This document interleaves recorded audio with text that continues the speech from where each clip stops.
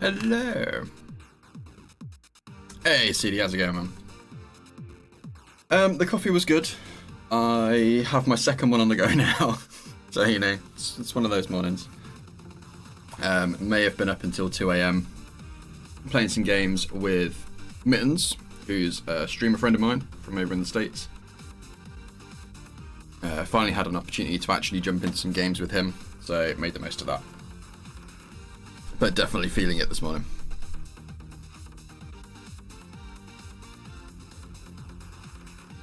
How's yourself? Gets a cup of decaf.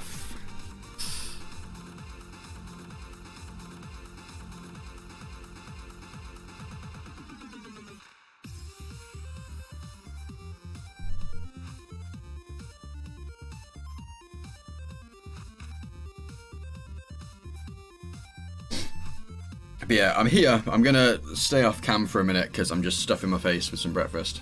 Yeah, I am here. We'll have a bit of a chat whilst things get going.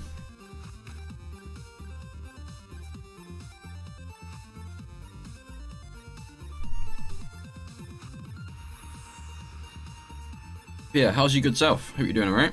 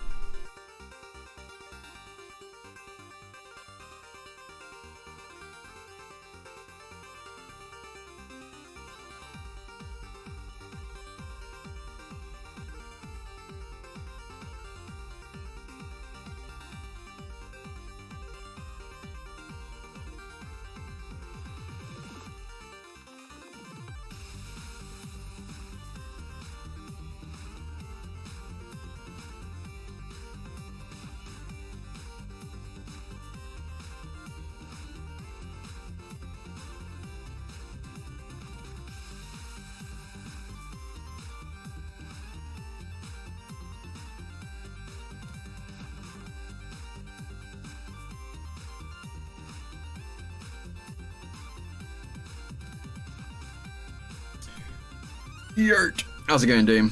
Welcome.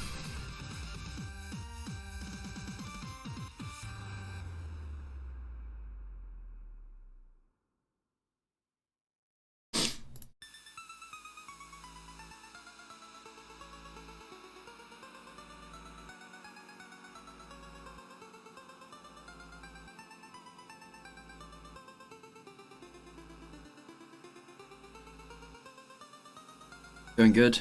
Didn't kill another 2 of my players in last night's session, so that's good. Got an exam I'm going to fail on Monday, but you know. Oh no, that sucks. How about yourself? Yeah, not too bad. Surviving. On my second cup of coffee. Since 9 a.m. Yeah, just having some breakfast. And then we'll get things going. What exam is it you've got? And is it one of those where you're definitely going to fail? Or is it one of those where you know it, but you're not feeling confident?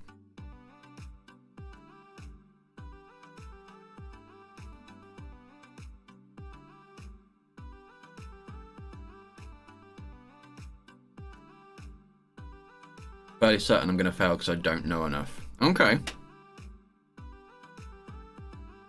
I had an A-level psychology exam that was like that. Materials engineering for engineering science. Yeah, I'm lost on that one. that's all you. Which is a theory course. Oh, okay. So it is all textbook facts. Reel off this, that, and the other. On Thursday, I have an exam in solid mechanics for engineering science for master students in engineering. Oh god.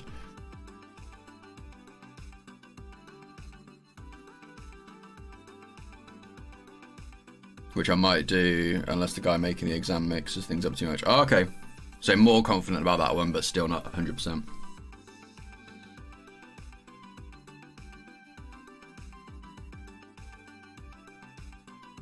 Okay. Well, I'll keep fingers crossed for you.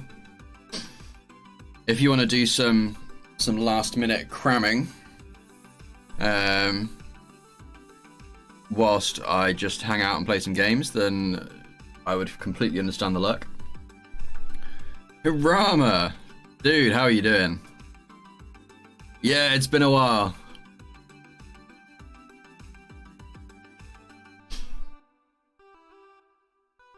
How are you doing, good sir?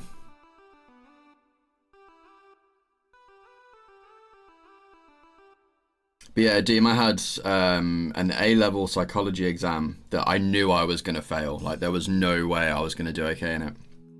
But I went in and I sat down, and the extent to which I knew I was going to fail, I think I only answered like 2 or 3 questions. And bearing in mind this was psychology, it was full like essay style questions.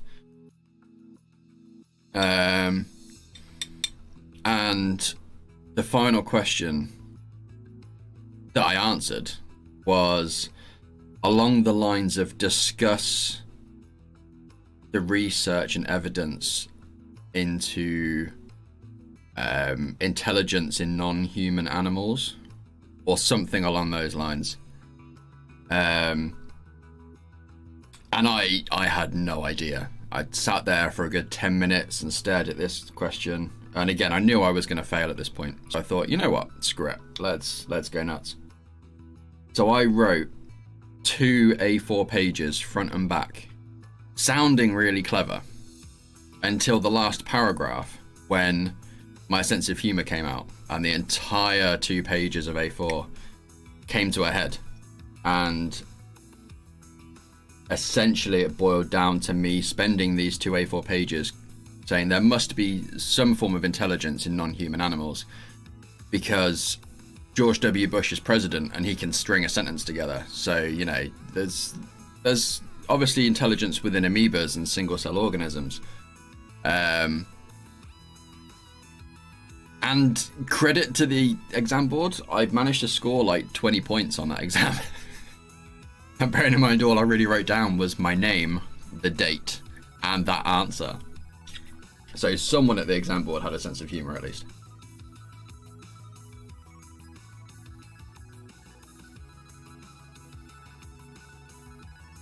Alright, working your background noise, awesome stuff. Hope Ware's doing alright. Punch Phoenix haters, been working so. No, it's cool, dude. Obviously, I've got you on the socials, and yeah, I've been keeping tabs. And yeah, I've been able to see that you've been off your feet, so it's absolutely no problem at all. You know me, if you're able to swing by once a month and just lurk for 20 minutes, that's absolutely fine.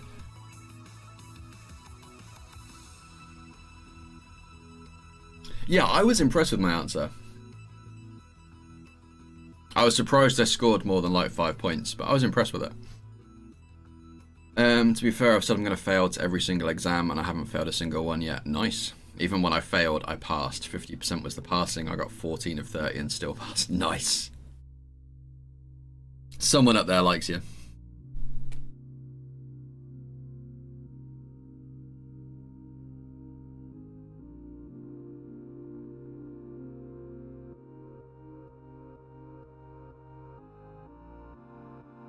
But yeah, Harama, I'm the last person that's ever going to call someone out on being AWOL for a while. Trust me. They might, but that can't influence and speed anonymity codes.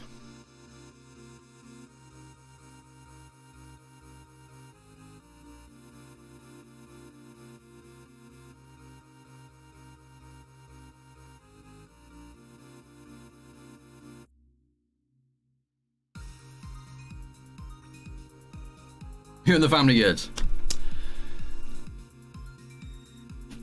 How's it spelled? I actually can't remember now. I think you might have been right the first time. Oh, it's a Y.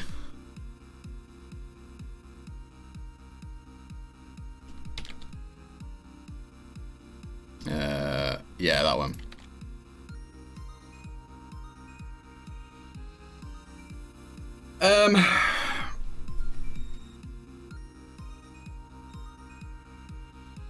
Are me and the family good?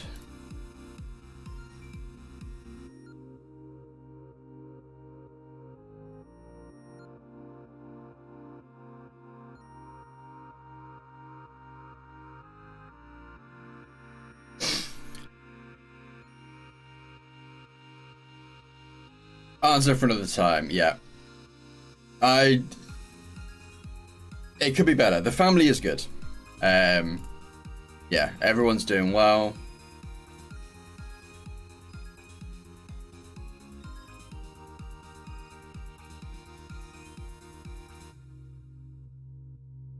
The kids are growing up fast. Yeah.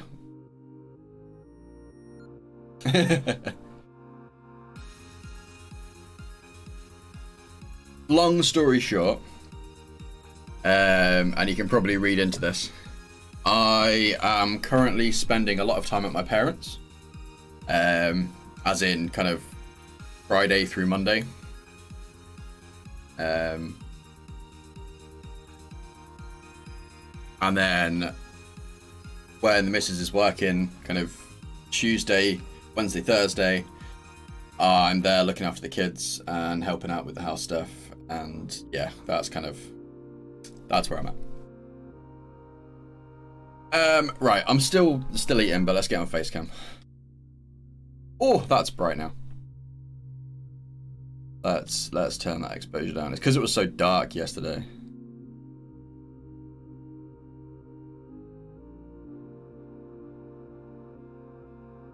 There we go, that's better. I figure out, yeah, it's not good.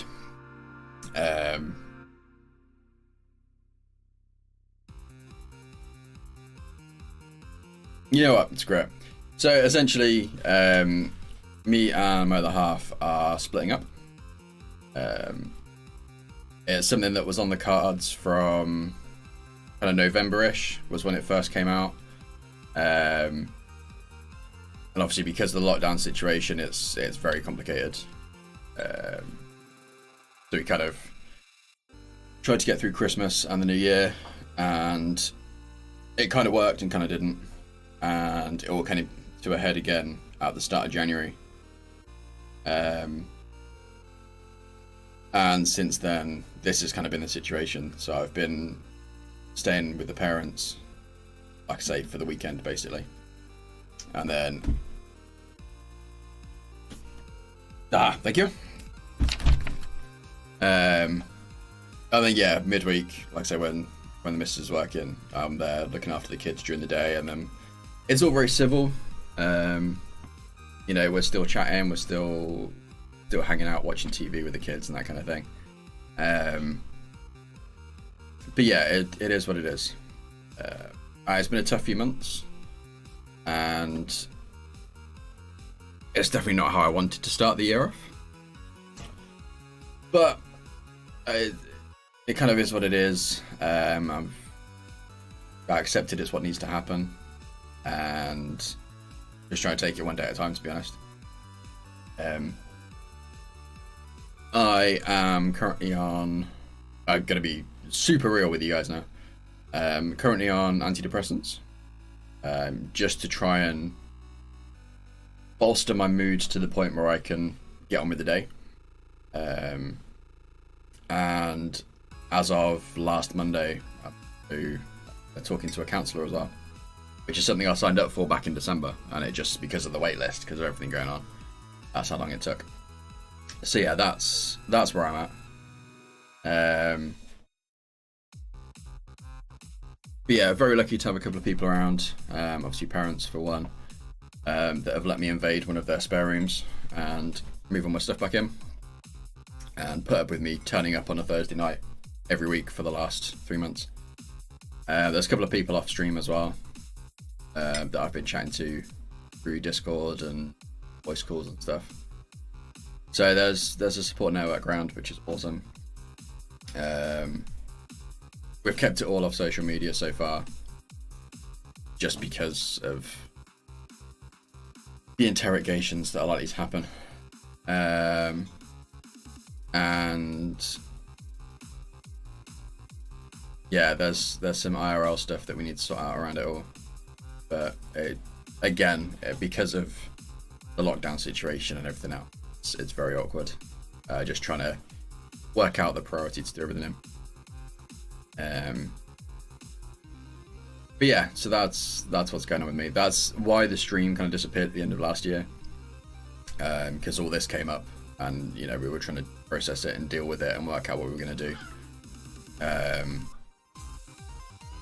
Yeah, that very much took front and center for pretty much the entire of December, which is why the special effect fundraiser kind of suddenly disappeared.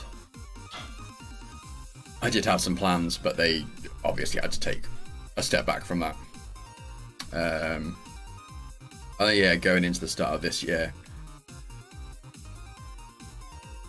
So my original plan, and it's not something I'd talk to anyone about because I wanted to I didn't want it to loom over the fundraiser, but my plan, I've been streaming since May 2012. I've been doing this a while now.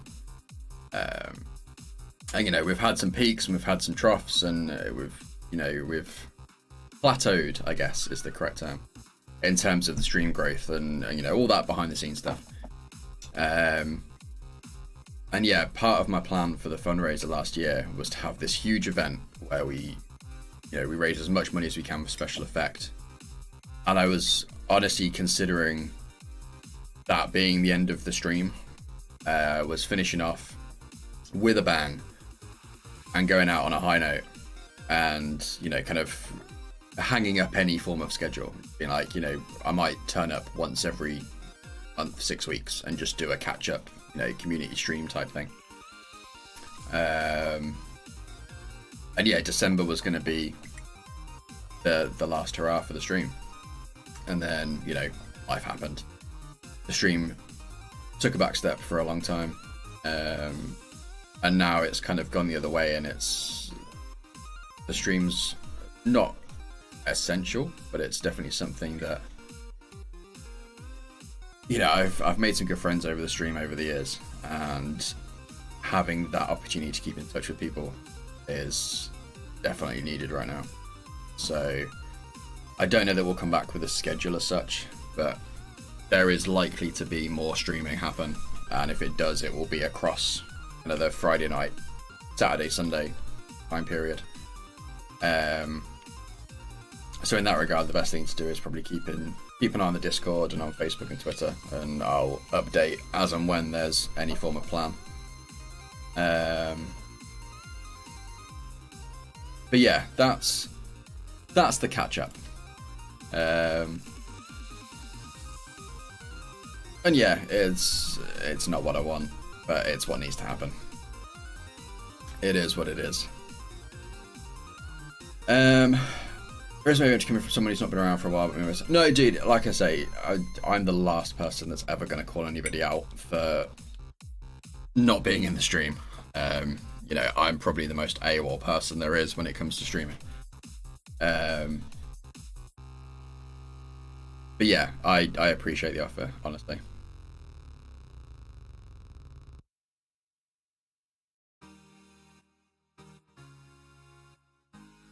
But yeah, so that's me. That's what I'm doing at the minute. So yeah, I'm still job hunting. I've actually got an interview next Friday for a company, which I'm very excited about, and I'm going to spend next week trying to do some research for and work out how I can best sell myself for the role that's up. Oh god, why has that just gone nuts? Why have you done that 4 times? Alright, let's hang on. Let's not do that. Let's turn you off, if that fixes it. Based on what can happen in a short space of time. Yeah. It's gone a bit mad. But yeah, so still job hunting. yeah, been kind of. I was going to ask about that after you told me everything was ready at home. Yeah, so I'm still job hunting. Yeah, I've actually got an interview for a QA position with a games company next week, which I'm very excited about. And I actually had a chat with someone external to the company, but who has been in the QA testing sector, I guess, for years. And he spent a good... I don't know him outside of a random Discord server that I joined, but he was very kind and helpful, and he spent like 2 hours on a Discord stream, essentially making like a mind map flowchart type thing, with questions that I'm likely to be asked and information that's good for me to know. And he sent that over to me afterwards, and it was incredibly helpful and definitely given me some points to focus on to prepare for the interview. So that was absolutely awesome. And yeah, like other than that, I'm trying not to take the step back into retail, but at the same time, with situations changing, it's likely I'm going to need something. Because at the moment, it's not with Quantum Astrophysicists, no. That would be Ace, but no, they're just a publisher that I've teamed up with a few times for streaming.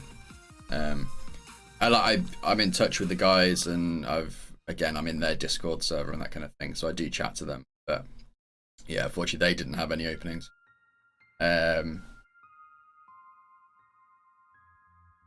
Yeah, it's actually... I suppose I can tell you that I did get sent an NDA to sign, but didn't say I can't talk about who it's with. It's actually with Codemasters. It's a QA games tester for Codemasters, which would be absolutely... But yeah, I feel like it's way out of my league, because, you know, this is me.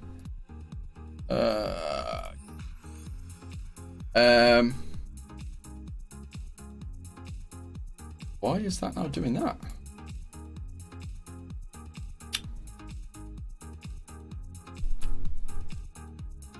Why has that just dropped out? Alright, that's that.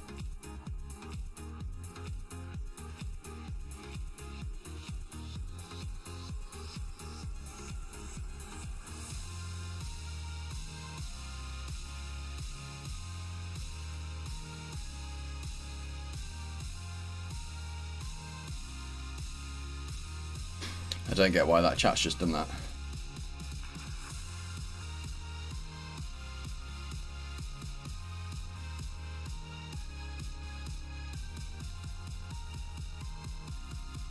Chat's still showing fine for me.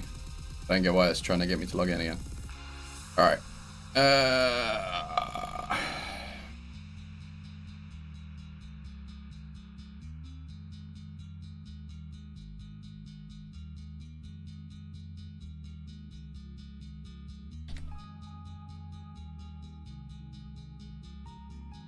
No.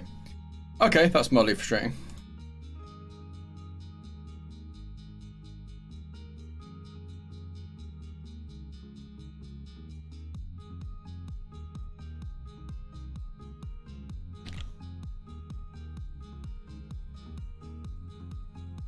Okay, so you're working there. That's...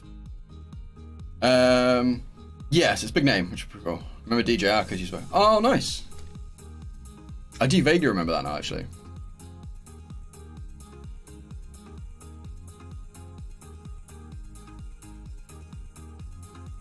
I can't remember what I had my things at now.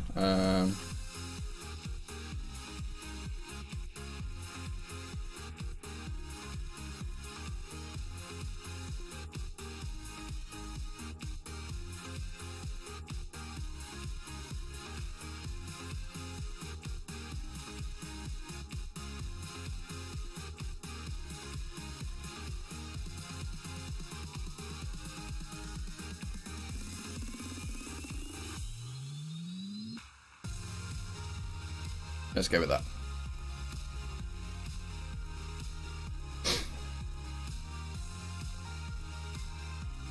Doom, sorry, I did see a message. Thank you very much, it's appreciated. But yeah, so I'm very excited about the interview. It'll be cool to see what happens with it.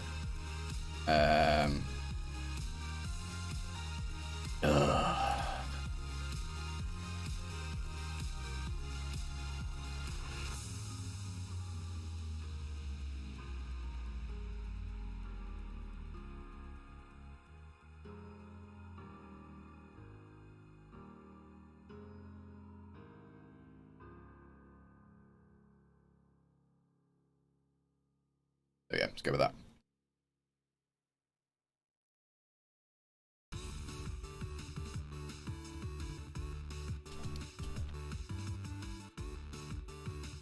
Let me just quickly fix this.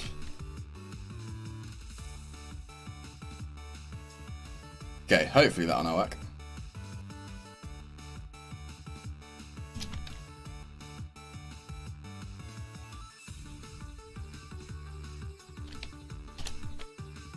Cool, okay. But yeah, so I'm excited about it. We'll see what happens. Yeah, crossing fingers.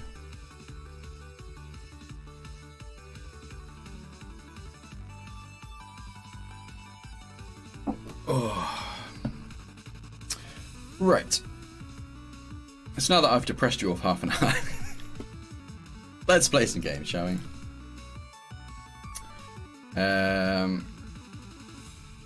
Yeah, I don't really know what we're going to be doing today, completely honest.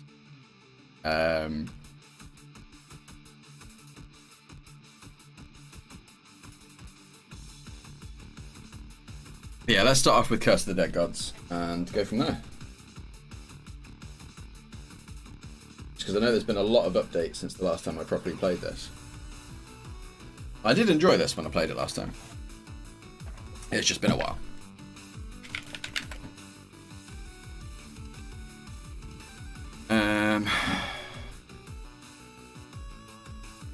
Okay, volume should be good. Do one of them, one of them.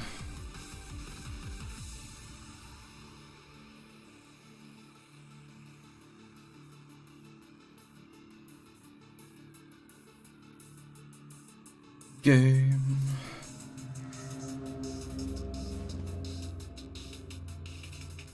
Let me start the music.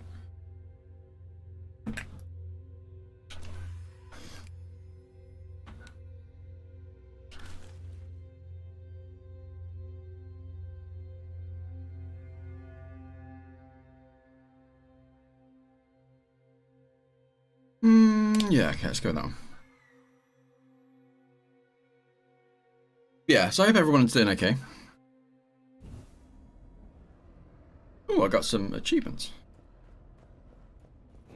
Alright, can't remember how to play this game.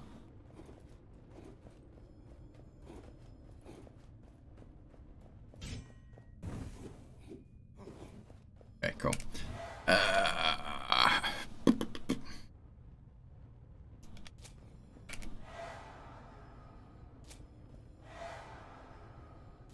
For the minute.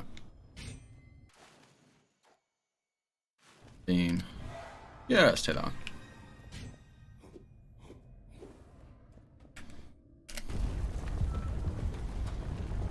Well, there's events now and everything.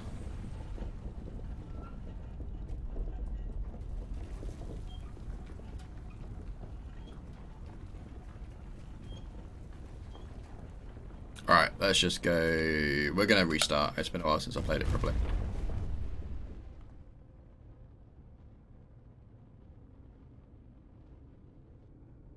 Diablo vibes. Yeah, so this game's a lot of fun, actually. So it's definitely got that kind of Diablo-esque feel to it. But it's basically... so this is your map. So you get to pick where you go, and obviously it branches up depending on which route you take. So you can kind of plan... If you need more money, you can obviously go down the money route. Or if you want to go for weapons, which is what I normally do, then you can go for the weapon trees. And then at the top, I don't know if I can get to it. Yeah.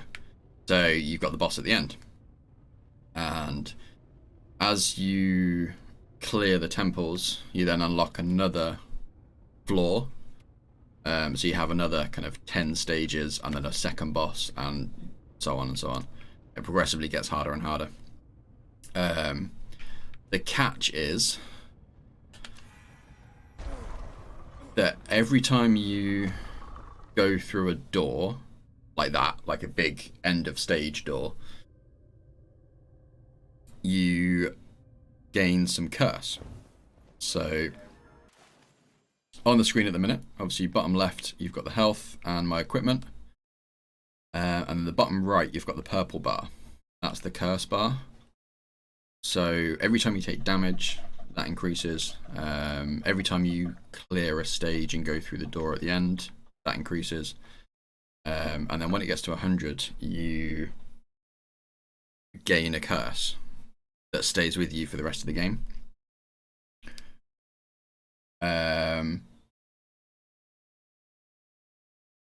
You can find ways to decrease that, and there are some weapons that if you kind of get a killing blow with that weapon, it will decrease it by a small amount. But yeah, so it's very much trying to balance progressing and improving your character, but not taking too much curse damage.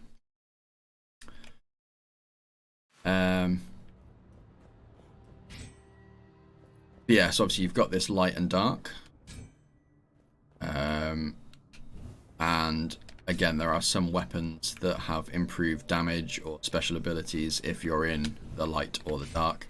And likewise, enemies sometimes increase or decrease in difficulty depending on whether they're in the light or the dark. So you can get these torches that then add light on.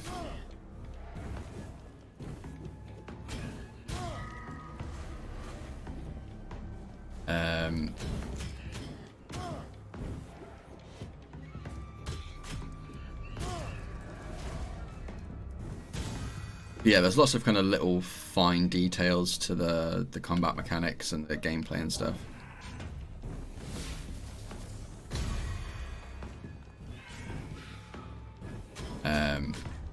Yeah, I mean this is the basics of it. So you just progress through the levels, try and unlock as much as you can, get as much money as you can, try not to get hit, and then rinse and repeat.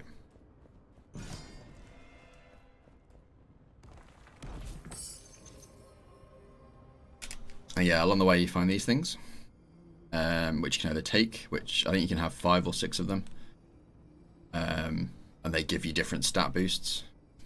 So this one's bonus damage to fire attacks, which is useful at the minute because the sword I'm using, finishing blow, is a fire attack. Or you can offer it to the gods to restore health or sometimes get money, which at the moment is useless, so I might as well just take that. There you go into this block here. You can have 6 of them. Once you find a 7th, you then have the option of swapping them out.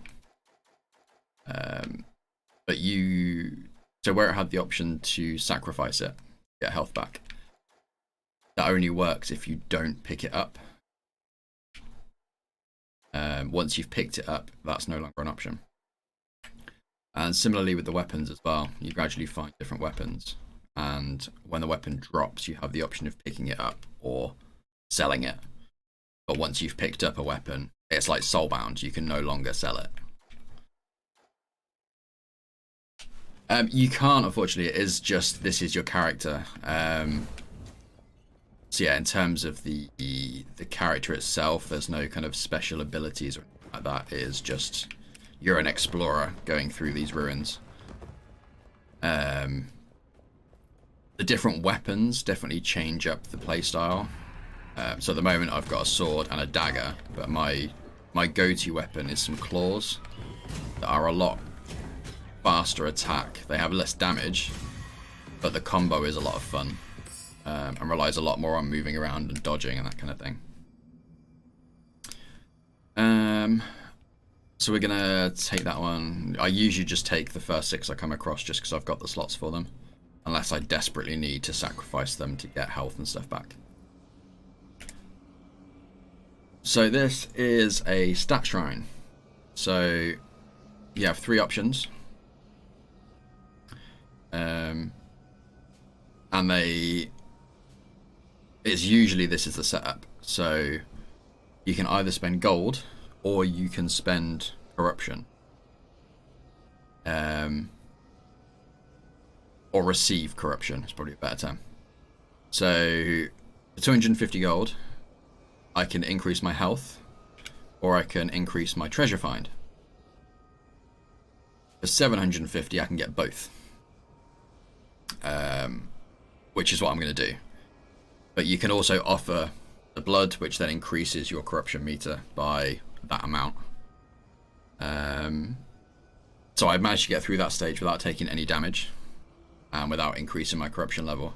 However, as soon as I go through the door at the end of the level, I'm going to gain another 20 corruption. So you're going to have to work out whether it's worth the risk of doing the blood. I mean, at the moment I've got the gold, so I'm going to do that. But especially later on in the game, things get a lot more expensive. And you really have to kind of weigh up if the upgrade is worth risking the corruption for. But yeah, so that's boosted my health by 250, and I now have 50% treasure find, which is... So again, we now pick the next level. So corruption in itself isn't a debuff, but when the corruption bar below me, down here, that purple bar, when that gets to 100, that then gives you a permanent curse for the rest of the game. So you can get 4 curses, which affect the gameplay. It's usually things like... it's either things like gold stops dropping, or you take more corruption damage when you take damage. It's sometimes things like your torch changes from a light torch to a dark torch, which in itself isn't too bad, but once you then run into enemies that are buffed by being in the dark, that becomes a problem. And if you've kind of built your weapons around a boost to damage in the light, and then you're stuck in a permanent dark setup, obviously all that bonus damage you've invested in is gone. So that's always a bit tricky. So you can get 4 curses. The 5th curse, which is the red one down here, when you get that one, that is then like a permanent debuff. So on the 5th curse, doesn't matter how much health you've got, you will constantly lose health until you get to 1 HP. And then it will just stay at 1 HP, but that obviously then means if you get hit, that's it. It's a fun game, and it's random as well. Like, the levels are random, so you never have the same level path going through, and the enemies change. And yeah, it's, if you like your RNG and your like this combat style, then it's a lot of fun.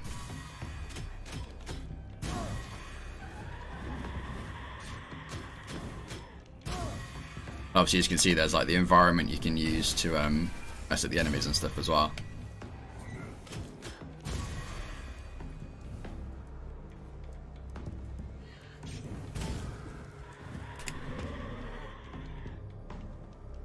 So this is a heavy weapon, which I'm not going to take because I never use the bows. But I'm going to offer this to the gods. I get 75 gold, which is quite nice. Alright, we got a big guy there. Gonna trigger that barrel, hopefully. Right.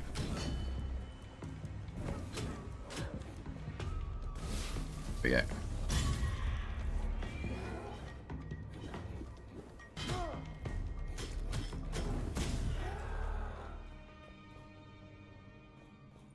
Almost identical to Torghast. Wow, every level is random, never the same. Big boss at the end, collect powers, no edge, complete change playstyle. Yeah, yeah.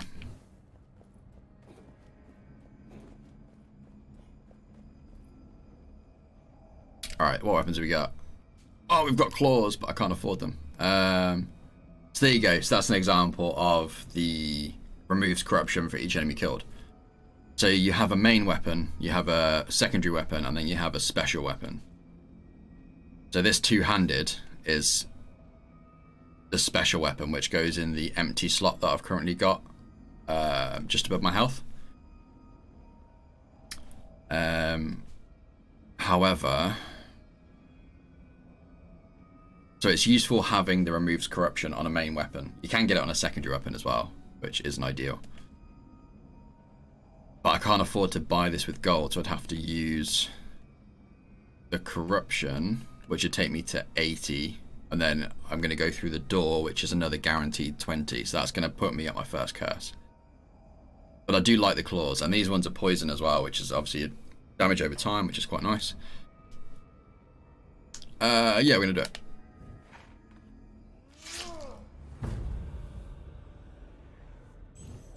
So now, we have some claws. So the claws are a lot faster, they're slightly less damage, but what they can do is if you charge it up, you can then kind of attack through an enemy. So you can attack forwards and then you double back and hit them in the back. And again, there's some weapons that have a boost to kind of damage from behind and that kind of. But yeah, I do like the claws.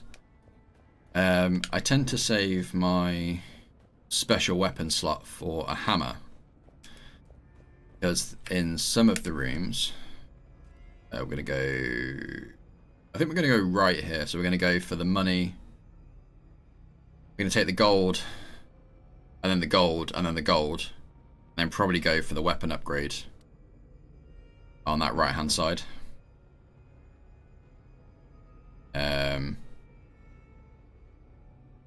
And then we've got the relics, which are the green totem guys.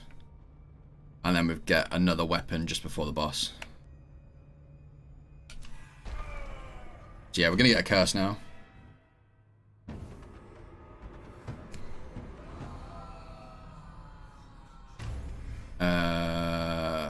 Draw servants of the gods he has defeated, their champions, their watchers, their hopes, and their fate. Or would Jaguar statues now trigger fireballs? Okay. This one can get a bit messy. So these are the Jaguar statues you can see here on the side. So normally there's a small chance that these will fire fireballs at you when you walk past them, kind of like a trap. However, that curse we've got now means every single Jaguar statue we come across is going to fire a fireball at me. Which, if you plan it, you can use to your favor.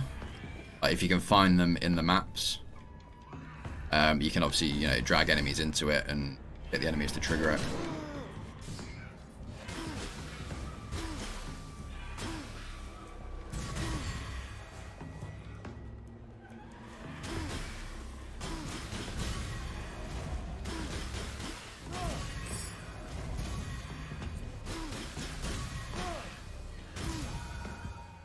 Yeah, this is where the combat starts getting a little bit mad. 2% base damage per 1,000 gold carried. Yeah, we'll take that. And we're going to offer those up because the damage isn't as much. And we lose the corruption removal as well.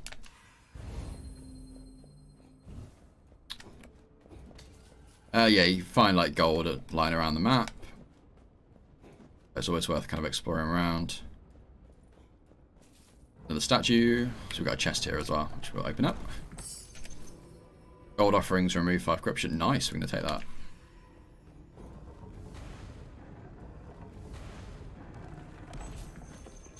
And secondary weapon. Okay, we'll take that over the dagger.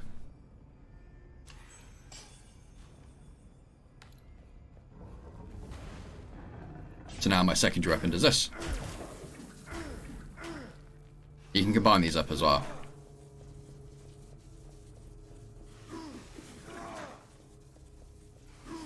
Yeah, you can combo between primary and secondary, which is always quite fun. Yeah, we're just going to go gold, I think.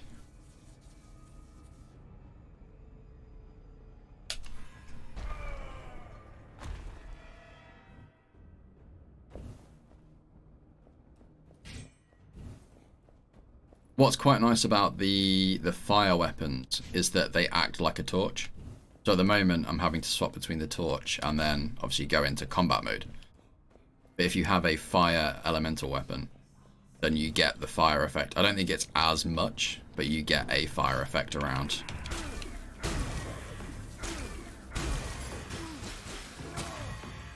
It just saves having to swap between them. We're going to keep the whip. It's just generally better. I've already got the poison from my primary.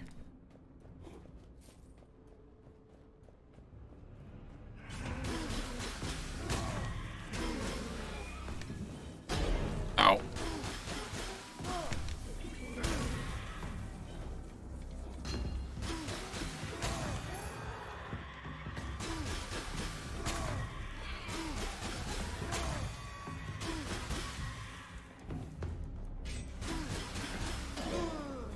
Oh, you can't see it because my head's in the way. So there's a greed counter as well. I might actually... Here.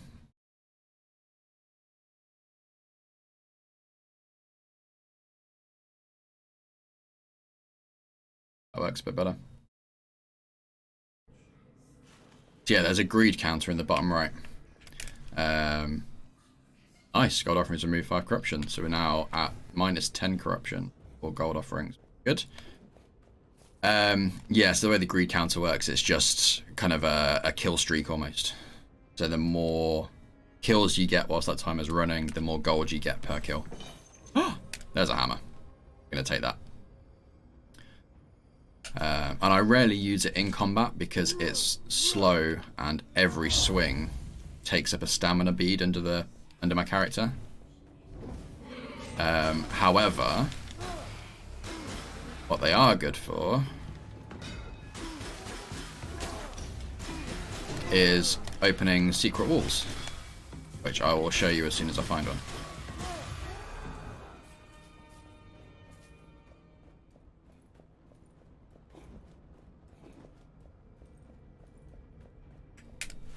Okay, so that room was a bit painful, but thankfully we've got that corruption removal on my primary weapon, so it wasn't as bad as it could have been.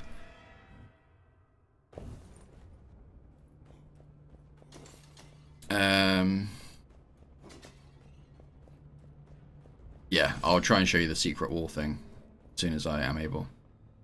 Okay, so this has got cobwebs on the floor, so the cobwebs you can set light to, and then if the enemy goes over them, they take some damage.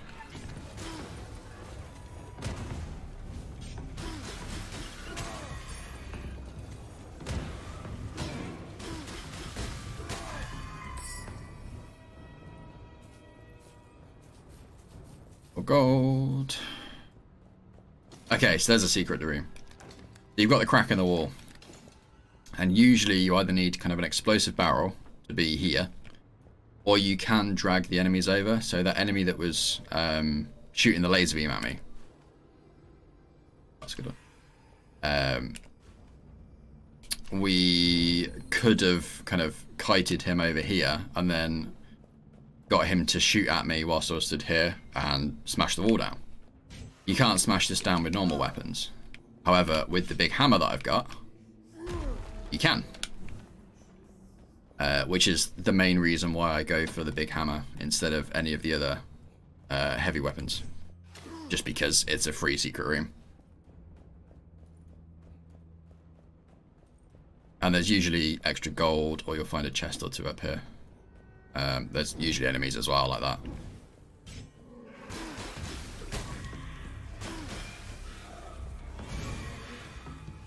Ow.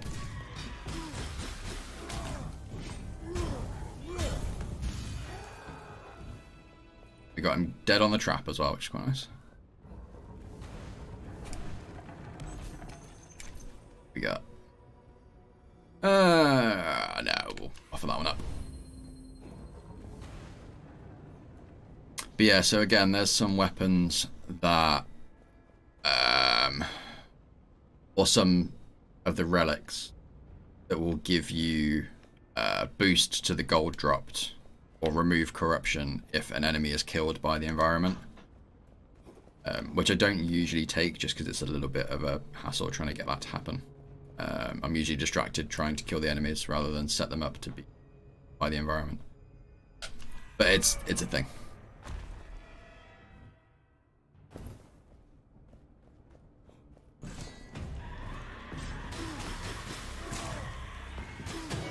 Ow.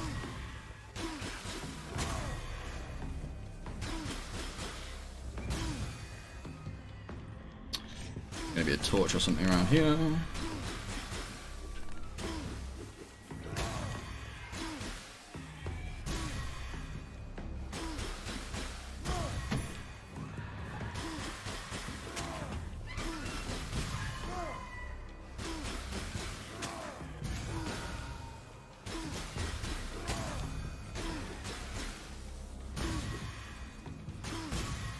There we go.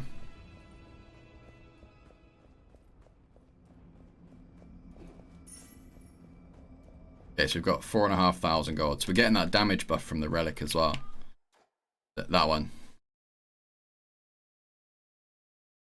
Is it a you die, that's it, start again kind of thing, or do you have a few lives resurrection buffs? So it is a case of if you die, then that's it. It sends you back to the start. There are kind of permanent unlocks you can get using. You can't see them on here. But yeah, so I don't know if you've spotted, there's like a little blue glowing orb that sometimes drops. That's a crystal skull, and you can collect those and then use the crystal skulls to unlock permanent upgrades and things like improve the chances of the rare weapons and stuff to drop. But yeah, it is a case of once you die, that's it. It sends you back to the start and it creates a new map.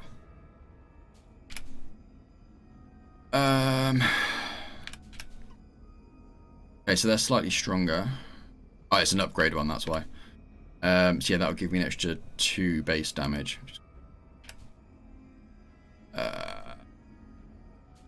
Plus 1 base damage per point of dexterity, so I've only got 1 point of dexterity.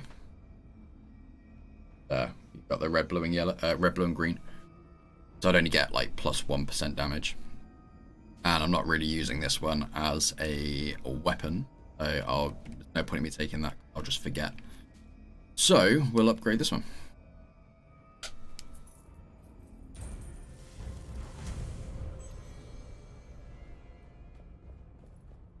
Oh yeah, 54. Okay, so we can go through this one fine. Got left 2. So we could get through. This one this will take me to 74. Going through to the swords would be 94, and then the boss. So I need to try and lose some corruption before I get to the boss, just to avoid taking on another curse. What does happen with the curses? So if the curses only trigger when you finish the floor. So if I was to take damage up to 100 corruption, it wouldn't then instantly trigger a curse. It would just be that the moment I step through the door at the end, it would trigger the curse, and then I'd be on whatever the overlap was.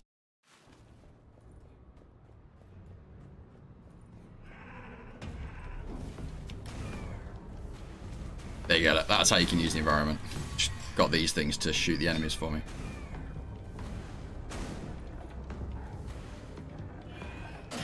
Oh, could have done without that.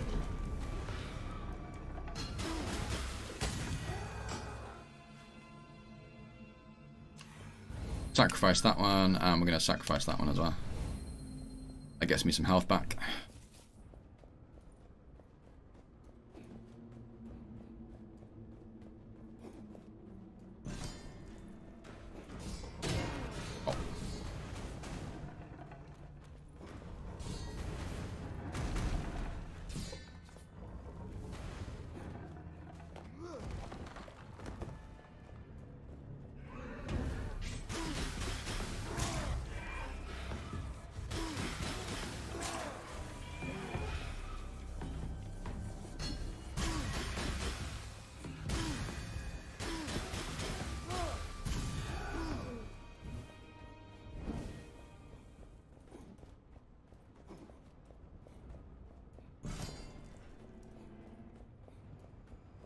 Yeah.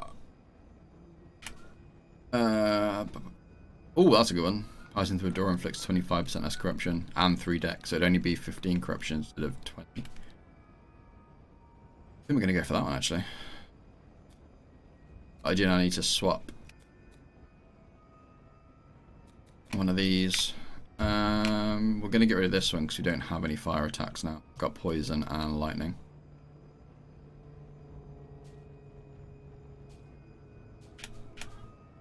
Yeah, we're gonna go for that one. And yeah, let's do that.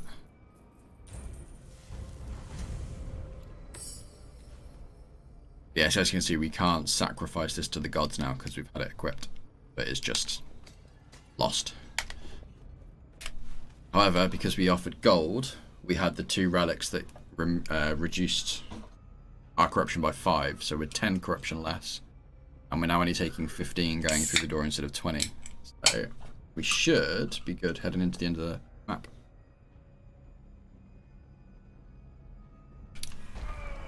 And we've got a chance of getting another big weapon as well.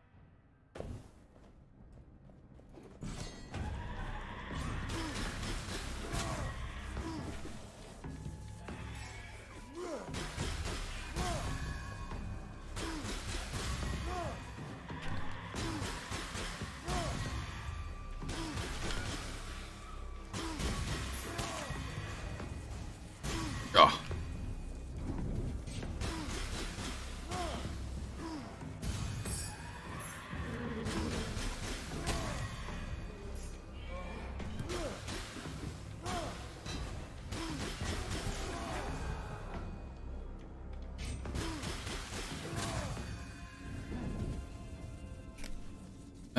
Ooh, +3 perception.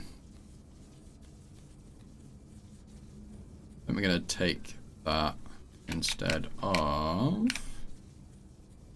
that one. Although we're on the last level now.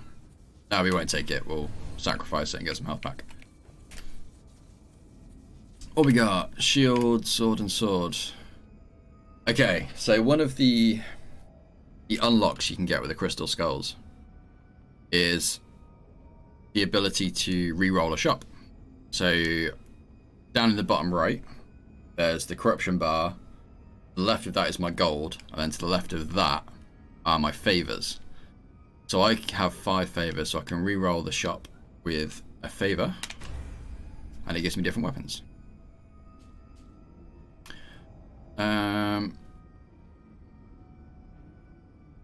Ooh. To be honest, I'm probably going to re-roll these in the hopes I get some better claws to use. No, dagger. No. No.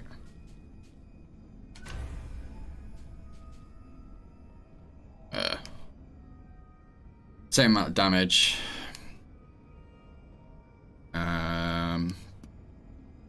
Plus 30 against burning enemies. We don't have anything that will trigger burning now, which is kind of frustrating. The whip.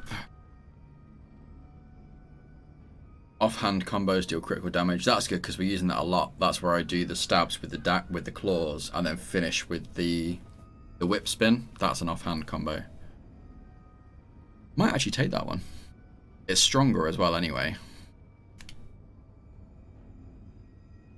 Yeah, I'm gonna go with that. That was worth it. So that's an offhand combo.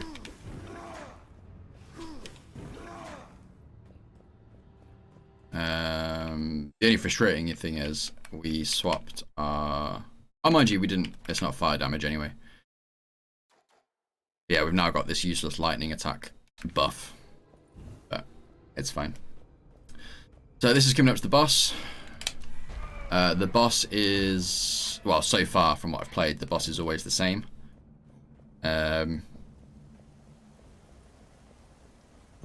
this boss is quite fun.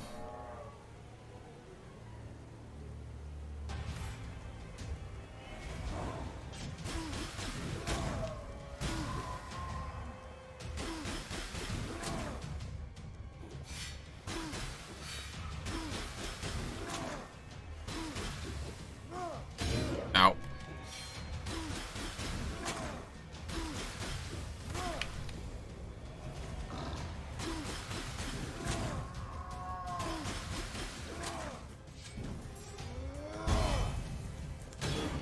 Alright. Just no.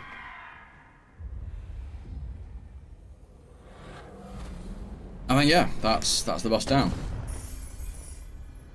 So you go, these are the crystal skulls you can see there, those blue ones. The green ones are the jade rings.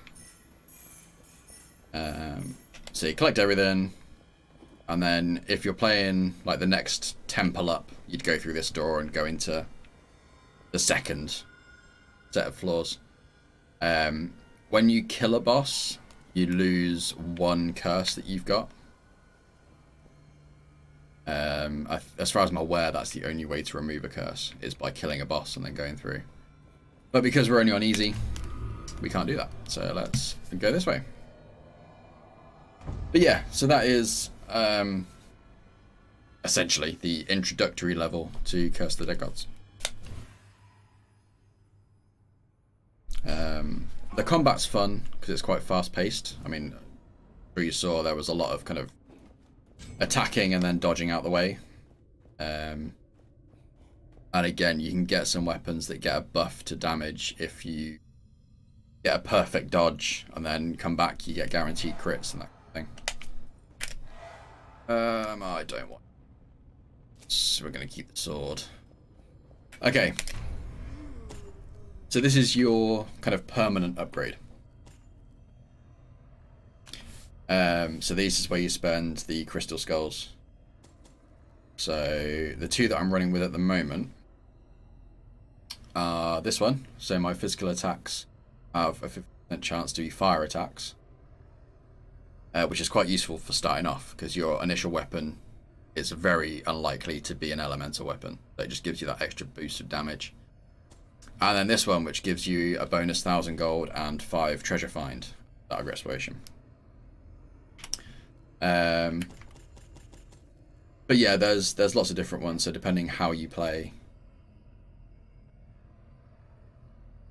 So for example, this one restores half your health when you kill a end of temple boss, which again isn't much use for the first floor because you only have the one boss. But once you get into the later levels where you've got 2 or 3 bosses in a run, pretty useful.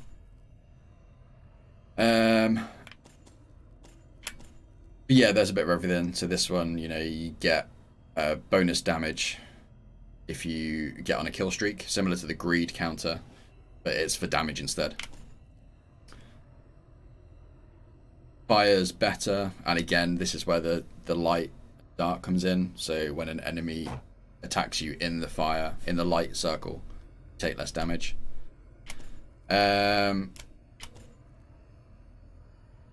Yeah, it completely depends what you want to do.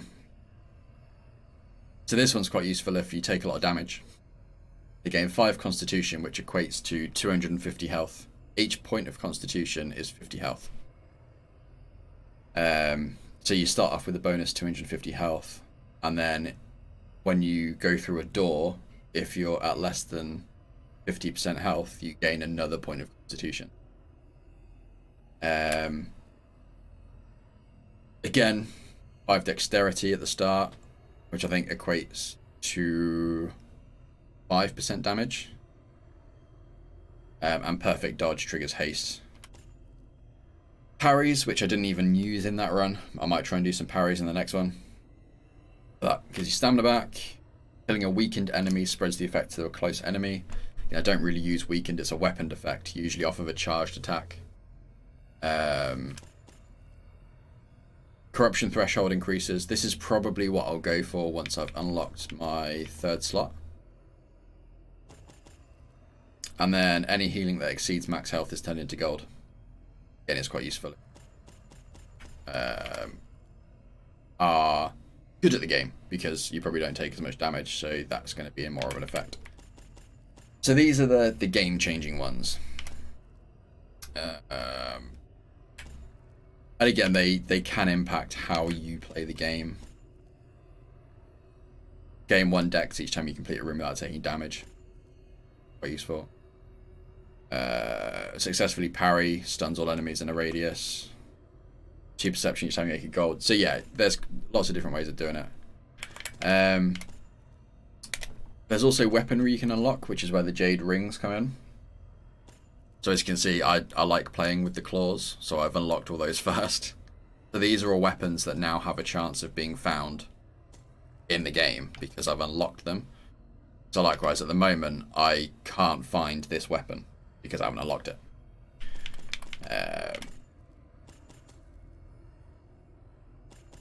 So yeah, again, this kind of falls down to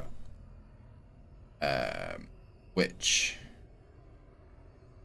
weapons you like using is probably how you prioritize which weapons you unlock first. The weapon altars, which are these ones here. So when you first start, you only have kind of the sword and the revolver. That's your weapons.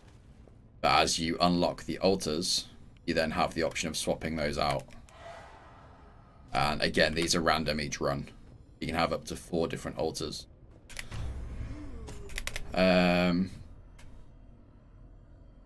So that's this one. So I think it was 25, 50, 100, and then I'm guessing it's going to be 200, the 4th altar. And you can increase the chances of them having bonus abilities as well. And going up to rare weapons. So you've got basic, common, rare, and epic. And then divine favors, which are the reroll in the shops. So that's all with the crystal skulls and the jade rings. So they're the long-term collectible. Like I say, they just stay for every run.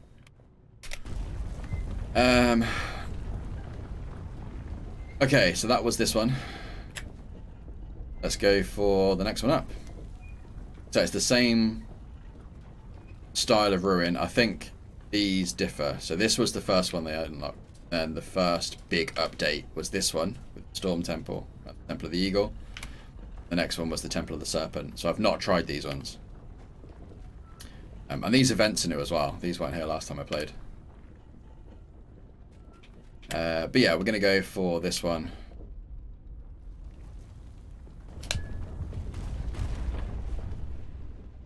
And yeah, it's the same thing. So pick your levels, take out the boss, and then you have a second set. And again, once you clear this boss, the difficulty jumps up quite drastically, and you start getting a lot of elite enemies, and you get elite enemies paired up with other elite enemies, which makes things harder. Lots more traps in the levels and that kind of thing, so you've got to be a lot more aware of what's going on around you. Always fun for me, so I'm really... but we're going to start off with a weapon, because we got bad luck on the available weapons on the shrines.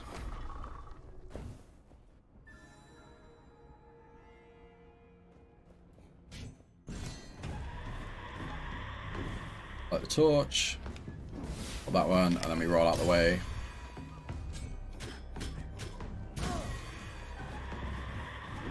I'm going to go this way this time.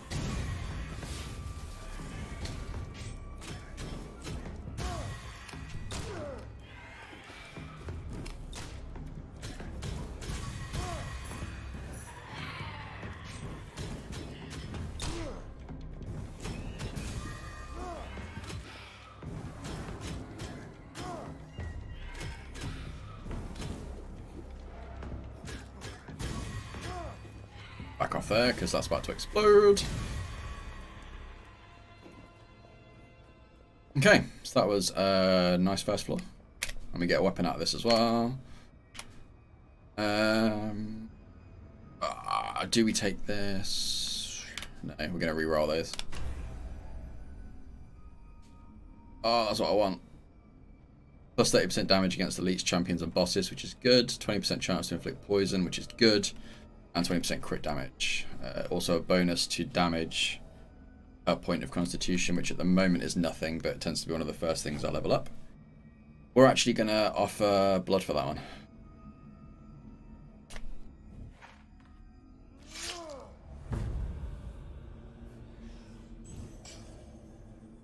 Which means we are going to get a curse straight off the bat.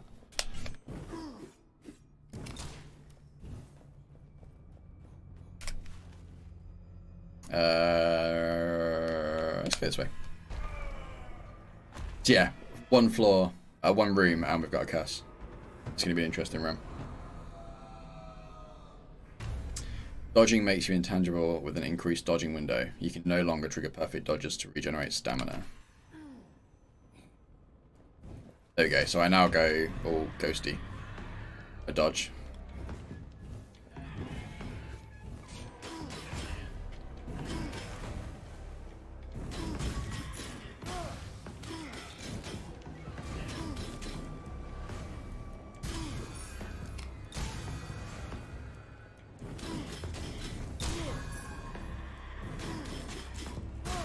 Oh, what you can do as well is you sometimes get these flamethrower skulls in the map.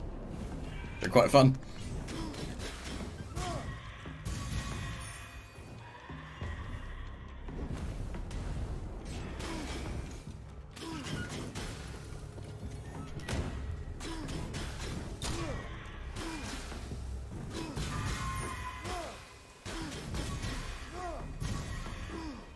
Nice, that'll work.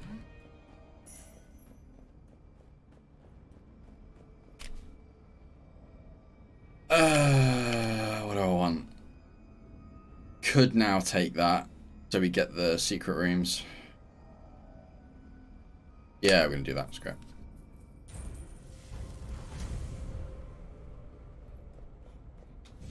Okay, we've now got my smash the walls in.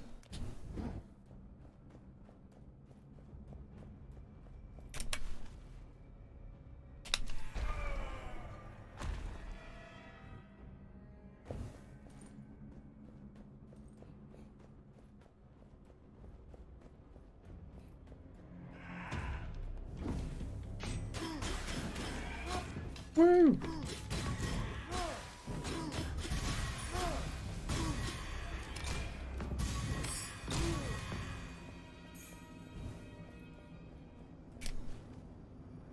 Yeah, 15 crit, we'll take that.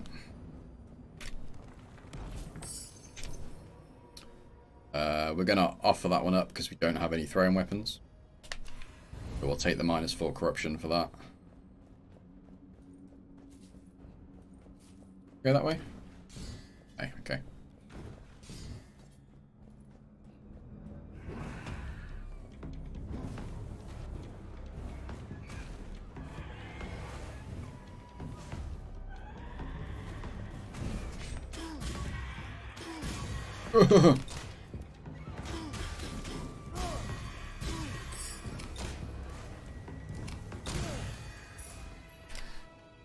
+4 to the single highest attribute. Okay. That was going to be my treasure find, so we'll take that.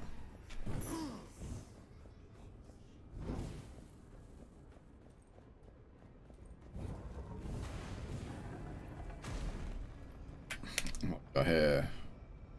+2 to everything. No single source of damage you take can exceed 15% of health. That's pretty cool. Each greed kill removes 2 corruption. I think we're going to go for this one. Just get an overall increase. It's 100 health, 2% damage, and that'll take us to 11. Oh, I've just got... so yeah. Oh, it's not, it's 2. So yeah, Constitution is 50 health per point. Dexterity is 2% damage per point. And then Perception is 5% treasure find. That's pretty cool. Why are you flashing away at me?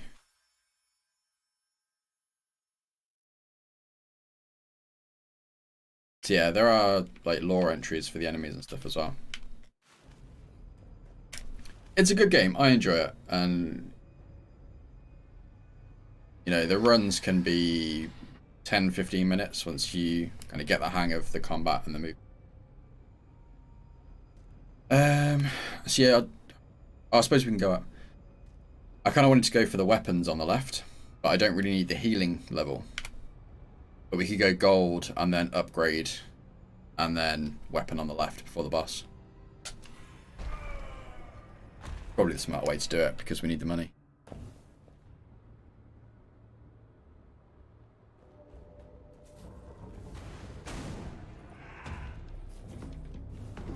Light the beacons.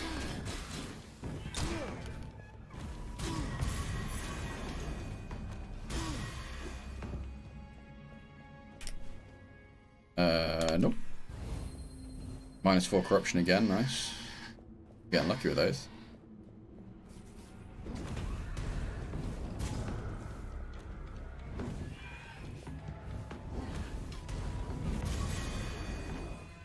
All the environment kills. We'll offer that up. We don't need the health, but we also don't need the bow, so...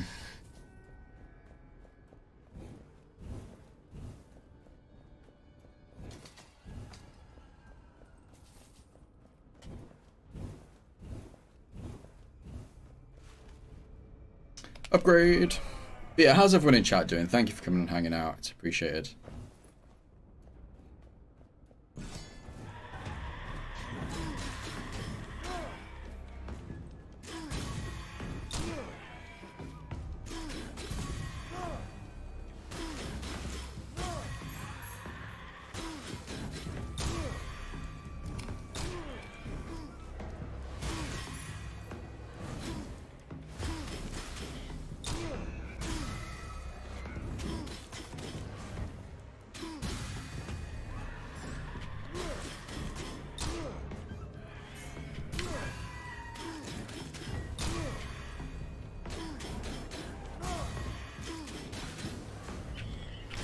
Oh no, we got stuck in there.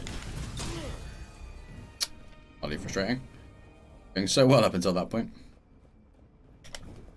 I completed Team DLC for breakfast with leftover Chinese. Nice. But a heart attack 10 minutes ago because I put a calendar event on the wrong day. Also playing my second playthrough of Divinity 2. Nice. Yeah, we're going to upgrade these. Oh, we can't upgrade these. Oh. 24 gold away. That's frustrating. I could do the blood donation, but that will bump me into another curse and then probably around 50 corruption going into the next level.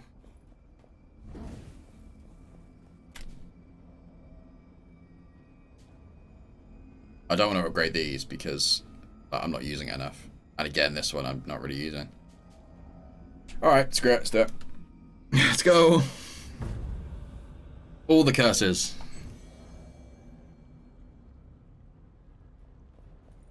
So yeah, we're now, as you can see, I've got my second curse symbol is flashing, which means I'm going to get that when I go through the door. And then I'm already at 32 corruption into the next one, which will be 52 when I go through this door.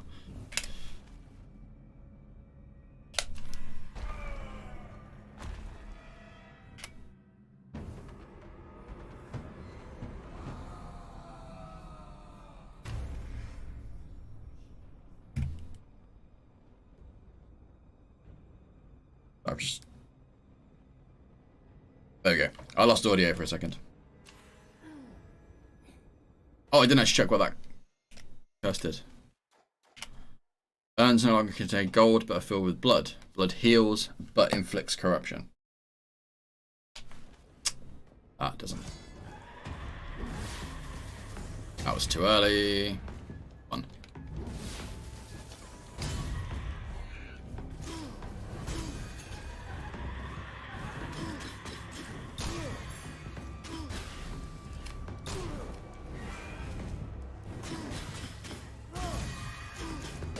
Ah!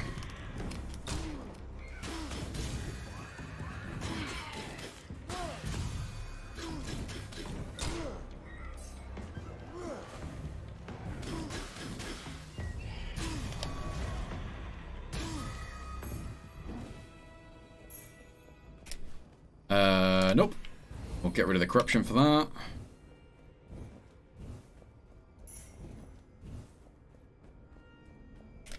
And what we got? Blade, dagger, or shield. Alright, we're not taking any of them. Oh, I suppose we could take that one. No.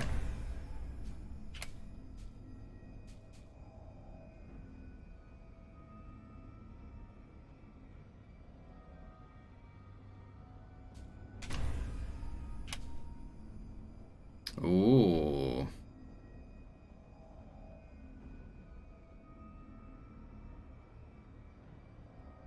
Gain 1 corruption for each enemy killed. Oh.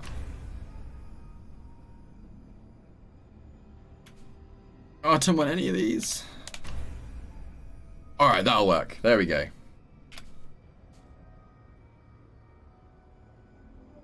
Let's take the whip again. How's Divinity 2 going? Yeah, we're on Claws and Whip again. Not that I've got a preferred playstyle or anything. Steve, how was the Doom DLC? We're gonna go unknown on this one. Hopefully it'll be a relic, I think, is what I want now.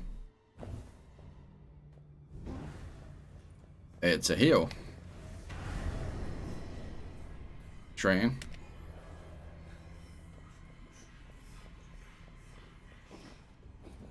We didn't really want that. It's going good. Not the same kick as the first playthrough, but I'm enjoying different aspects of it. It's a game I need to get back into. I did start it on stream and kind of did a couple of hours. Yeah, never really went back to it for some reason.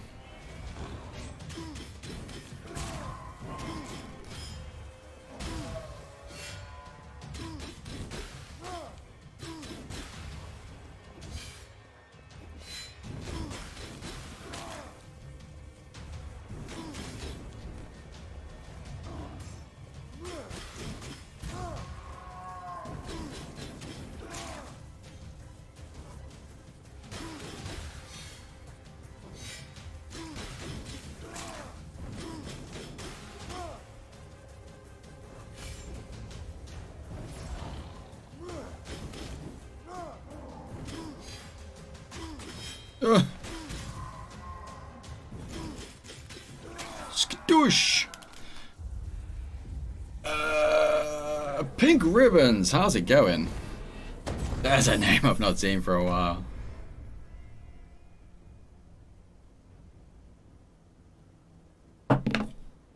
That coaster was stuck to my can.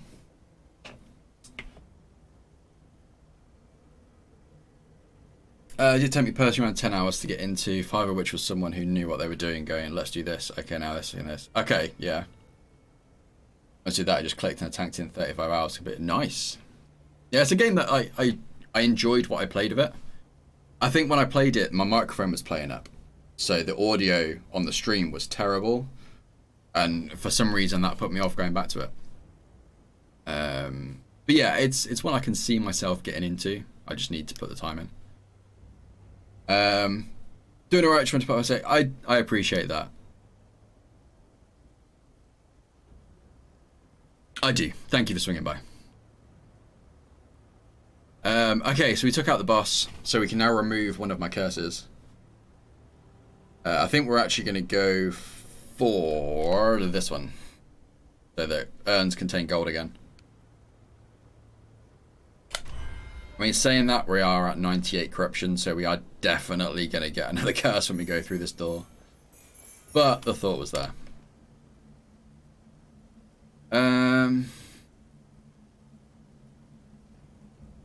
We're going to trade that one in, actually. Remove the other curse. God offerings, remove corruption. Done. And yeah, we'll take that.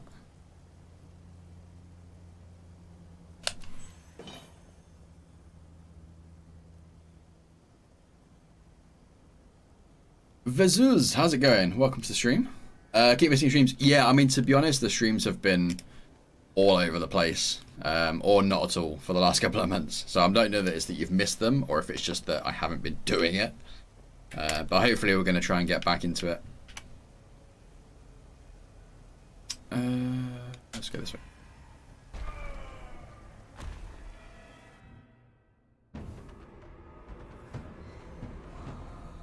Dark Vote. I think we just got rid of that one. Corruption now passively increases over time, but going through a door no longer provokes corruption. That's always good. Swing by later on if you're still going. Awesome stuff. I'm going to be here for a couple of hours, and then I'll probably be streaming again tomorrow evening. But yeah, if you can make it by, then do.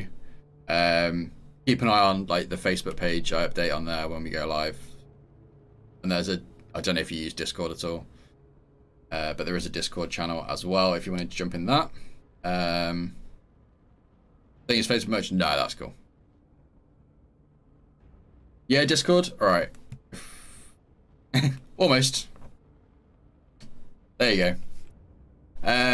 But yeah, so I ping in there when we go live as well.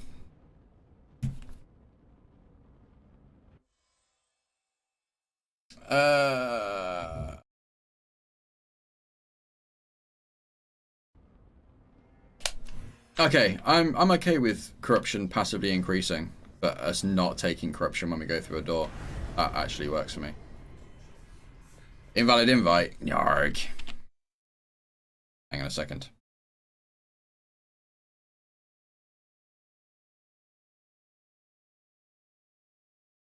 Expire after never. Set number of uses. A limit. Generate new link. Copy. No, it's cool. It's cool. I got it. That one should work. Actually, what I will do then, if that's not working, is just quickly update the command, because otherwise I'll be in this situation again.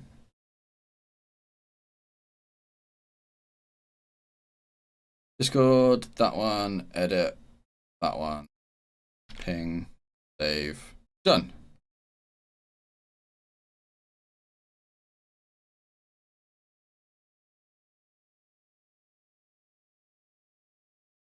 So yeah, that should work now.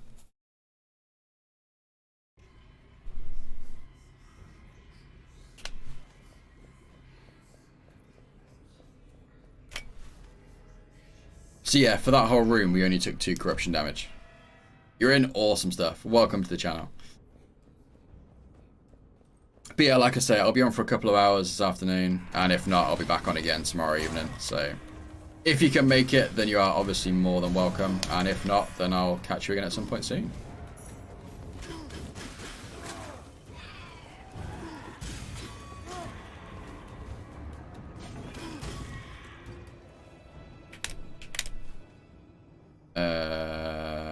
Nope, we'll offer that one up.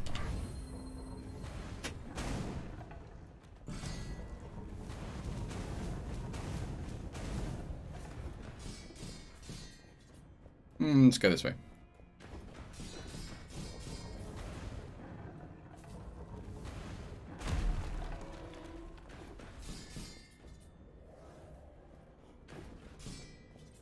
Alright, I'll catch you in a bit. Oh god! That was close. Give me a torch, thank you.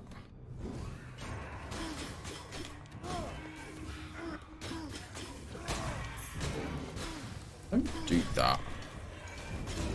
Ow.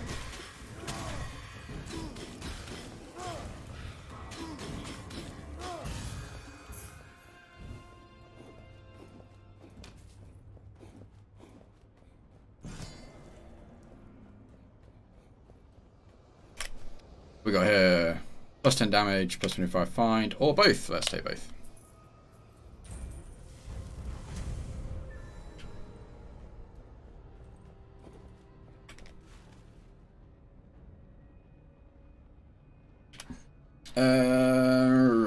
Let's go gold.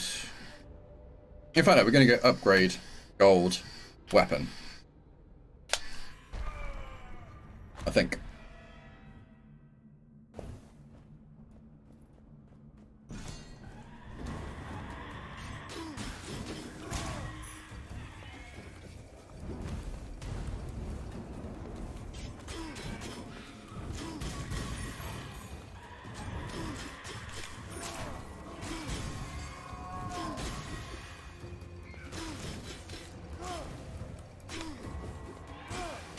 Ah, damn it.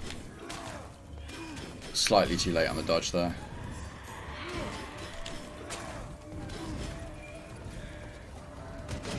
Ow.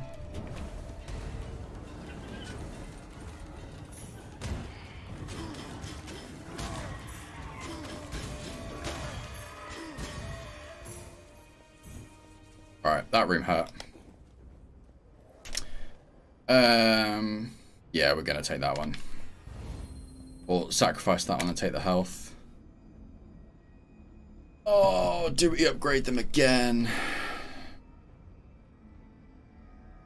Will be another curse. Yeah, screw it.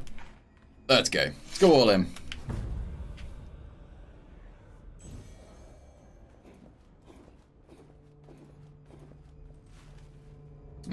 Gold.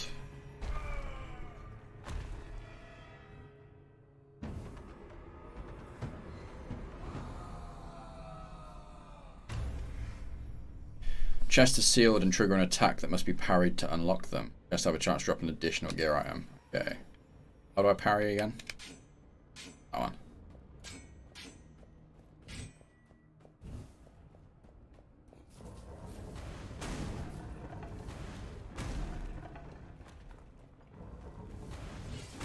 Whoosh.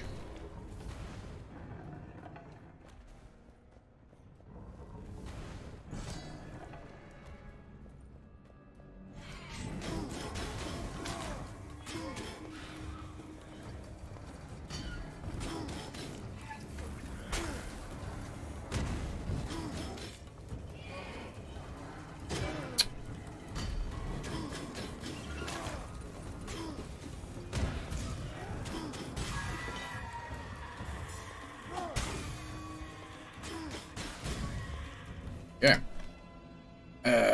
Restore health, done.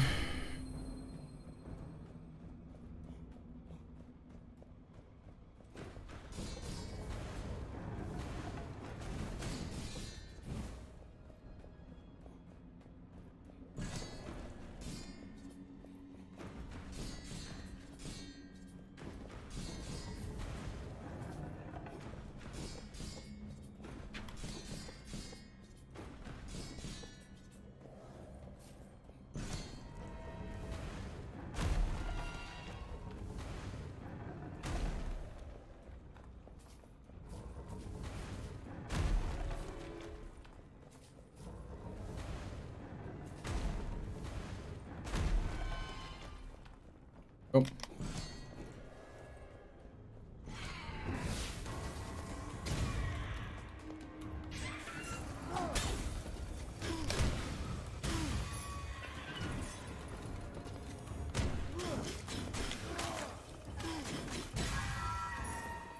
Get in. -8 corruption, done.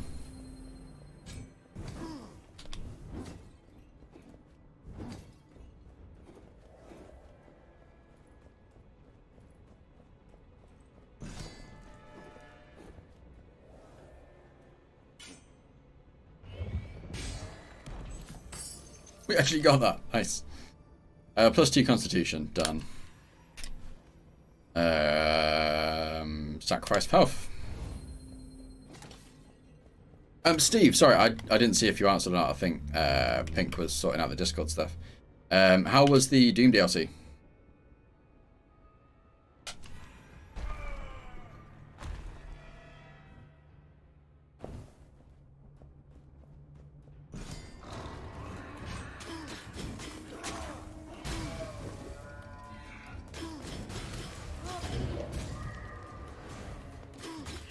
Missed time the dodge there.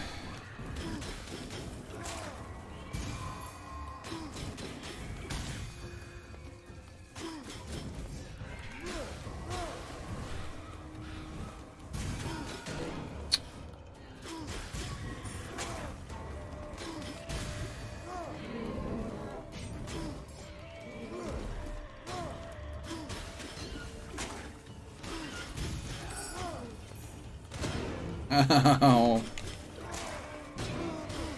Oh, this floor's not going well.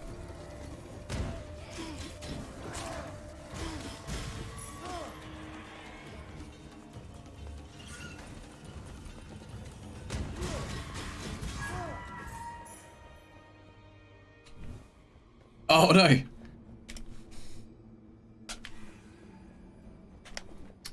Gotta love idiots on a Saturday.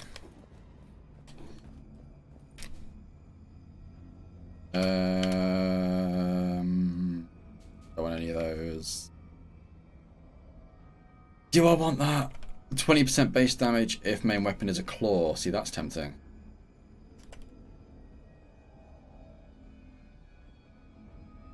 I'm going to take that, actually. There's a lot more damage as well. That's 45 damage as opposed to the 40 that I've got currently. Yeah, we're going to take that. How's my combo look now? Okay, so it's a back step. Okay, that'll work.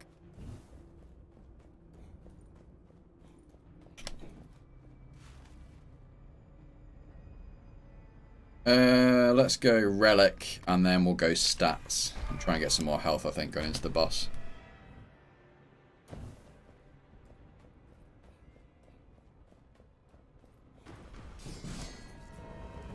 Oh no!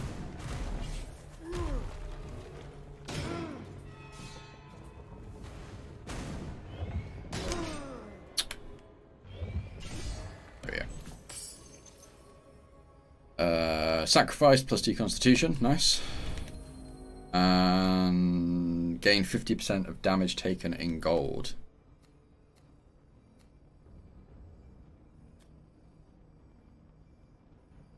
I'm going to get rid of the crit damage.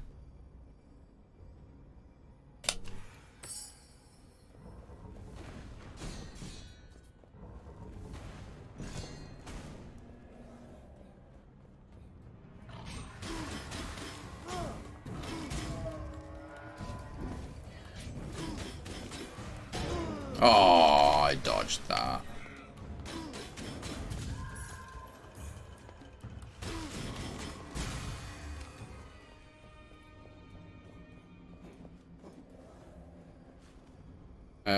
Restore health. Taking a lot of damage now. I'm going to get another curse going through this door, which is mildly frustrating.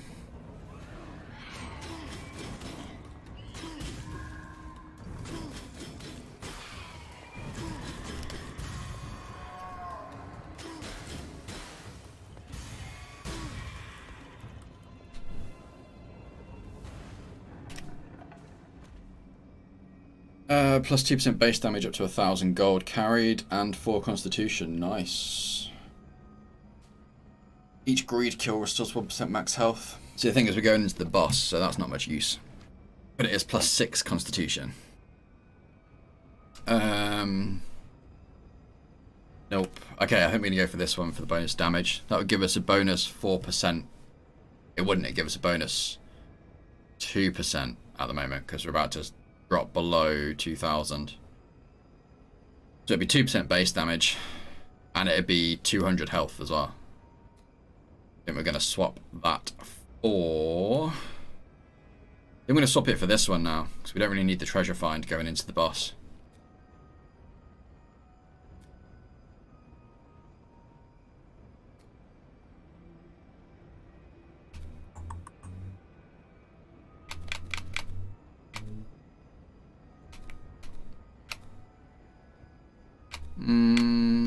Yeah, we're going to get rid of this one.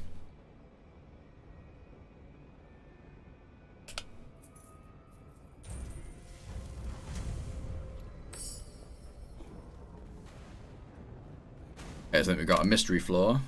I know, attributes, that was it. What do we get?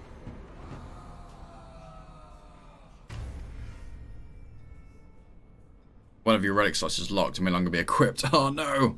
We get 3 divine favors. Alright, so what locks? That's the question.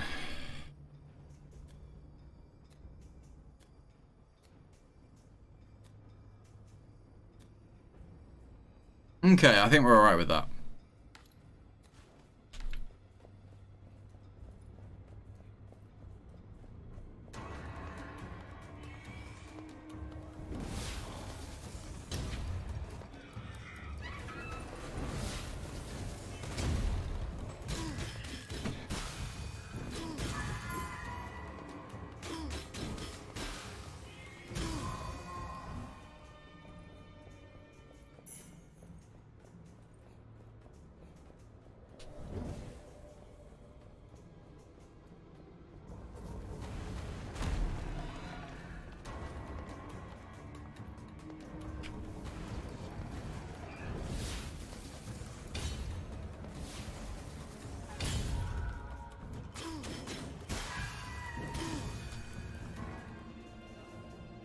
Use of those environment hazards.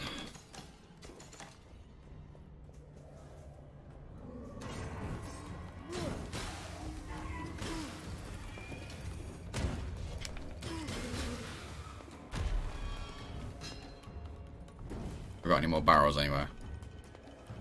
No, but I've got these guys. That'll work. Ow!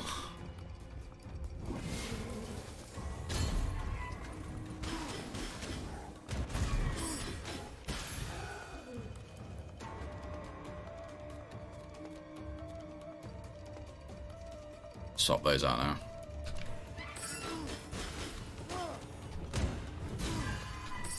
So not using the pistol.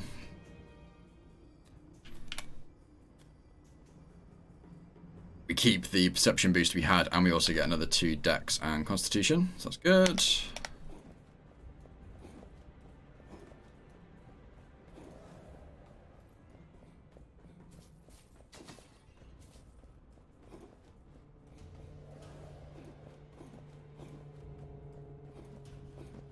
Alright, what we got?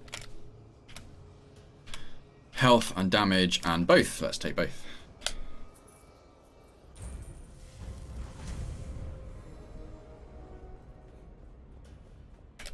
Alright, let's get into the boss.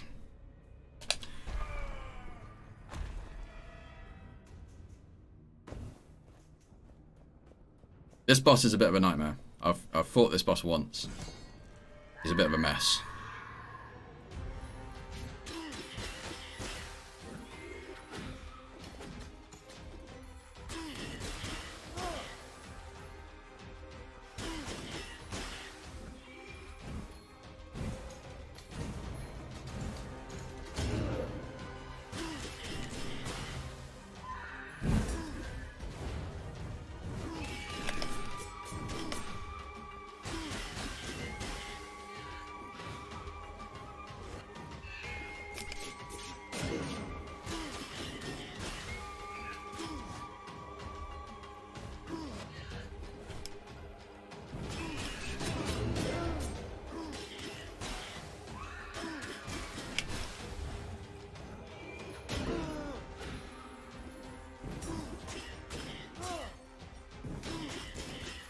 I'm not too fussed about the corruption because it's the last boss.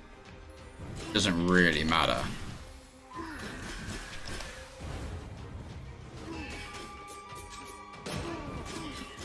What matters is my health.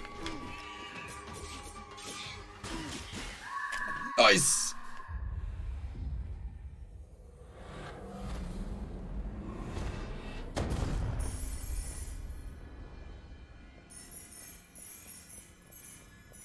All the stuffs.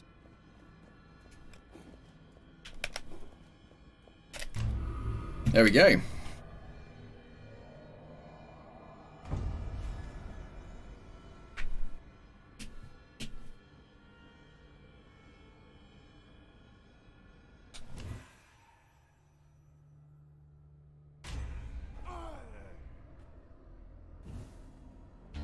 That's that one done. We'll take that one. I don't think we can unlock anything else dramatically improved.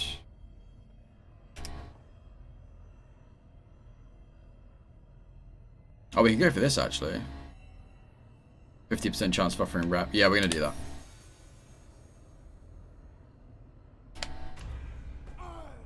That now reset them.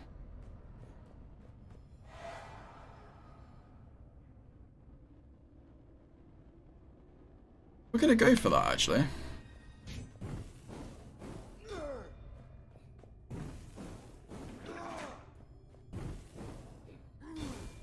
Okay, so it's a 3-hit combo. Alright, I'm just gonna nip to the loo quickly. Stretch my legs, and then we'll come back and we'll try the next floor, I guess. Oh, we can't. We need 5 of those things. Where do I get those things from?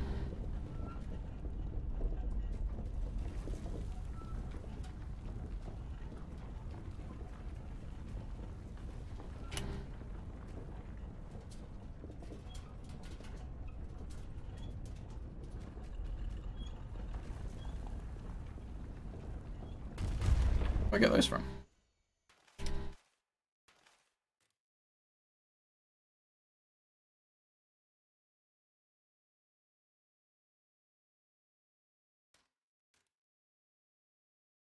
Favorite gear, fangs, and claws, claws, and claws.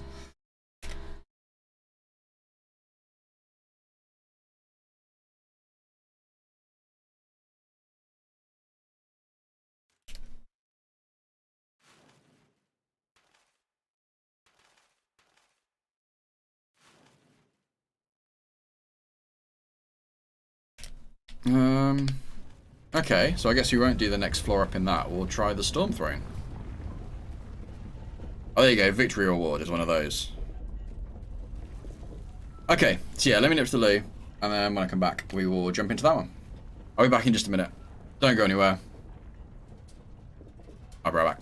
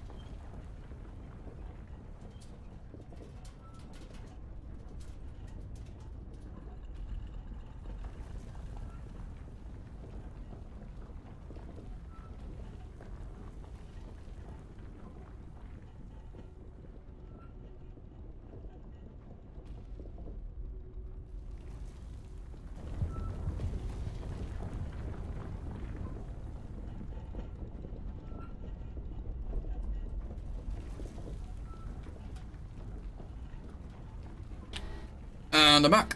Thank you everyone who's still here.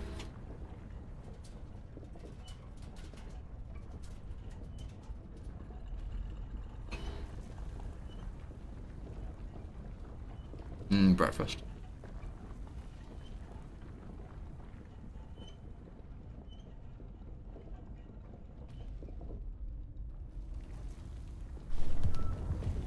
Right. Let's try this one out. And let's go. We're going to go tributes, actually. No, we're not. We're going to do gold. Gold, gold, question mark, weapon. How are we going to go? Yeah, I've never done this level before.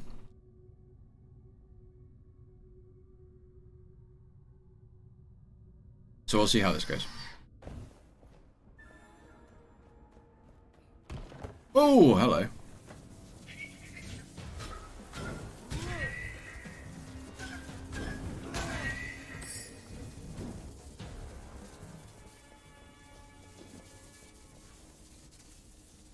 Scum! How are you doing, dudes? Yeah, I mean, we'll take it because we can. Oh, okay.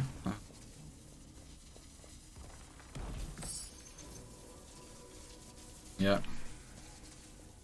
Again, we'll just take all these relics because we've got the space for them.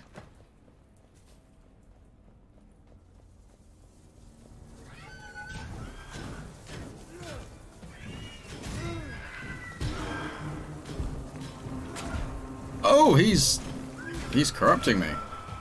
That was awkward.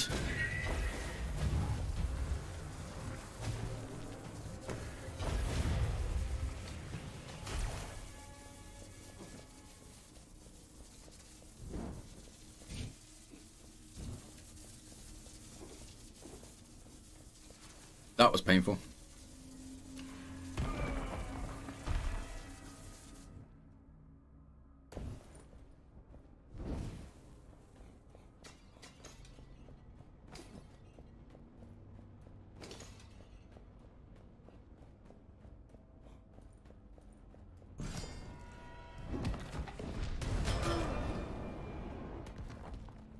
Okay.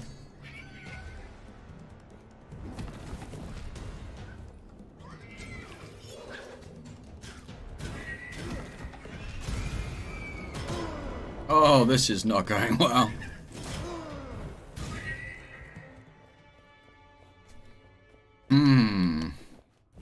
I don't like this level. Ow! Oh god!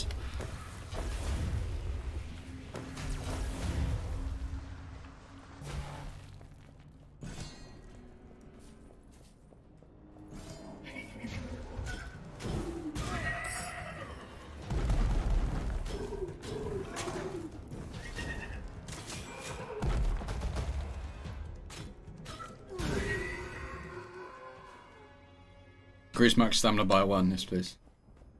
Yeah, I'm not too bad, dude. How about yourself?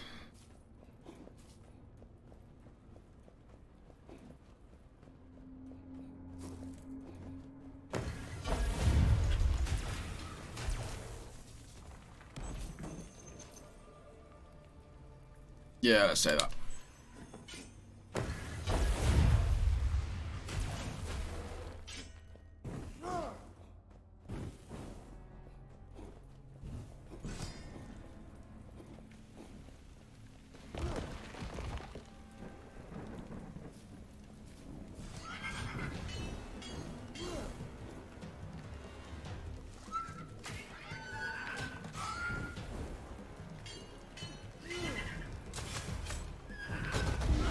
Oh,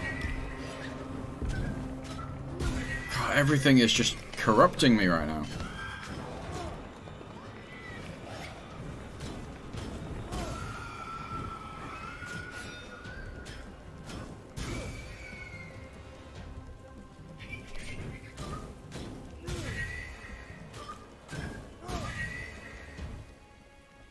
I was hunting Thargoids till 3 AM. Nice. How'd it go?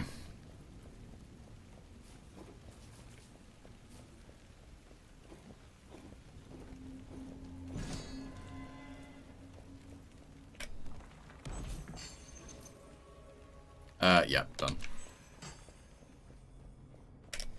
Made 1 billion creds as every Friday. That'll work. That'll play. Didn't die and taught me any players. Awesome stuff. Fool's Bounty. I remember what this one is. Opening a gold chest now inflicts corruption. Gold chest contain more gold. That's the one.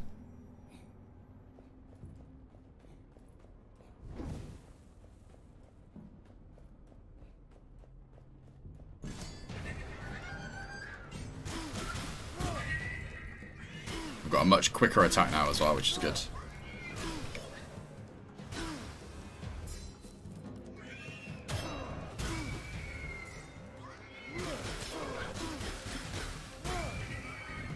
Yeah, I don't like this stage as much.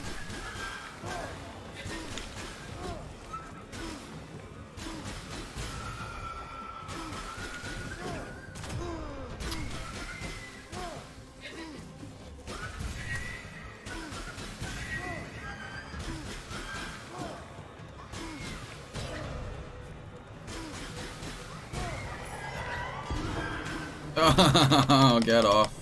Oh, wow, there's no way of dodging this either. Okay.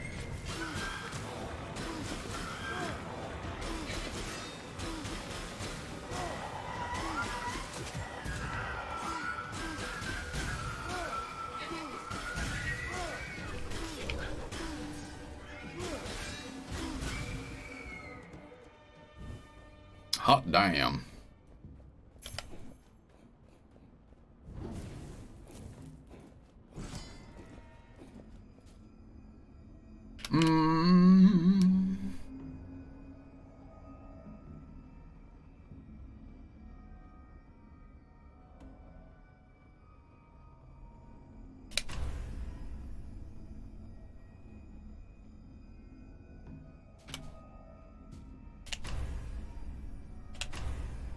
What I really want is some better claws. You're not going to give me it. Yeah, we'll take that. Fire damage. Yeah, I'm glad it went well, dude.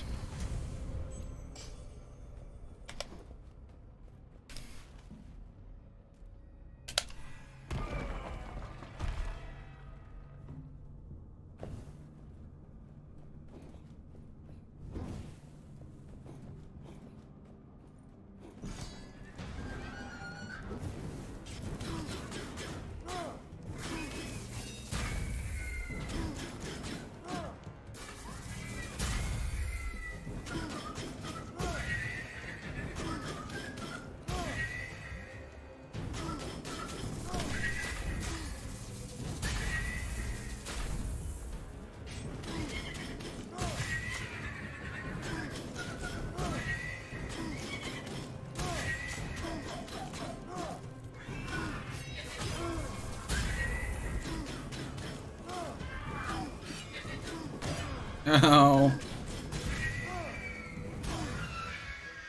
Get out of here.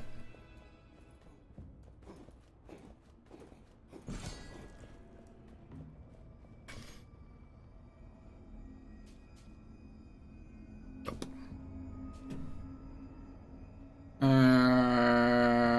Nope.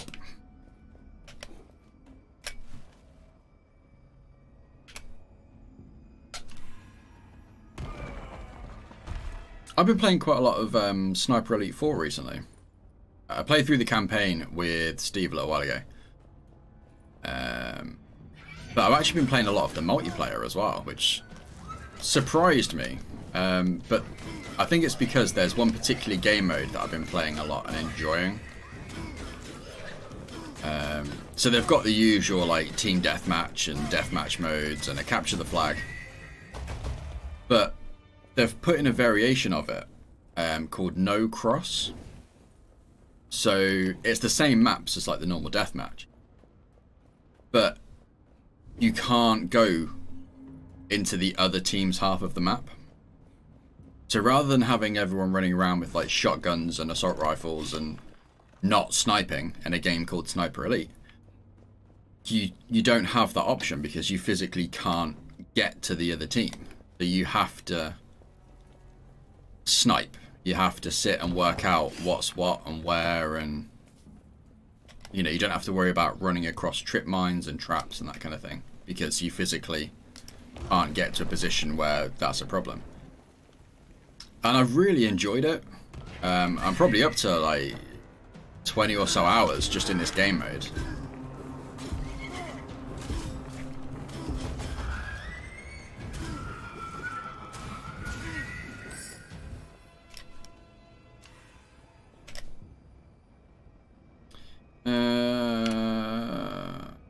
Ooh. We're gonna go for this one. Yeah, I mean that's the thing. Like I've played through all of them, and the campaigns are enjoyable enough, but I've never touched the online multiplayer.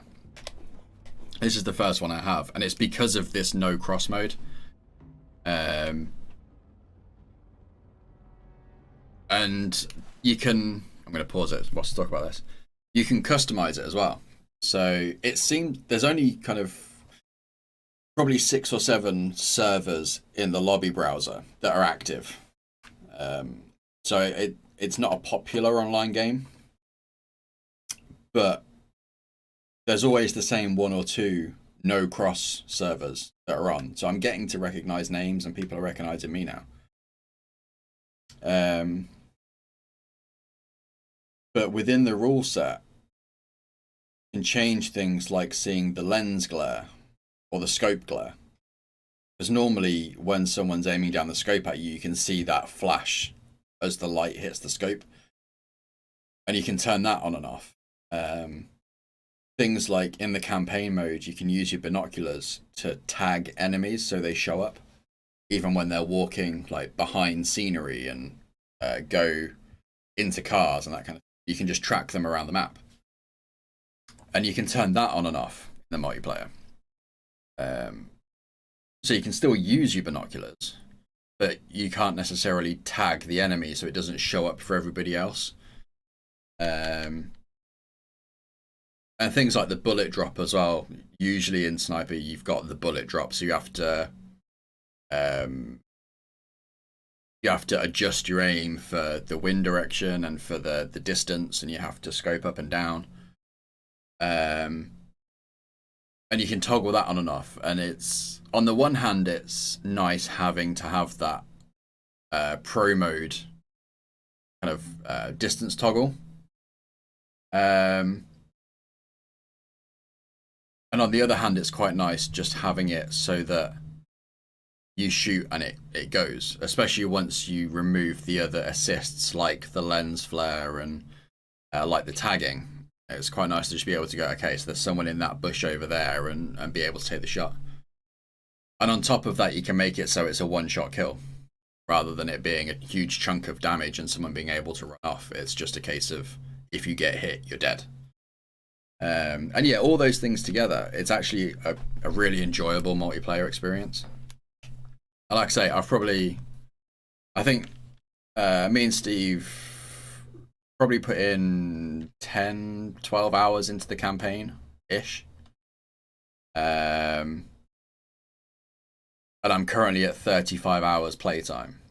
So that's kind of, I've put in 20, 25 hours into this multiplayer mode. I played one game of standard deathmatch, and it was horrible. It was just everyone running around with shotguns, which isn't what you want in a game called Sniper Elite. So I immediately came off of that and went back onto this no cross mode. And yeah, it's a lot of fun. If you want something like a sniper-based multiplayer game, it's a good one to check out. Shotgun Elite, exactly.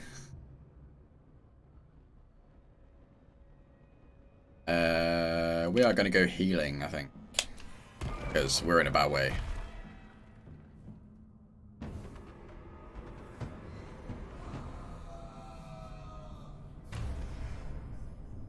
Taking damage triggers a wave of darkness, extinguishing any fire source, and I deal plus 10 damage in the light.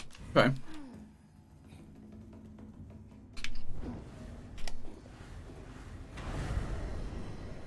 Now we're actually going to take another one.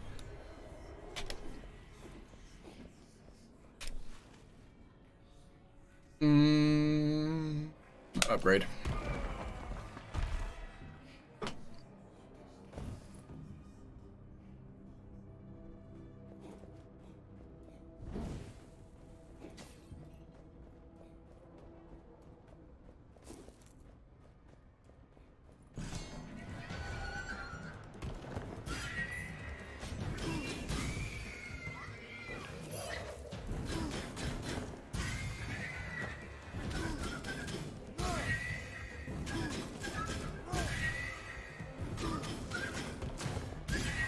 Ow.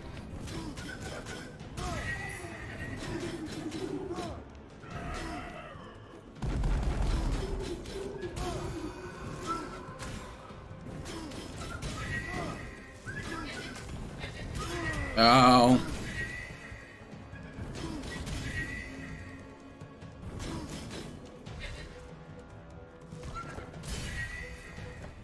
Phew.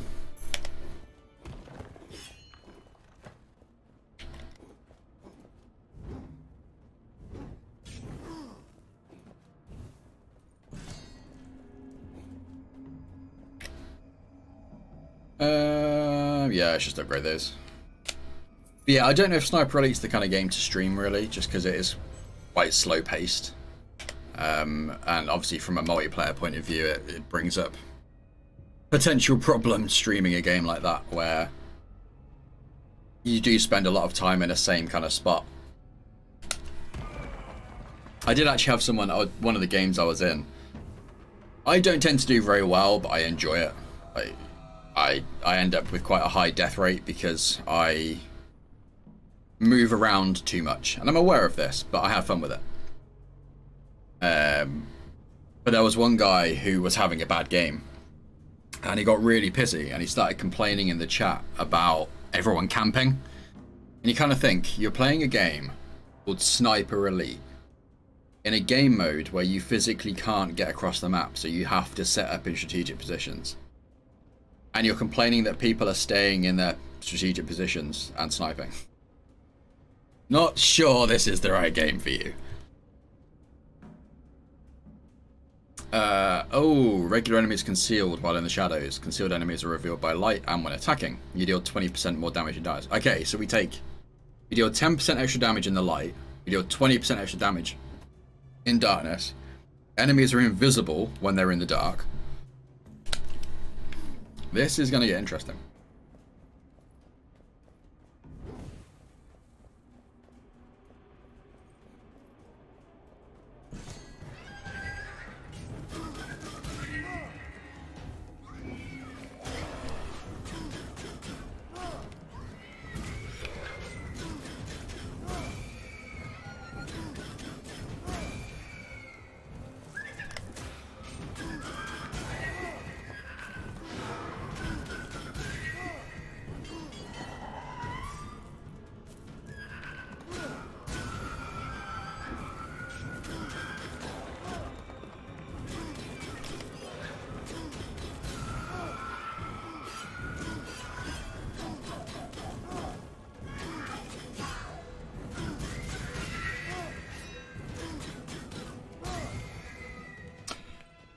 Also hit elite, too much vacuum, no. Is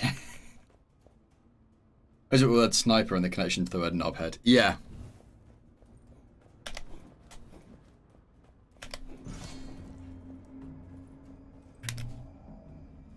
Oh, really?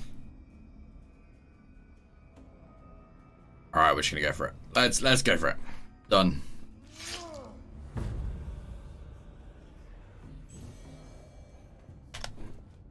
I think it's... Yeah, we're going to the boss now. So I have no idea what this boss is. Like I say, I've never played this map before. I'll be surprised if this goes well. Give it a go. Oh yeah, less than half health. Got claws and a shield. I'm not keen on the shield, but it's got that 20% chance to auto block for me, which is nice.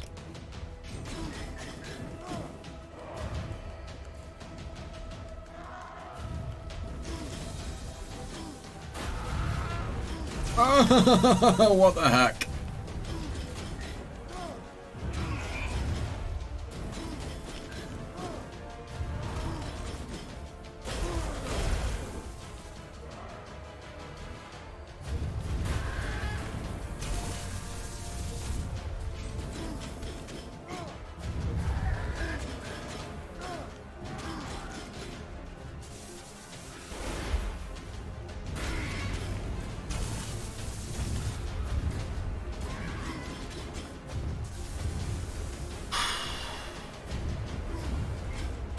Ow.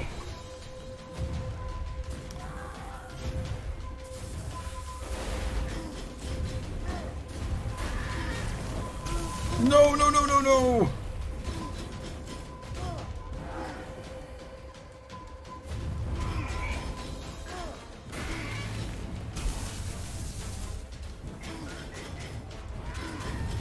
Get him! Yes! First try.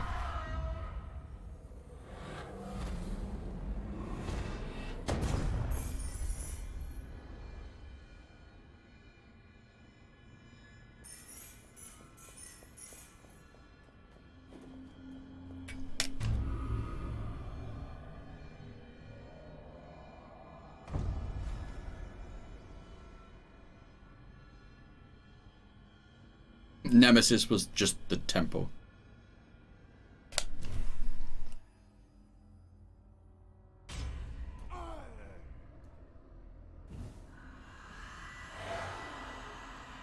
One new exploration available, 5 new blessings available. Nice. What we got? Successful parries channel the power of the wind, stunning all enemies in a larger radius. Gain 2 perception each. Make a gold offering. Gear found in chests to drop enemies has a chance of being of higher quality. That's not bad. Non-optional champions or bosses drop 5 pieces of gear instead of 2. After defeating an enemy with your main or secondary weapon, your two-handed deals 50% more damage. Oh, we can equip another one though. Okay. And we've only got the other one unlocked for now. We go for that one.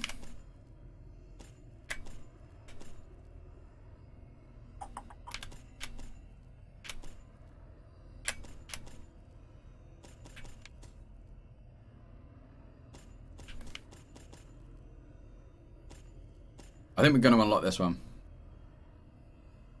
So we get a bonus to corruption.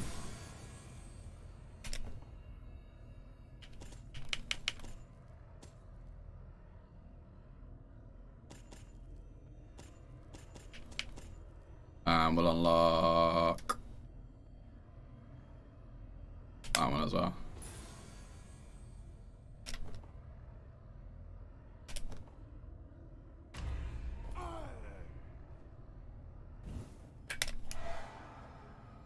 Yeah, let's go.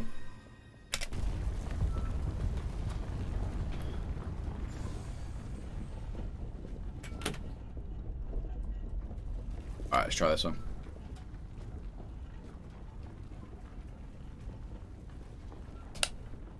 Hey, Max, how's it going? Welcome, welcome.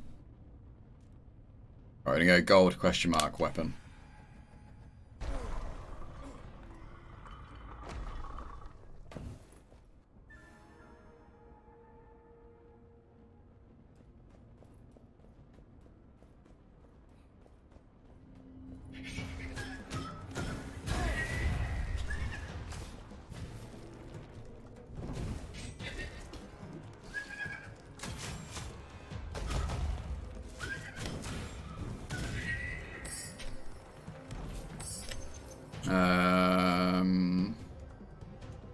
We're not going to take that one actually, because we never do the weakened state.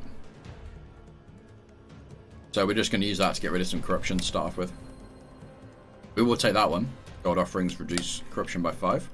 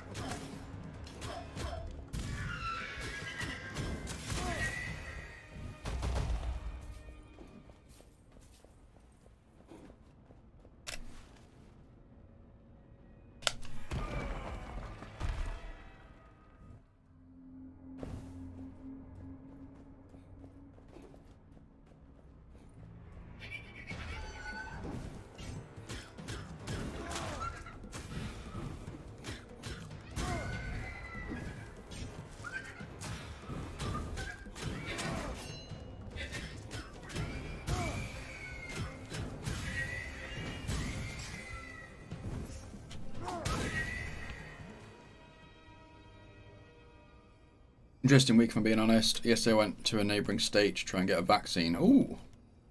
How about you? Yeah, doing okay. Surviving. Coffee. We are gonna take that one actually. The poison attack. Worth it.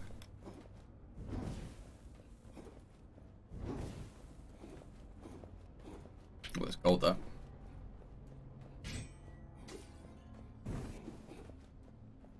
We received 100 messages today. Thank you everyone for coming and hanging out. It's appreciated. Hope you're all enjoying the stream so far. I'll probably do another couple of hours, I think. I'm not sure if we'll do another run after this one. Might do. We'll see what happens.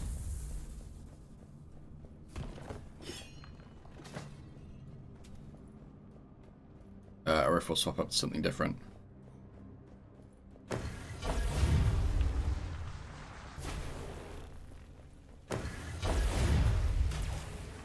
Yeah, that kind of thing, Max.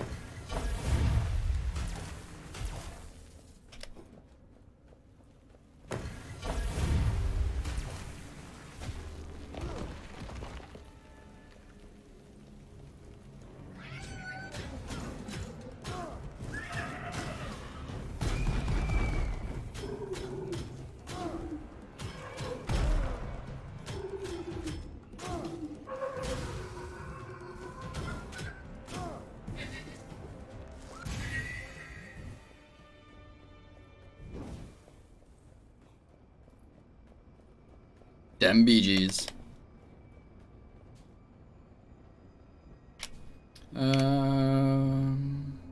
Nope. Ooh. I'm gonna go for this one.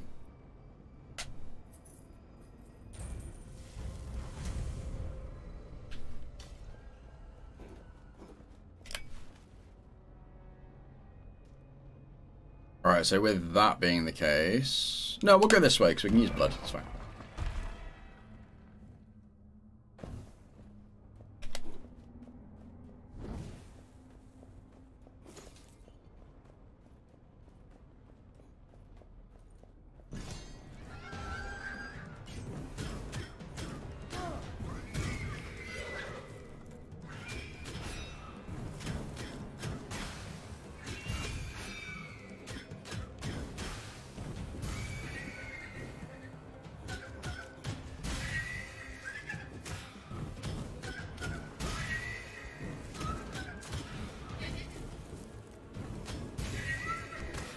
Alright, we're getting the hang of these guys now.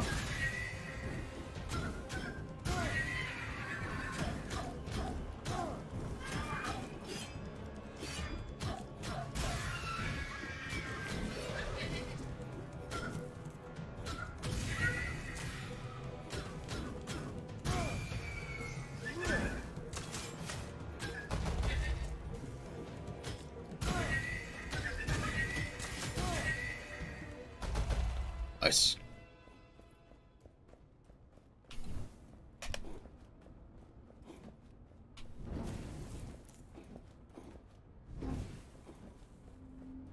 Never seen the intro to this game. What's the story? Why is the dude in here? And are those Mayan or Aztec temple curses? I honestly can't remember. Let's have a look after this run. See if we can find it. Nope. Nope. Nope. Nope. Oh. Never mind. Smack all the thing.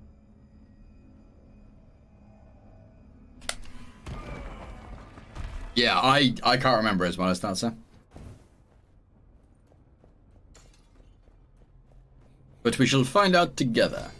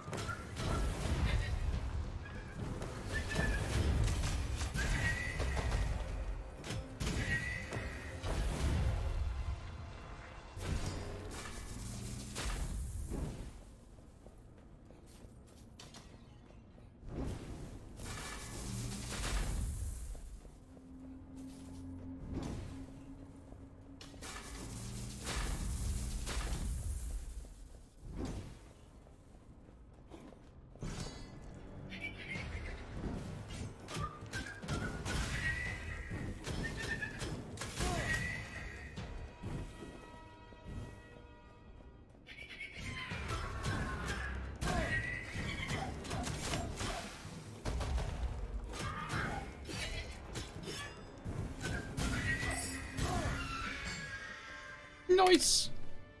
Yeah, we'll say that. No, we're not going to say that. Get rid of some corruption. We got what we got. Health and damage done.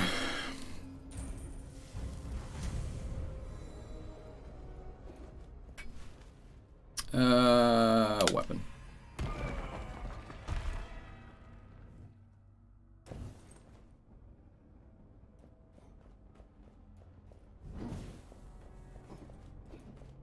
Recently dove into all the mysteries in Elite.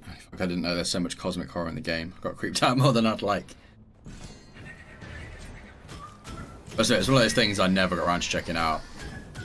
I didn't really get into the lore side of Elite. I can see it being interesting because of all the factions and the politics to it and that kind of thing. Yeah, it's just not something I got around to checking out.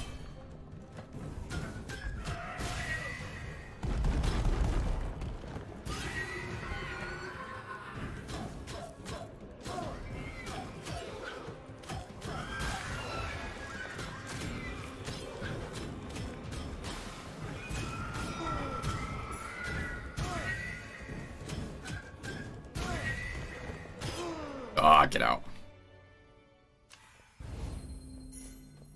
It doesn't guide you how to... Yeah, exactly. Which, like, is a good thing.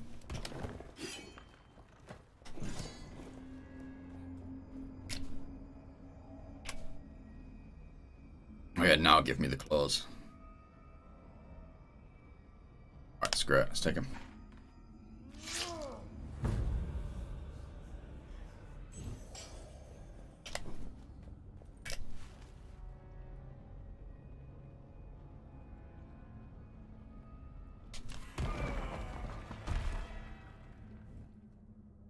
Visit all the old sites on planets and dead megaships to flow through space as hulks. And get logs and... Oh, cool! Ow! Urns alone contain gold but are filled with blood. Blood heals... Yeah, okay. So we need to avoid urns. Like that one there. Because they heal us, but they cause more corruption. So in an emergency, we can get them. Oh yeah, our attack's quicker now because we've got claws. I remember.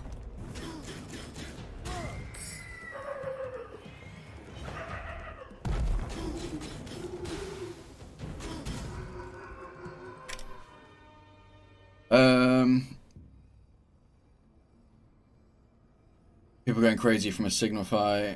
Tons of people going mad and killing each other. Damn. Hearing those logs was, yeah, I can imagine.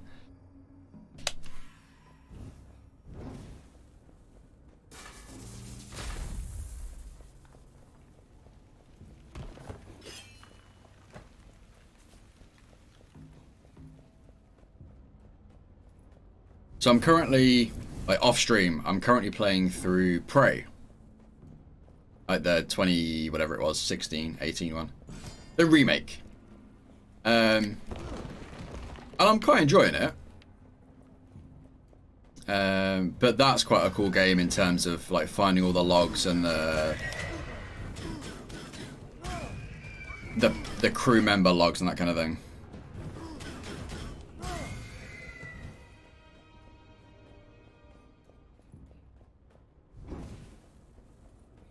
Yeah, I feel like I would enjoy it a lot more on PC. I'm playing on the PlayStation. And it's enjoyable, but the controls just feel a bit... Like the combat feels a bit meh.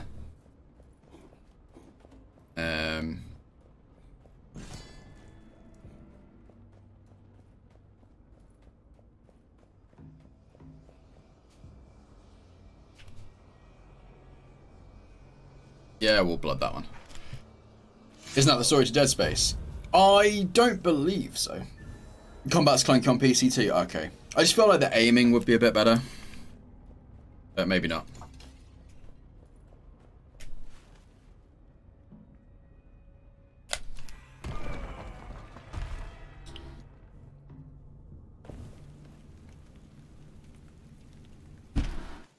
Thank you.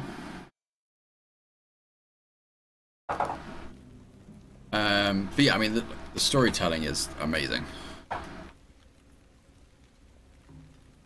Steers heavily into avoiding it altogether. Okay, yeah. I mean, that's the thing. You're not supposed to go into it as a Master Chief style tank, are you? It's supposed to be just a guy trying to deal with the problem.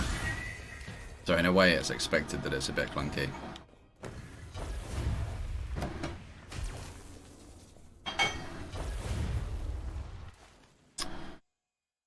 I like Prey simply for the paranoia you're walking around about, and it's the only game that makes you ask, is that lamp following me? Yeah.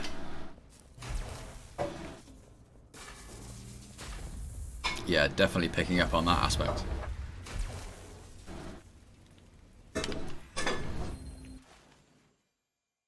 I love the intro. Yes. Yeah, obviously avoiding spoilers, but yeah, the way they did the intro for that was really well done.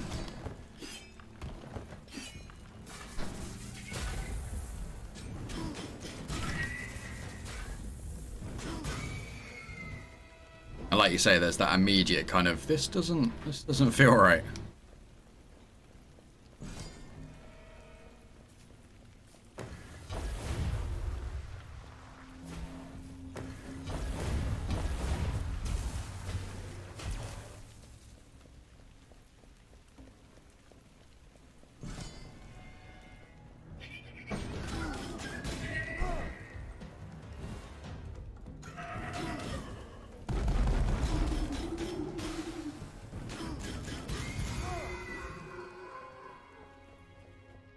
Not a mimic. I've just got to that bit.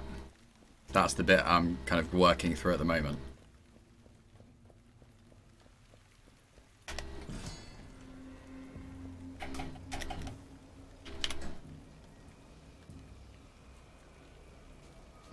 Let's just go for damage.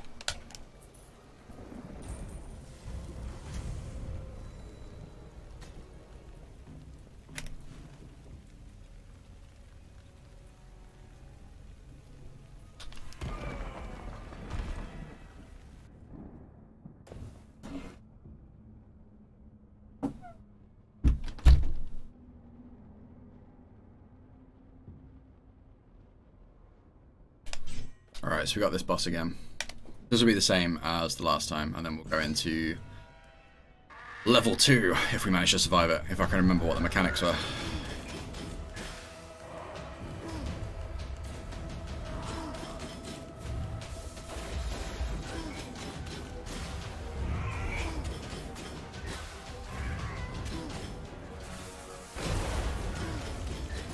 But we're a bit better set up weapon-wise this time.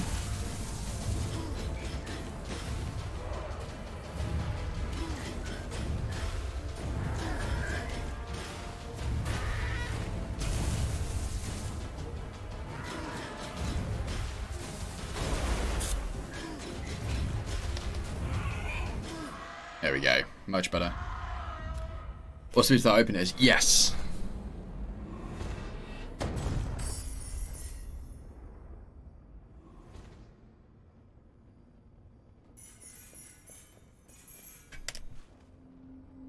Nope. Yep. The corruption loss we would have got for sacrificing that one wouldn't have changed the fact we're getting a curse after this.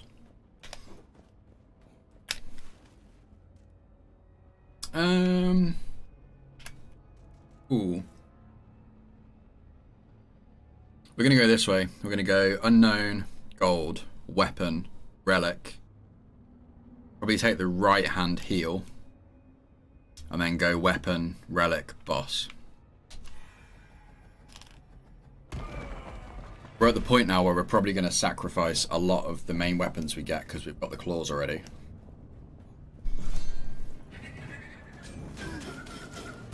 So the only thing I'll probably take main weapon wise is better claws. Oh, hello. Oh yeah, we're on the second floor now, aren't we? So we're going to start getting elite versions of the monsters.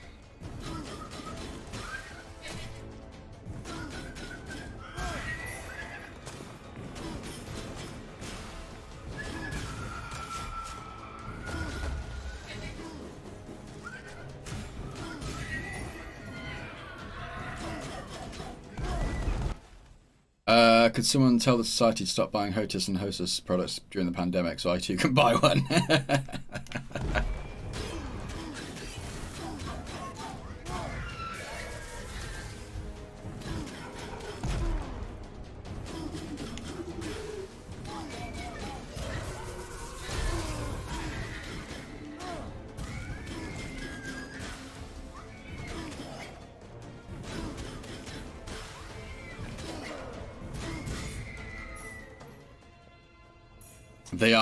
They look amazing. I've seen some absolutely awesome looking HOTUS setups. I'm on like one of the bigger elite Facebook pages, and there's people that have like destroyed their armchair and rebuilt it so it's got the throttles on each arm of the chair, and yeah, it looks amazing. Oh, I don't want any. Got a sim chair, yeah. Get the VR headset on, just go all in.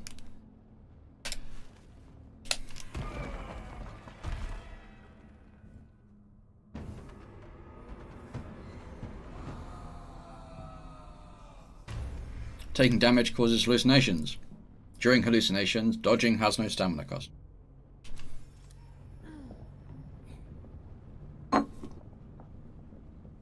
Elite in VR is transcending. It's a game I would love to try in VR. There's not many games that I would really like to try, but that is one of them.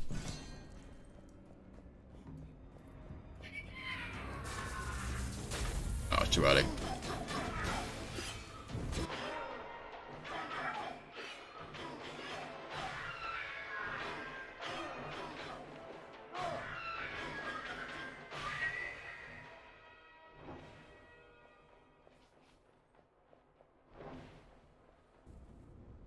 I don't know a lot about Elite, but if I had the computer power and setup, I would spend all my time on it.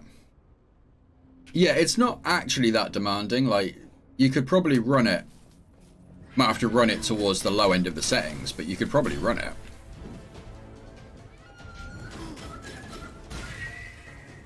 But yeah, the demand on like the processor and stuff's quite well managed because of the way it does the transitions between the systems.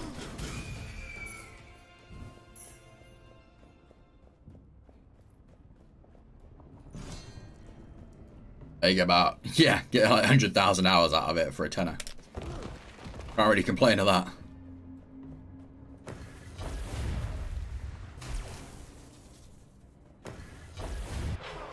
Oh.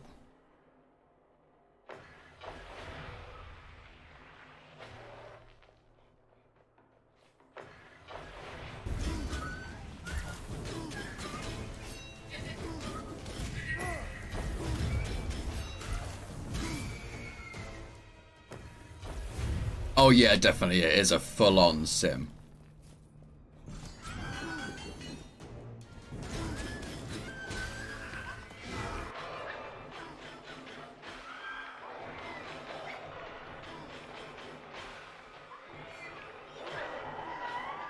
I'm gonna die.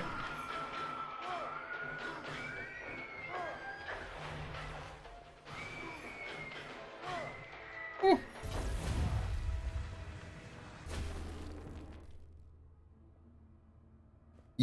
Yeah, as Scum says, a lot of people kind of check out Elite thinking it's going to be this amazing story-driven space sim. And actually, there is story in there, but you have to hunt it down. Things like the system battles and the political parties and the way that all impacts on the systems and that kind of thing. Like, there's a lot to it, but it doesn't hand it to you in any way.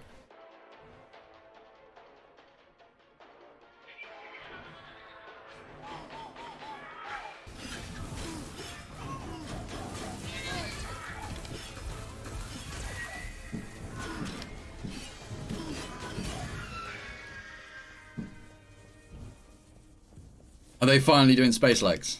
Finally. We're going to sacrifice that to get the health back, because our health is low.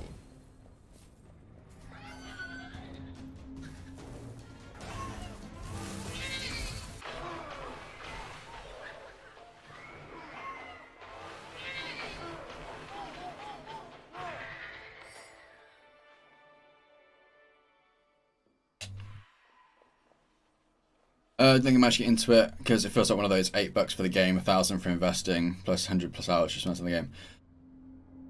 In terms of like extra money spent, they have got a cosmetic store, but there is no like real money in-game purchases. There's cosmetics, which do nothing except change the color of your ship. But yeah, there's no like in-game purchases.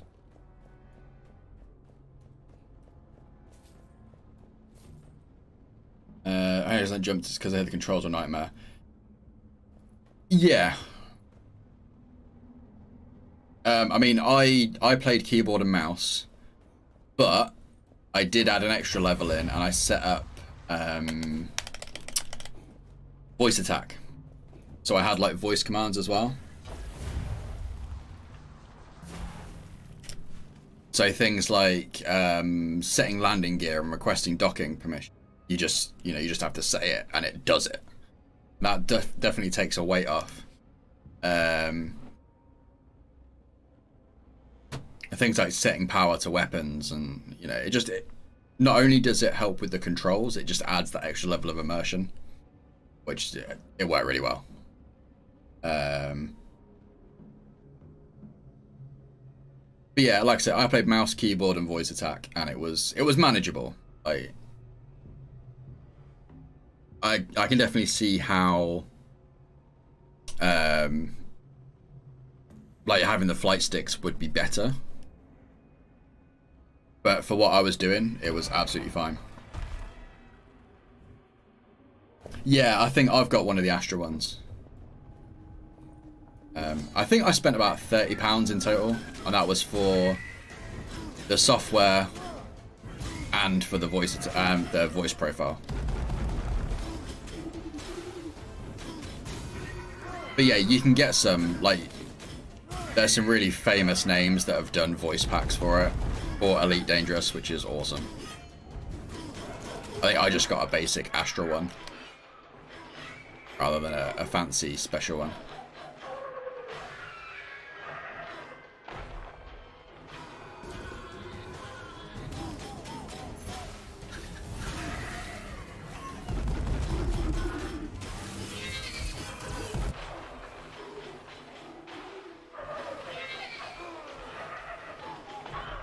I'm gonna die. Why is he shielded?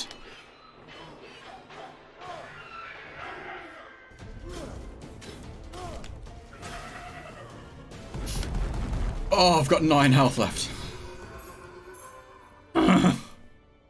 Also, most people criticize how many third-party tools you need for Elite. I think it's cool because it's built a community. Yeah, exactly. Like, it's... I think you have to spend a couple of hours getting the game set up. And by that, I mean things like voice attack. Things like the flight sticks, if you're going down that route. You know, checking your controls and your bindings. But once you've done that, you're good to go. Like, you might have to update your voice packs every now and then, but that takes 2 minutes.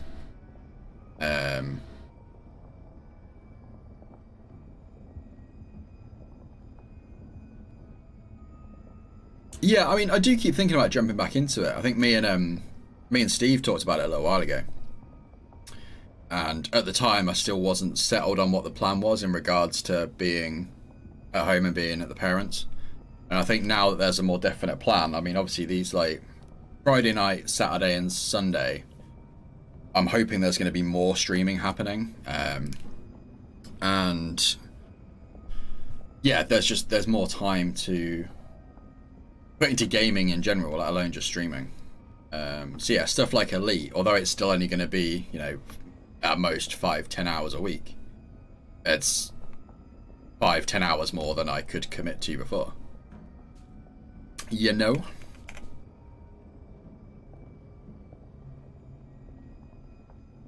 More streaming, yeah.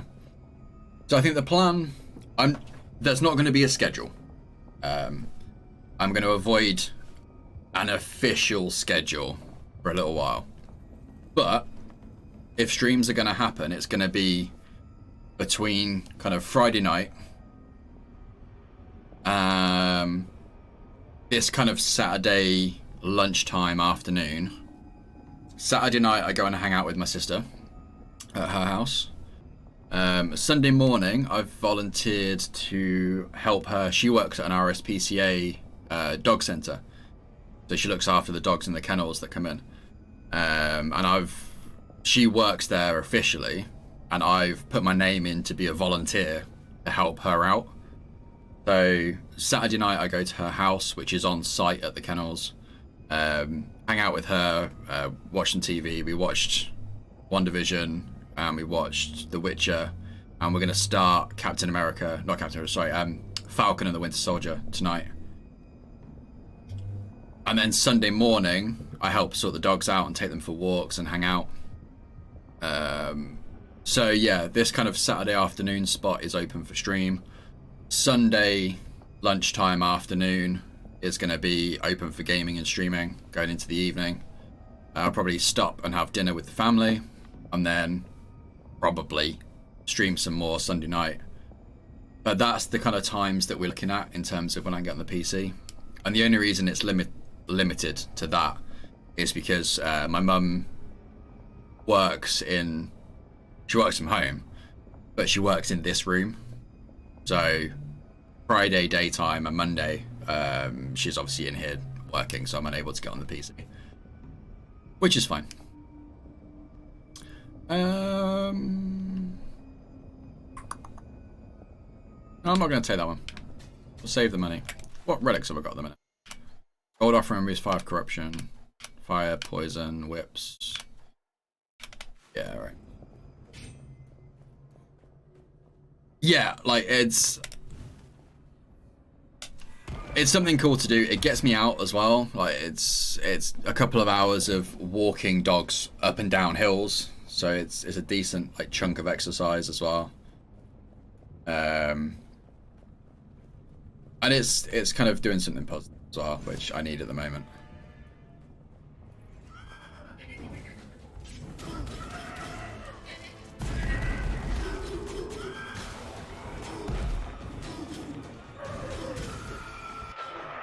Ow, there it goes. Yeah, Falcon and Winter Soldier dropped yesterday, I believe.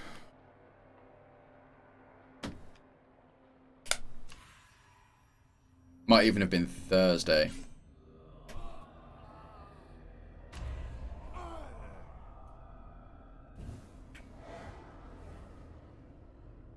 Why are you giving me tutorial?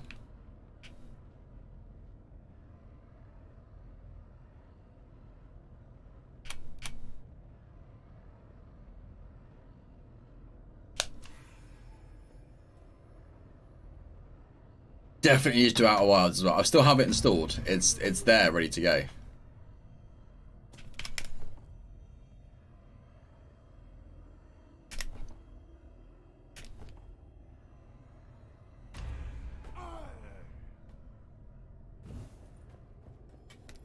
Or on whip. Critical damage against enemies under 30% health. That's a good one to have. Alright, we're going to do one more run on this, and then we'll evaluate where we are, and maybe swap up to something else. Maybe. With Elite, are there like jobs and missions to do? How people do?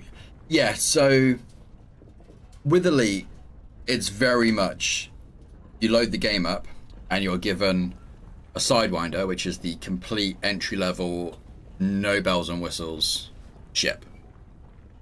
And you get the tutorial missions, which give you the very, very basics. But even from that point, you know, straight out the gate, you can decide that you want to go and hunt pirates. And you can try and do that. Or you can pick up some cargo and take it to another station and try and sell it for profit. Or you can ignore everybody, which is what I did. When I started out, I wanted to do exploration. So I had my ship and I went into the store and I bought the biggest engine I could afford, which wasn't much, and the biggest jump drive I could afford, which wasn't much. And I just started jumping from system to system. And every time you enter a system, you can scan it, which gives you exploration data. And then you can go and sell that data to get some money, and then you rinse and repeat. And the further out you go, the more chance you've got of finding a system that hasn't been discovered by a player yet. And then you get bonus credits for being the first to find somewhere. And yeah, you do it that way. So you go and explore, you go back, you sell the data, you upgrade your stuff, you go further out, you come back, you sell more stuff. So those are the three branches, basically. You've got combat, you've got trading, and you've got exploration. And they're each ranked differently. And you can track them the whole time through the system.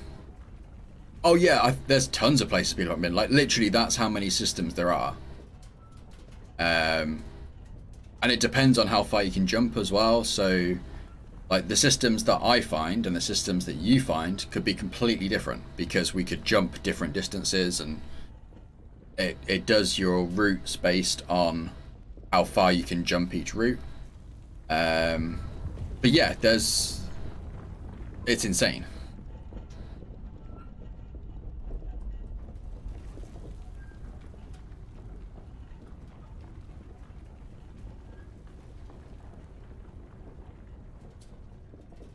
Yeah, like, the amount that's been explored is insane.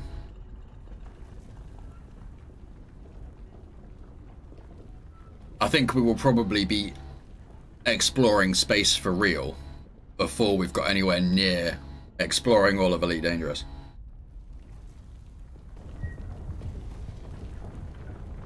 It is absolutely ridiculous.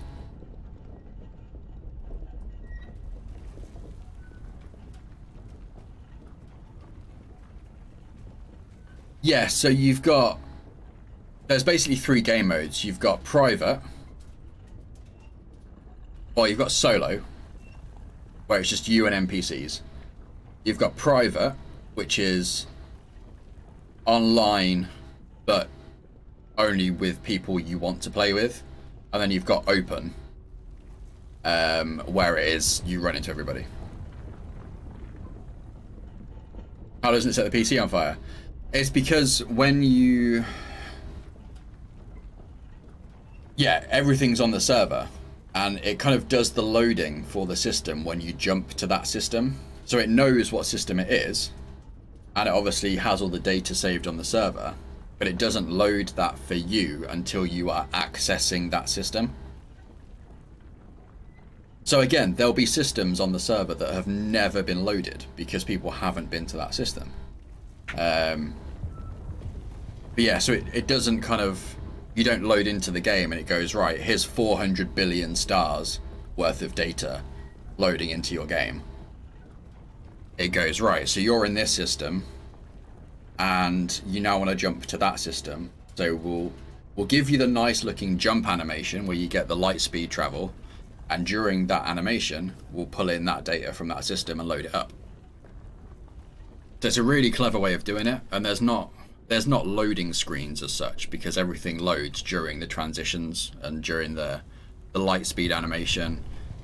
And when you dock into a station, you know, it kind of, you land on the landing pad and then you select to go into the station, and it gives you an animation of the ship going down on the landing platform. And that's when it loads up the station information. I kind of want to play Elite now. Let's do one more run on this, and then I'm going to load Elite up.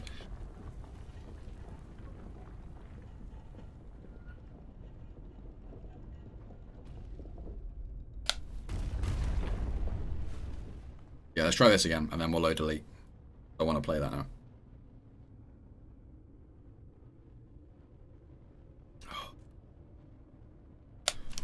I might actually start again, because I've got no idea where I am in the grand scheme of things on Elite. So I might just make a new ship. Like, I'll delete my commander and start again. I'll see what happens when I load the game up. Might change my mind when it actually comes to doing it.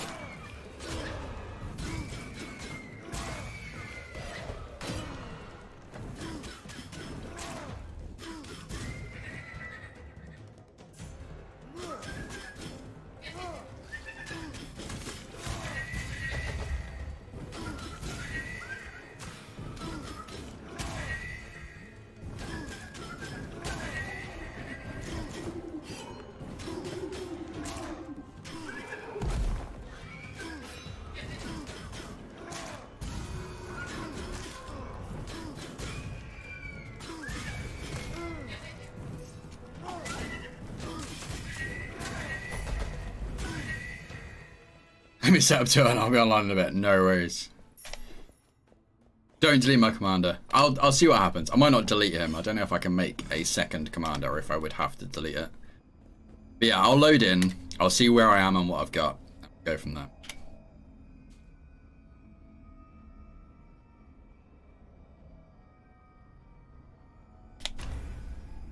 Come on, give me claws. Yes.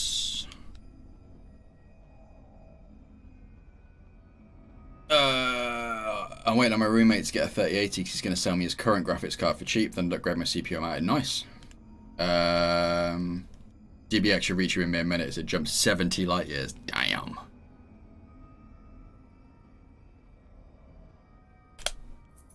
I'm possibly in a Vulture, from what I can remember.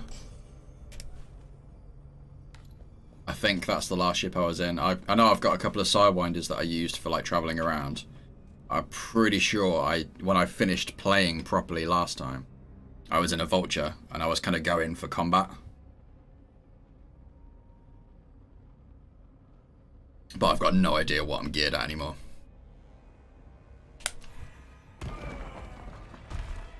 Hey, Daddy DeGrand, how's it going? Welcome to the stream.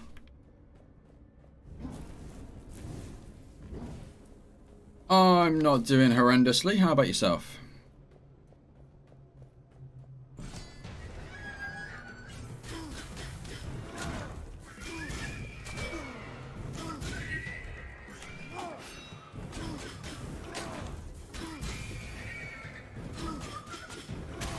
Getting fatter every day. Ah, it's got to be a good thing, right?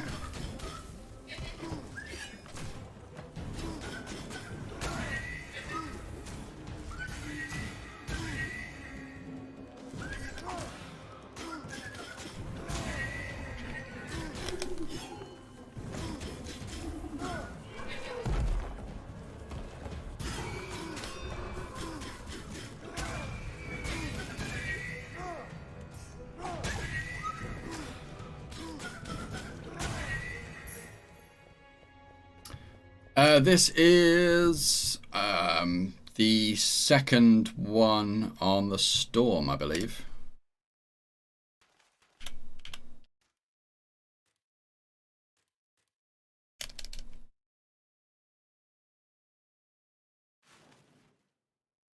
Can't find out again now, can I? Yeah, I'm pretty sure it's the second one on the Storm. Shout out to memories flood in from a Starfinder campaign I played in, and our ship, the Renegade. Nice.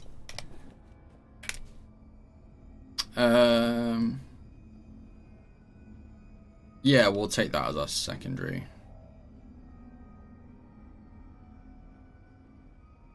No, we won't actually.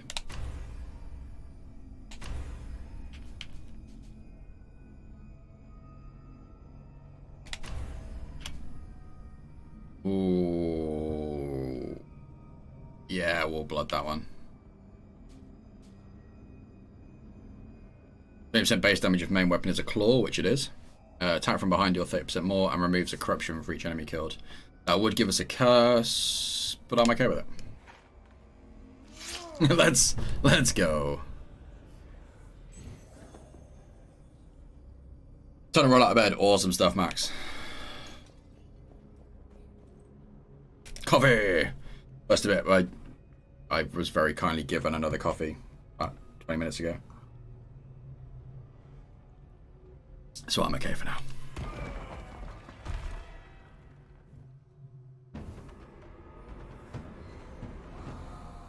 Favorite weapon? I really like the claws. Claws are my go-to main weapon. I think the whip is probably my second.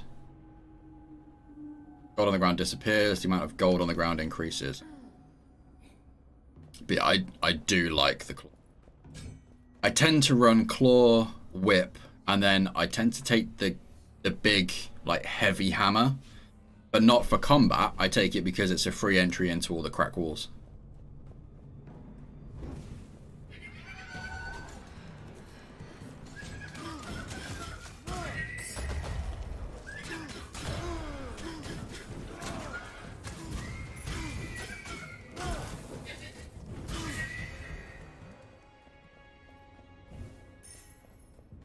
Yeah, I rarely use the heavy weapons actually in combat.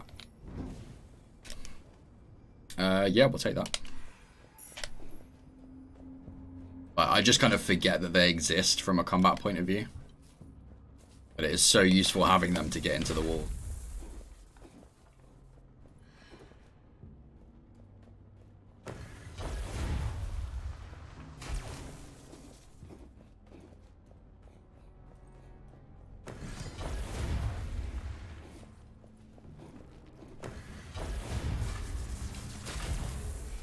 Used to heavily rely on them when I started playing way back when, but I outgrew them. I've never really used them. Like I said, I just forget that they're there. I think because like the claw and the whip combo is so effective. Ow. Yeah, exactly. They're just so much slower than anything else. I think I've used them in combat a handful of times, and it was mostly just as an emphasized last hit on a boss. Just for the comedy factor.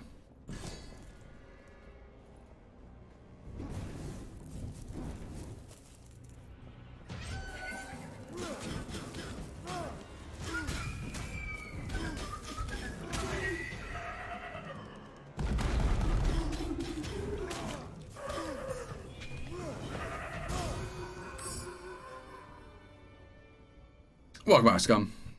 Nice, 15% crit. We'll take that.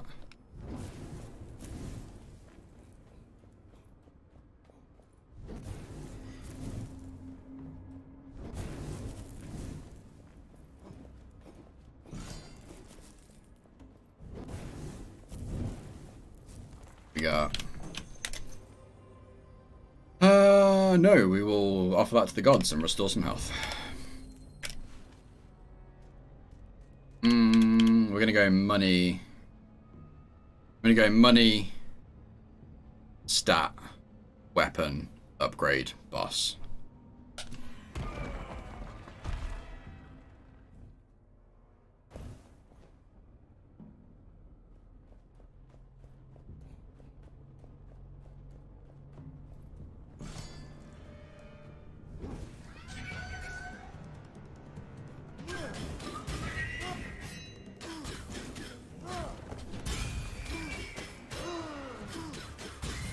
Didn't see the attack prompt come up then.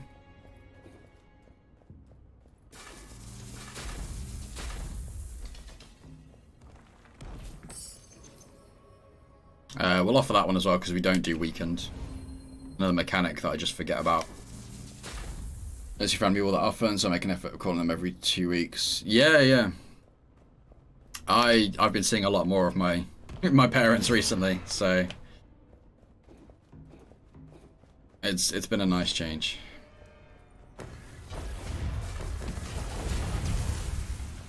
Screw this room.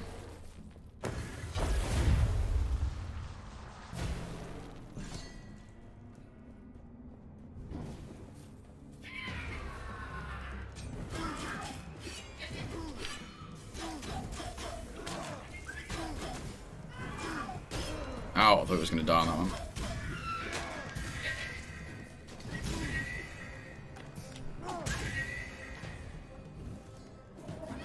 Grab the gold.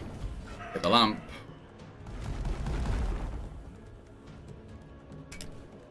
I'll sell that one for the corruption drop.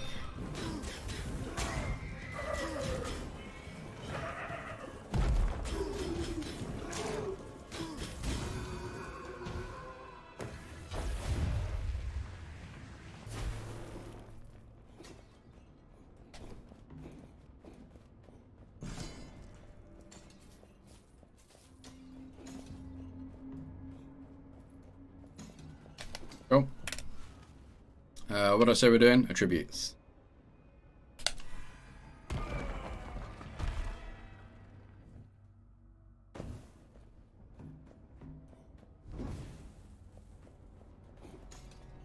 How's everyone's weekend going so far?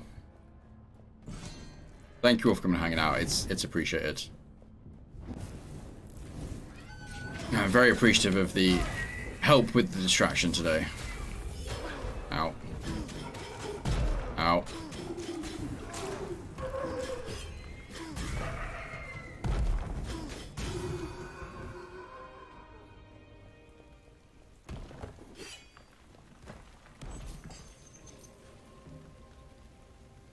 Nope. Like as you say, Mrs. Yeah, I mean, yesterday was a fun stream. The game that we played, Space Otter Charlie, it was actually a lot of fun. Quite simple gameplay mechanics, but in a fun way.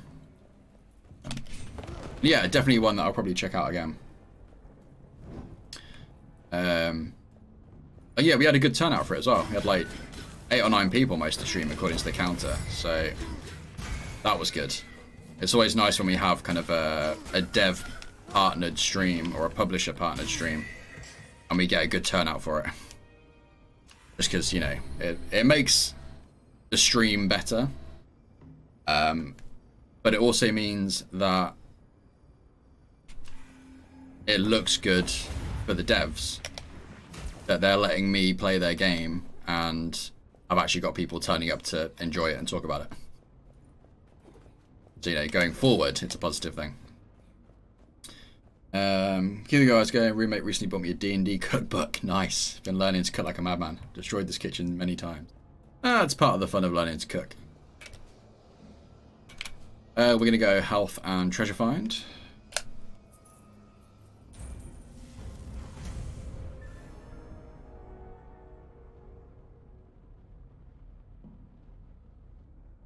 Cyberjack, I don't know if you're still around lurking, but thank you very much for the Twitter love recently. I've noticed, and it is very much appreciated. All the liking and retweeting like a madman.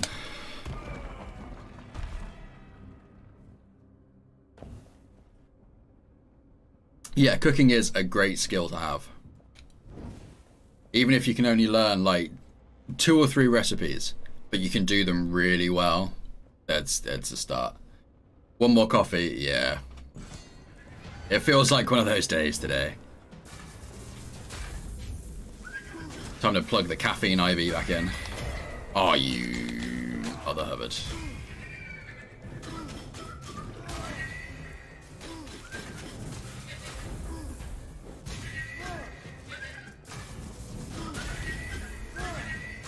Ow. Just can't get the dodges right on those guys.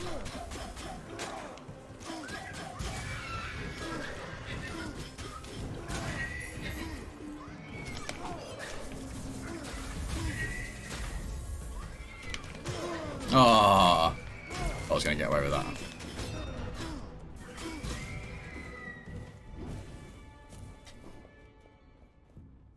Making a bunch of what the book calls elven bread, cinnamon swirl bread. Oh, nice.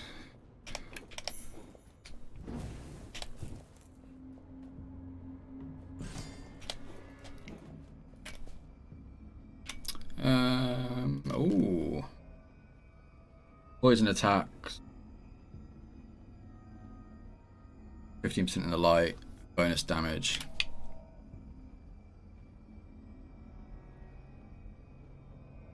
I think I might actually swap out for this one. You still get the 20% damage for the claw.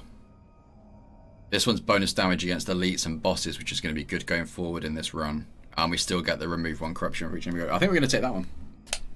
We'll swap out for the whip. As much as I like the whip, this is probably my second. Like, the combo for this one still works really well, and you get that back step, which is useful. Let's go for an upgrade before we go to the boss.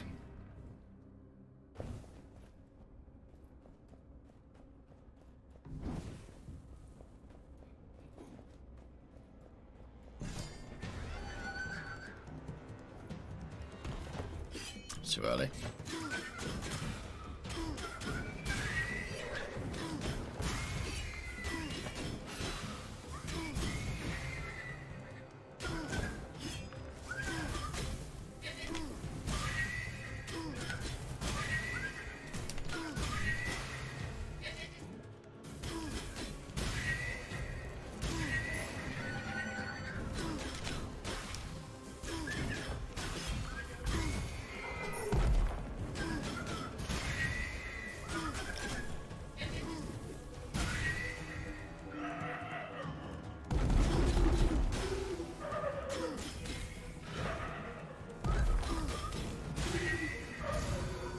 Nice. That was a good room. And we got rid of like 7 or 8 corruption points there as well. I was also amazed at the spread of recipes available in the book. Shrimp fried rice, ratatouille, bangs and mash, all kinds of stuff. Nice. Surprisingly no pasta though. Okay. Yeah, we'll upgrade those.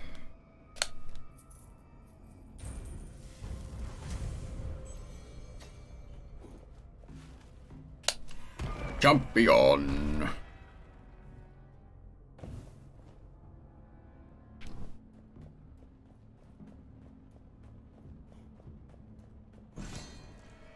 All right.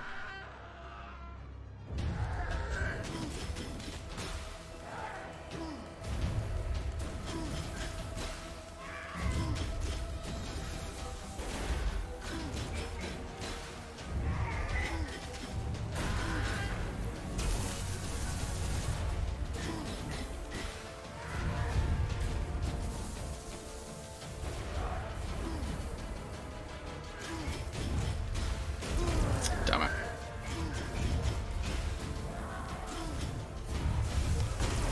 Ow. Ow.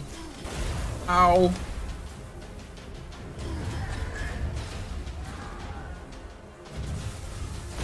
Oh. That escalated quite quickly. Oh, that was a shame. It was going reasonably okay up to that point.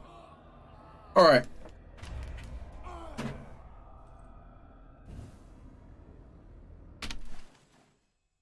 What do we get? That's the Eddie.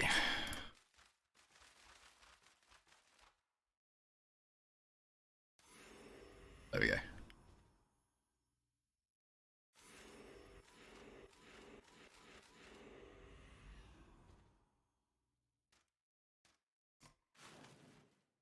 Coffee acquired. Nice. If you come back to Elite, what would be one of your goals? Oh, now you're asking the big questions.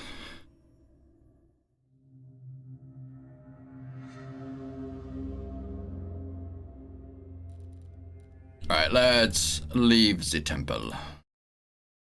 Pop some music on whilst we're working out what we're doing. Say I've still got Elite installed. Have I still got Elite installed? Yeah, I have. Cool.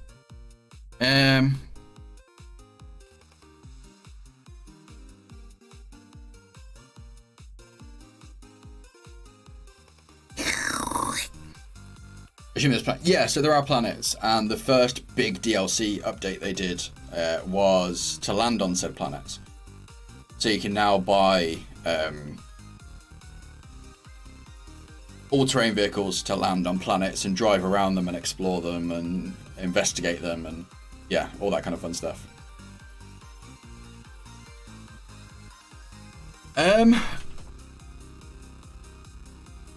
Yeah, exactly that. I don't know what my goal would be.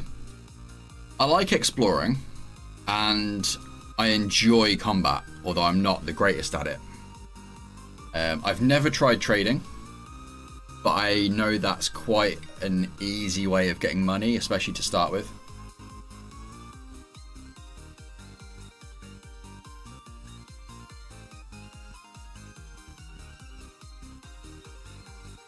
Exploring's fun, but it's tricky if you're on your own. Just in case you do get into a scrap. Because the thing, so Max, one of the things you have to bear in mind with the game is that obviously you have a jump distance. So completely out of just number picked out of my head, but say your ship can jump a maximum of 20 light years a jump. If you put a gun on that, then your jump distance decreases. If you put storage racks on there, if you want to do trading, then your jump distance decreases. And obviously the less distance you can travel per jump, the more jumps you have to make to get from point A to B, so your route becomes longer. You have to take into account things like refueling, because your ship does have fuel. You can get stranded out in the middle of nowhere, and there's actually an entire sub-community for the game called the Fuel Rats, whose sole purpose is to receive distress signals from players who have got stranded out with no fuel in the middle of nowhere, and they will go and rescue them. They will take their ship and they will put refueling pods on their ship, and they will travel to the player and they will refuel them. And that's what they do. There's this whole community. That's what they're dedicated to. So you can refuel, and to do that you need to get yourself a fuel scoop which attaches to your ship, and then when you jump to a new system, it will jump you to the star for that system. So you come out of the jump and you're faced with whatever star it is that's in that system, and that's how you refuel. You get close to it and you get a bar come up, it says currently refueling, and you sit there until you're fueled up again. But because you have to get close to the star to refuel, it gets hot. So you have to balance being close enough to refuel, but not too close that your ship explodes. Like every little thing has kind of been thought out. Yeah, like the fuel rats are crazy. I haven't had to use them myself, but I know people. There's a couple of guys from Lamalan that have had to call on the fuel rats, and it's a proper like you get in touch with them, and they find out where you are. They find out how much fuel and how much hull capacity you've got left, what your shields are like, and then they'll basically tell you to log out of the game so that you're not at risk. And then they'll message you when they're like a jump away. You log back in, they find you, give you the fuel, and they're on their way. But yeah, it's crazy. Okay, let me update the stream title.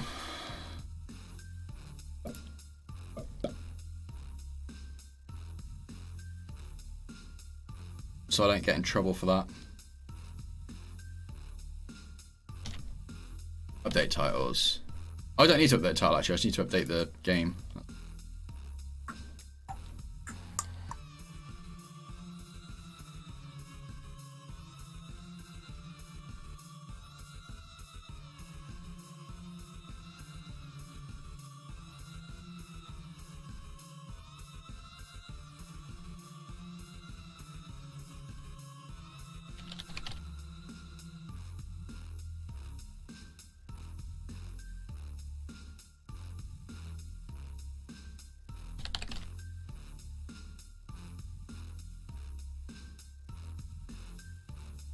Okay, private group, cool. I appreciate that.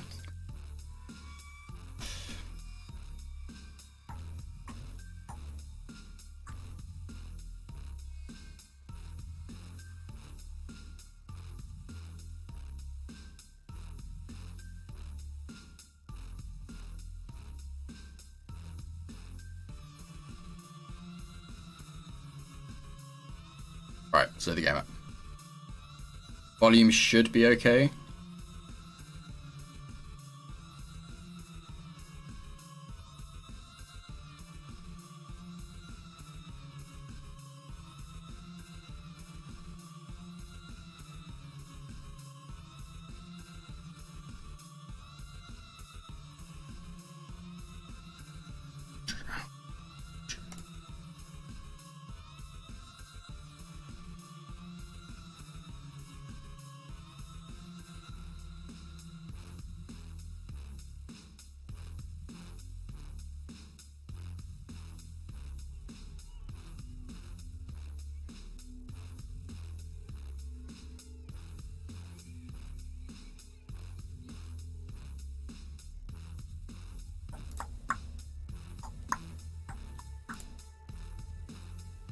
There we go.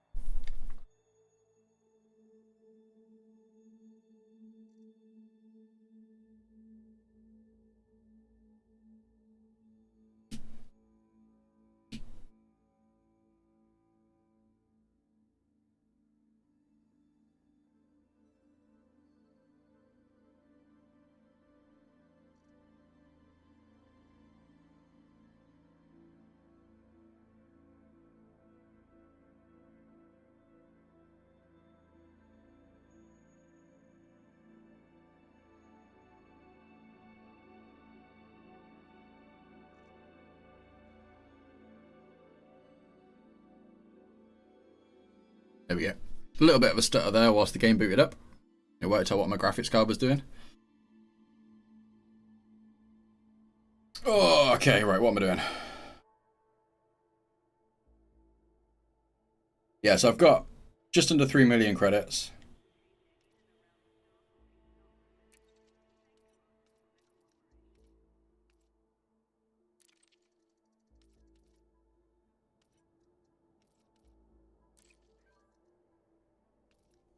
You know, rolling those big bucks.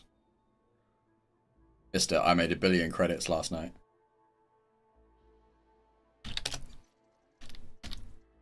Alright.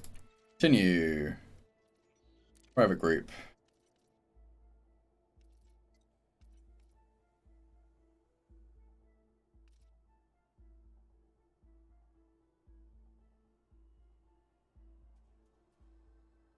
Oh yeah, so you can.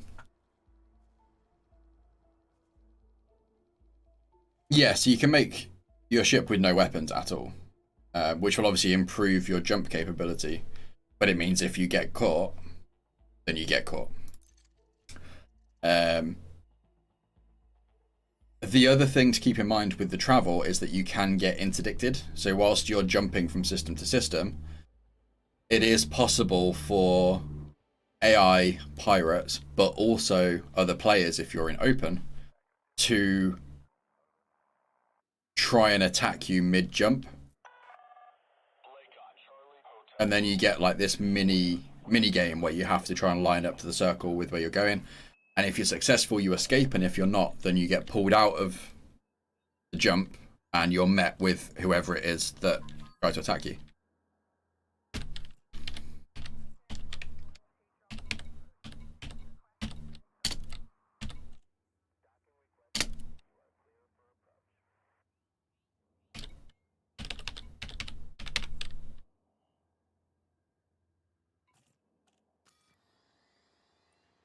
Yeah, let me... Okay, so let me load up the system map. This is what the system map looks like. So this is the star for the system. You've got the planet.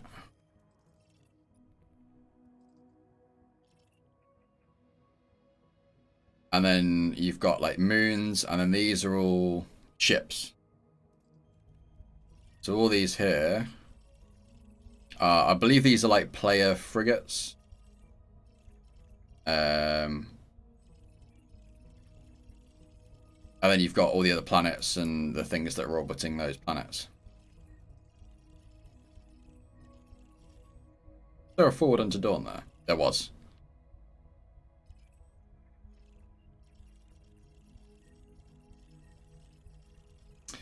So this is what a system maps look like.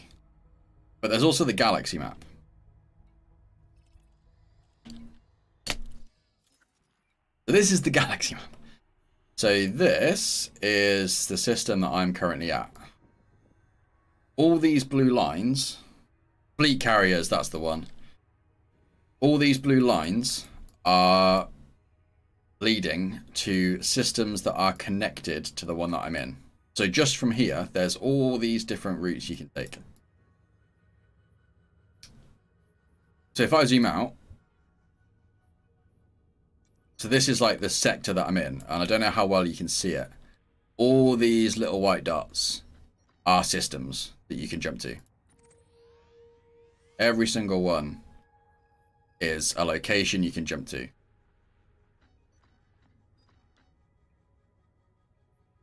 And this goes up and down as well. I'd just like to point out, this is... Where is it? Not pitch down. It's... Where's down? There. This is just like one section. This goes down. So again, all these dots, every single one is a star that you can jump to with its own system. And this keeps going, you know. This is just this one sector. You can zoom out, and you know, there's all this to explore. You can go right into the middle.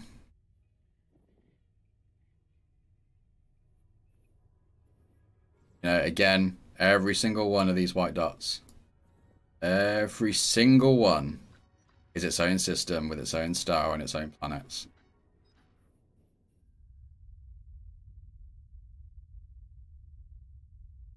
And all of this is explorable. You've got nebulas, you've got... Yeah, it's ridiculous how much there is.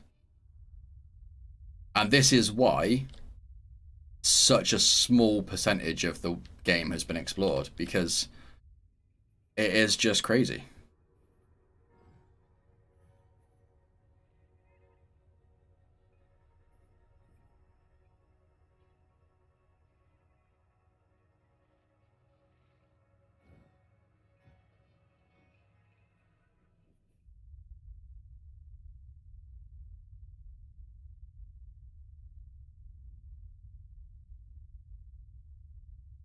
Yeah, so this is your world map. This is the galaxy map. This is everything that's everything that's everything.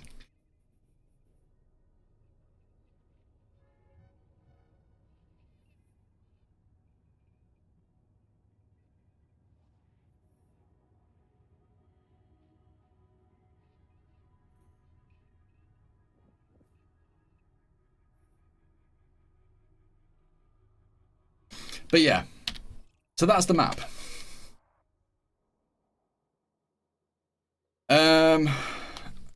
All right, what was I looking for? I wanted to try and...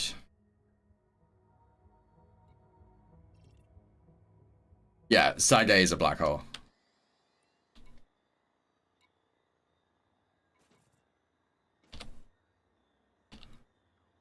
What am I trying to do?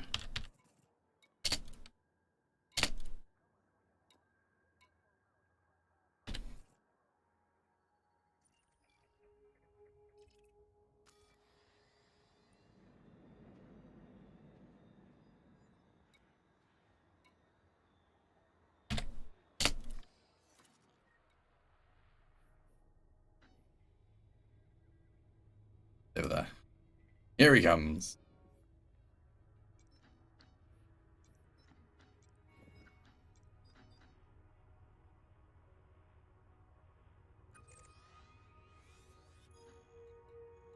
So it would take me, if I was to get to you, would take 14 jumps. That's not too bad. 7 jumps. All right.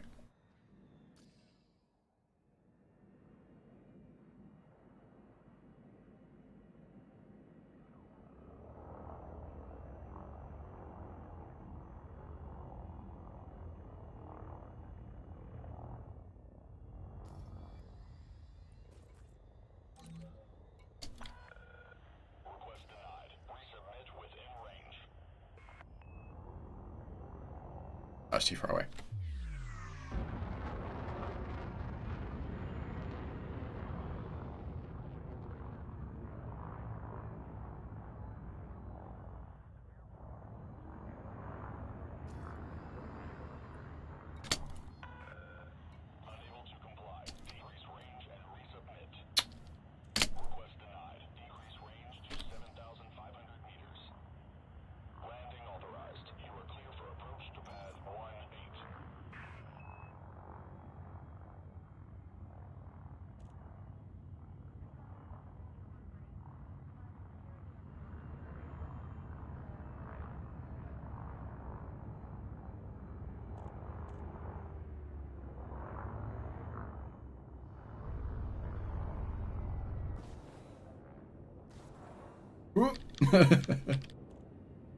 Oh god, how do I do?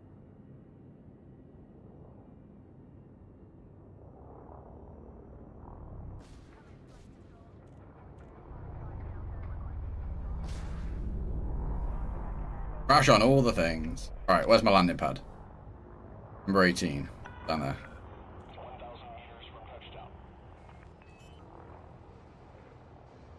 So you have to deploy your landing gear as well.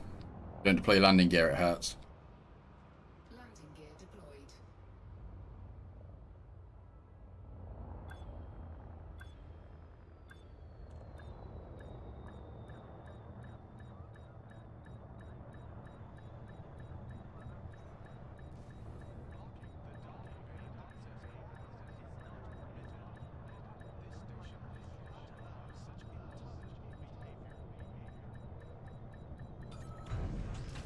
Yeah.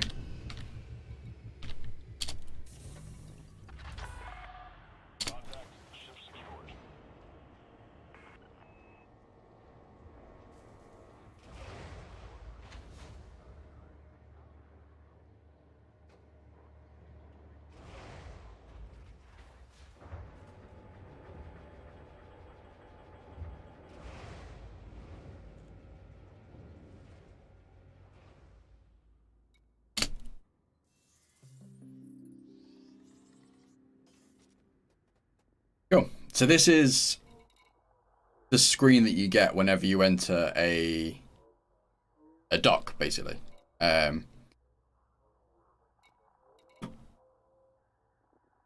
let me go to this scene for a minute so you can actually see it. So it gives you a rundown of like who's managing the system, who's managing the station that you're in. Gives you a rundown of you, and you can refuel, repair, do whatever you need to do. You get there's a whole news system as well. It gives you updates on like how the systems are changing and how the political factions and stuff are working and not working, and so there is an entire like lore and story behind everything. You just have to go looking for it.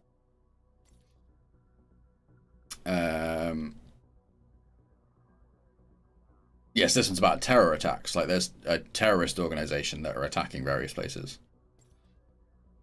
But yeah, so there is stuff there. Obviously you've got your commodities market, so if you are trading, this is where you'd go to do that, and it gives you an idea of how much a product is and the overall average of whether it's higher or lower. So this one, for example, is 30 credits less here than the average. That's one that might be worth picking up. Or even this one down here, look. This is only 37 credits, whereas the average is 467. So if you're trading, you stock up on this, fill your ship with it, and then find out where you can sell it for close to 400 credits. And you're making, 350 credits a piece. So that's how the trading works. You probably have to look at it and look at the stats and work out what's worth trading and what isn't. And that's quite a nice one because it is such a cheap buy as well. Like it's only 37 credits a pop. Whereas you've got this one's got 420 lower than the average, but it's 6 and a bit thousand credits a go. So yeah, the trading, you can make quite a lot of money. You tend to find that people have set up routes for the common commodities that they trade. So they'll have worked out what trades well, and it'll only be, a handful of jumps from where they buy it to where they can sell it. So it's a nice quick turnaround.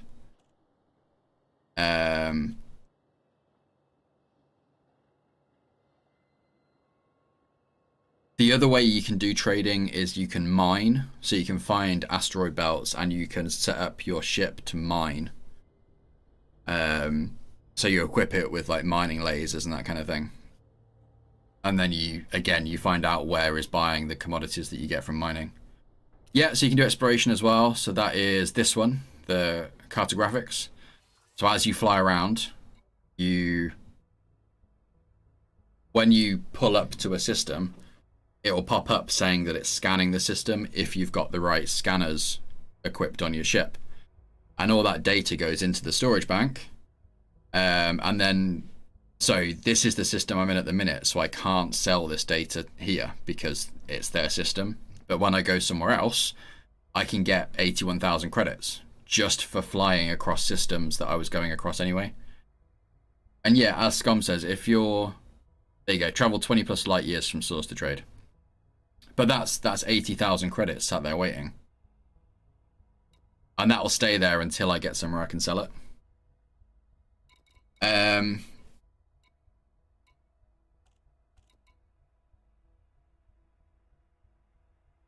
But yeah, as Scum says, if you are the first person to discover a system and a planet, then your name gets put as the person that found that system, and that is saved on the server forever. So on top of getting a bonus amount of credits for being the first person to discover it, it's got your name on it. Yeah, I felt like I was out in a system next to you. I don't know that we're going too far away. I don't actually know where we're going. And then you've got mission board as well. So this is where you pick up missions with specific objectives. So these unlock depending on your standing with the factions. And your ranking in the various visits. So this one's just donate money. But I still can't do it. So I need to be mostly penniless, and I'm currently penniless. So that's going to be a trading one. But yeah, that would just be give them 50,000 credits.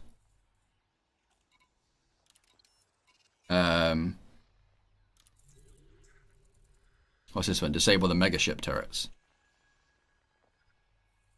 This is a combat one. So yeah, you can select which one of the rewards you want. So you can take all the money with a little bit of rep boost. You can take all the rep and a little bit of money, or you can get gear and kind of an even mix. But yeah, there's different types. So this is a combat one. This one's trading. This one's trading. This one's mining. And then this one's trading. So again, it depends what you want to do. And these are ones that I don't have the requirements for.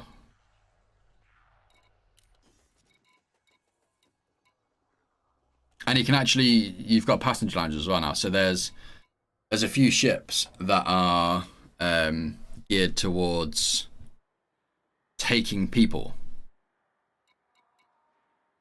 So you can take people on sightseeing adventures. So you come in here and you pick a couple of people and you take them to where they want to go, and there's a fair whack of money in there. Like that's almost 6 million credits there.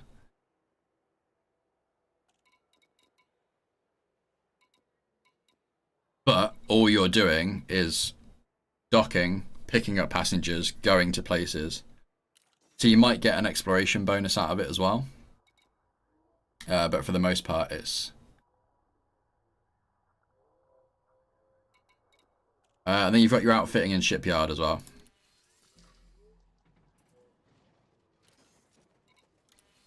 So this is where you come to upgrade everything. This is what I'm currently running. I've got 2 cannons and 2 pulse lasers as my weapons. So yeah, this is the power draw. So this is how much power I have available. This is how much power I use when I'm not in combat mode. And then this is how much I use when the weapons are deployed. And again, this is the jump distance as well. So this is how far I could jump if I was like completely empty.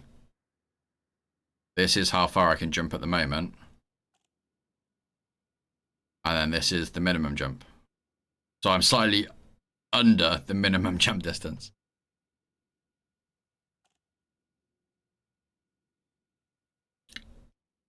And yeah, the other thing to bear in mind is that when you die, and I say when because you will, when you die, you have the option of buying back your ship, which is this insurance cost. So it's always worth, before you go out and do anything, it's worth having more money than the insurance cost. Because that way, if you do die, and when you die, you can buy your ship with all of the gear back. Otherwise, you have to just delete your ship. It gets destroyed, and it spawns you back at a station in a Sidewinder, which is like the basic. There you go. This is one of the passenger vessels.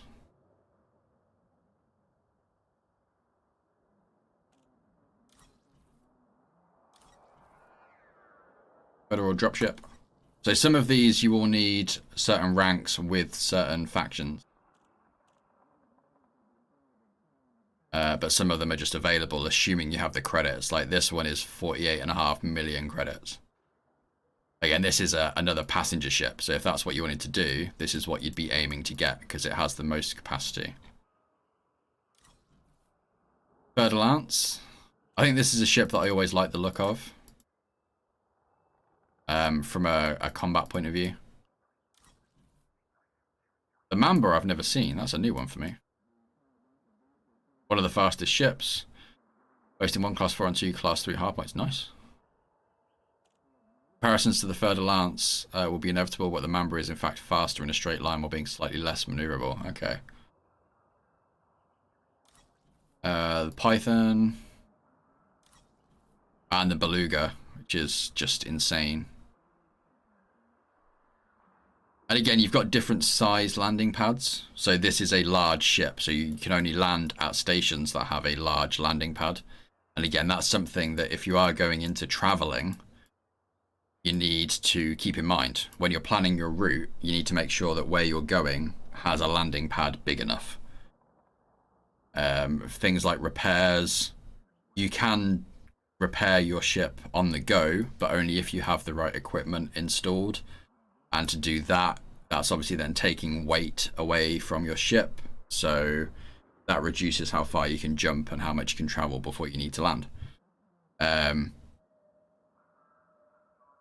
So yeah, you need to make sure you've got the right ships to go. And the Federal Corvette, which looks pretty badass. What stored ship have I got? Oh, Vulture. Oh, I think I picked up the Asp to explore then. Or maybe it was to get over here and then I moved my Vulture over.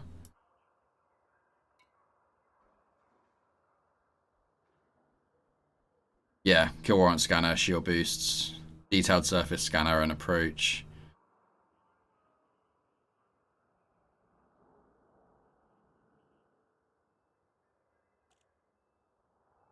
You hear awesome stuff. What other ships have got? Yeah, so that's my Sidewinder.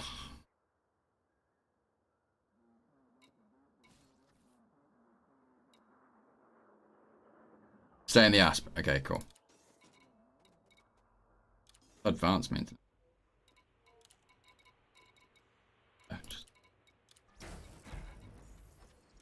Cool, sounds good. Alright, see if I can remember how to do this.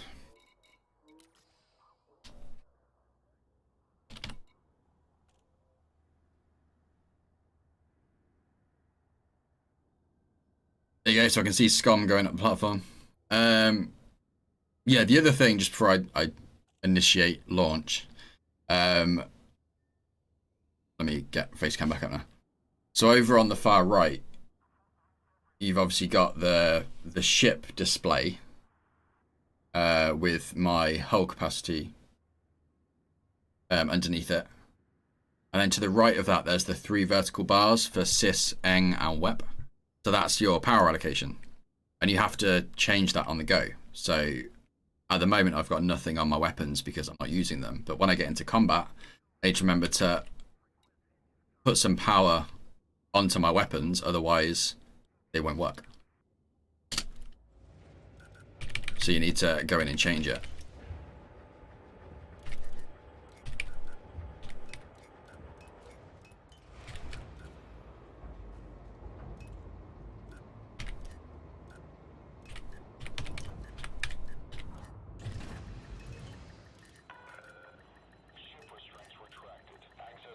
Okay.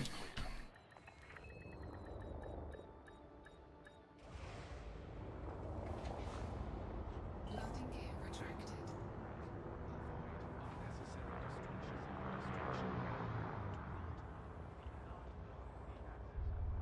Then crash.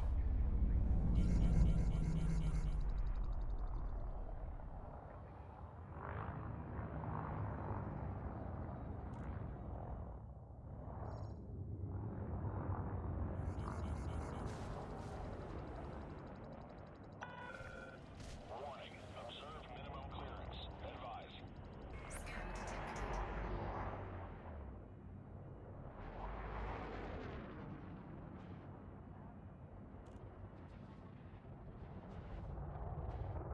Right, let me just jump into voice on Discord because that'll probably make this a bit easier.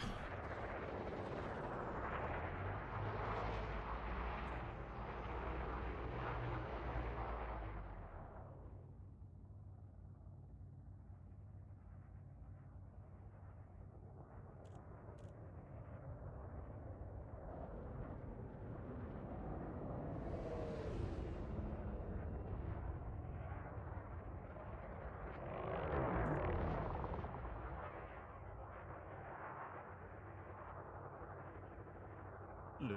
Hello. Hello. Oh.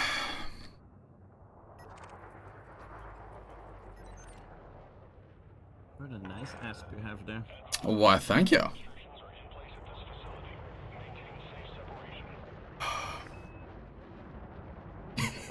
All of space to float around and you still somehow manage to smack face first into him. Yeah?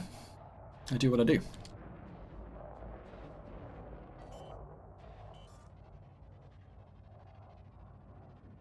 Whee!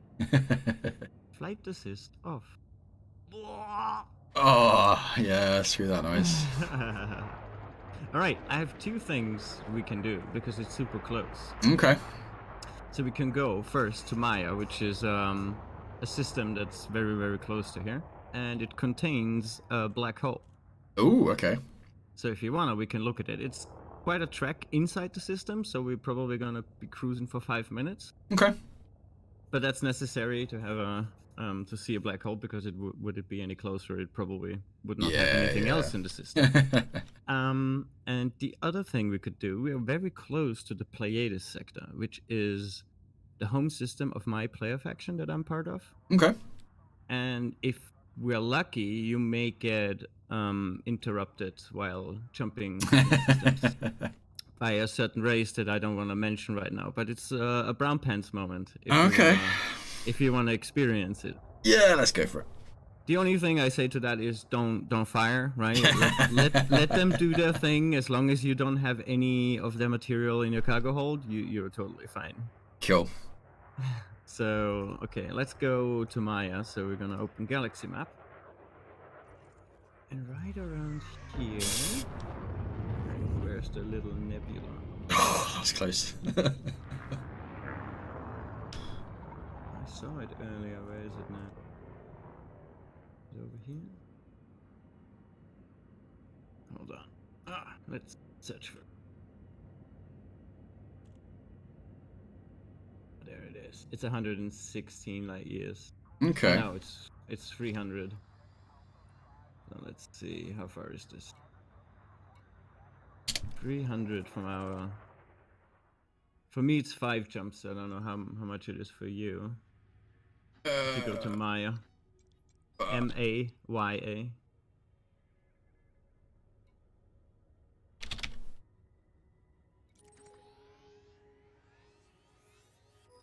Let me see.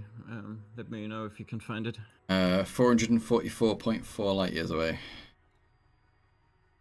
No, with an I. With an Not I. with a Y. Yeah.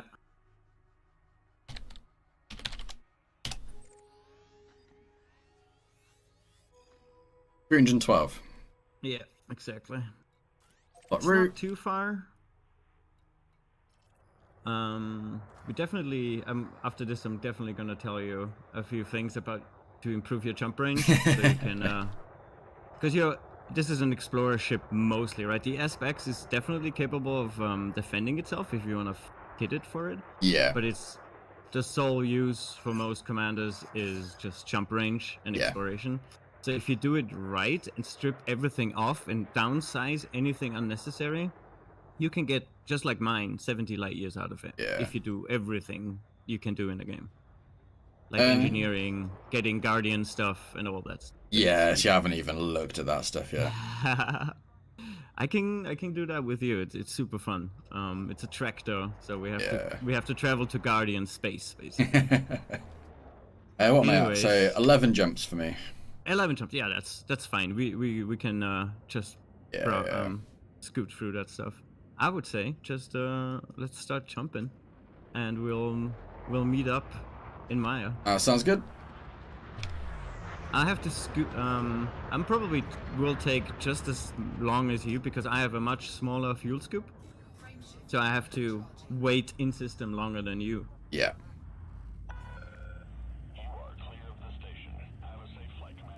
What's the black hole rules in Elite? Space travel or certain death? I'm not sure, actually.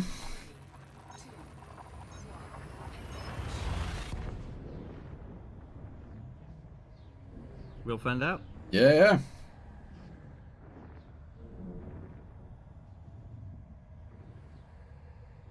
Q Chris jumps into the black hole. Well, I can afford my buyback, see. Fuel scooping.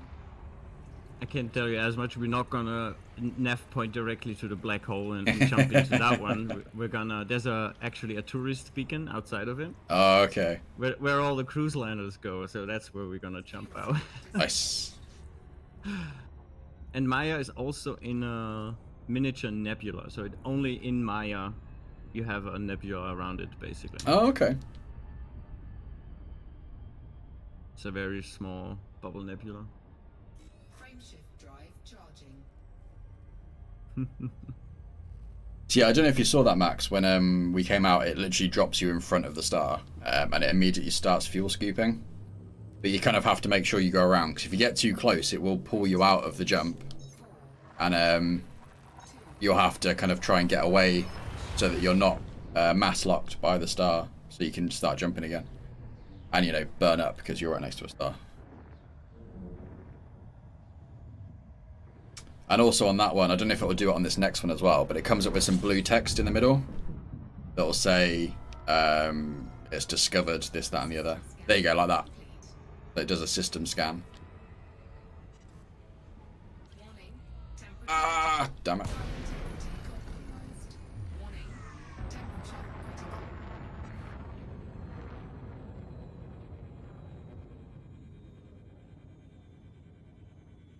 Yeah, I got too close.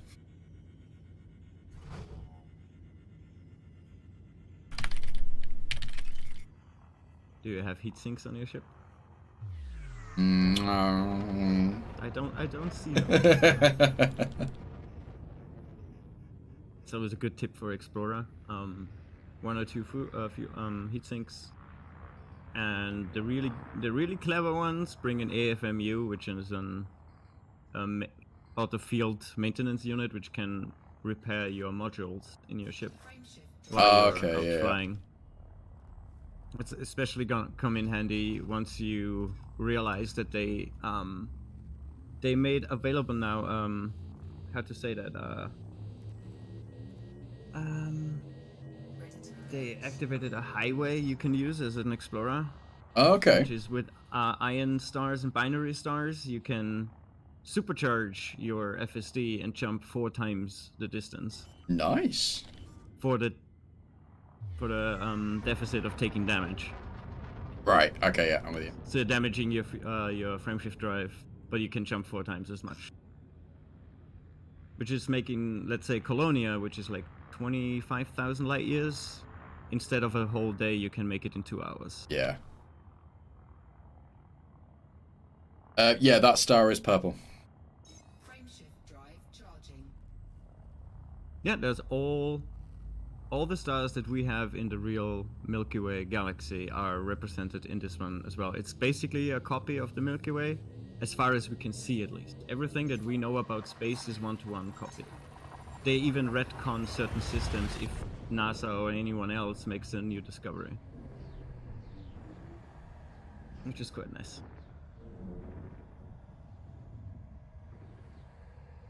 Warning. Taking heat damage. Alright, I'm taking my heat. Get it. Shush.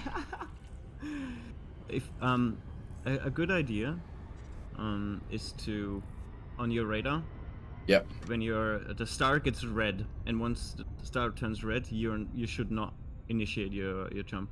Once Oh, it turns okay, yellow, yeah. Once it turns yellow again, you're safe to jump. Frameshift drive charging. Don't run out of fuel. Yeah, I need to get to some that aren't dead. Alright, I got one more jump. I'm gonna fuel scoop here. Let's see where you are. 3, 2, 1. Yeah, I see.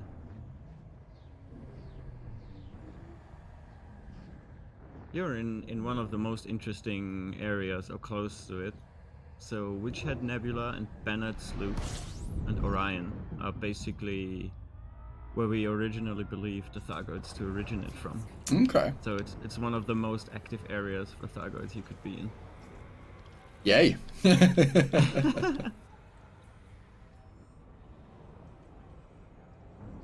behind Bandit's Loop, everything's sector locked, so we can't jump. Right. It's just Disengaged. since the beginning of time in the game, we cannot go inside.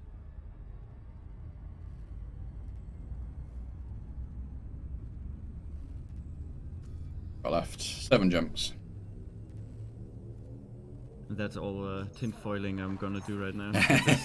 There's so much lore and tinfoil hattery and just things going on with all of that Yeah. that I don't even know where to start.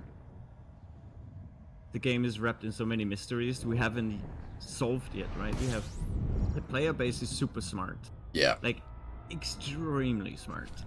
They gave us a picture of the view from a planet into the stars, and there was actually a player who triangulated the system it was in Yeah. just by the picture of the stars and constellations.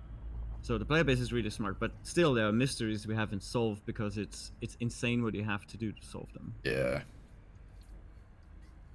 The Thargoid sensors, for instance, they emit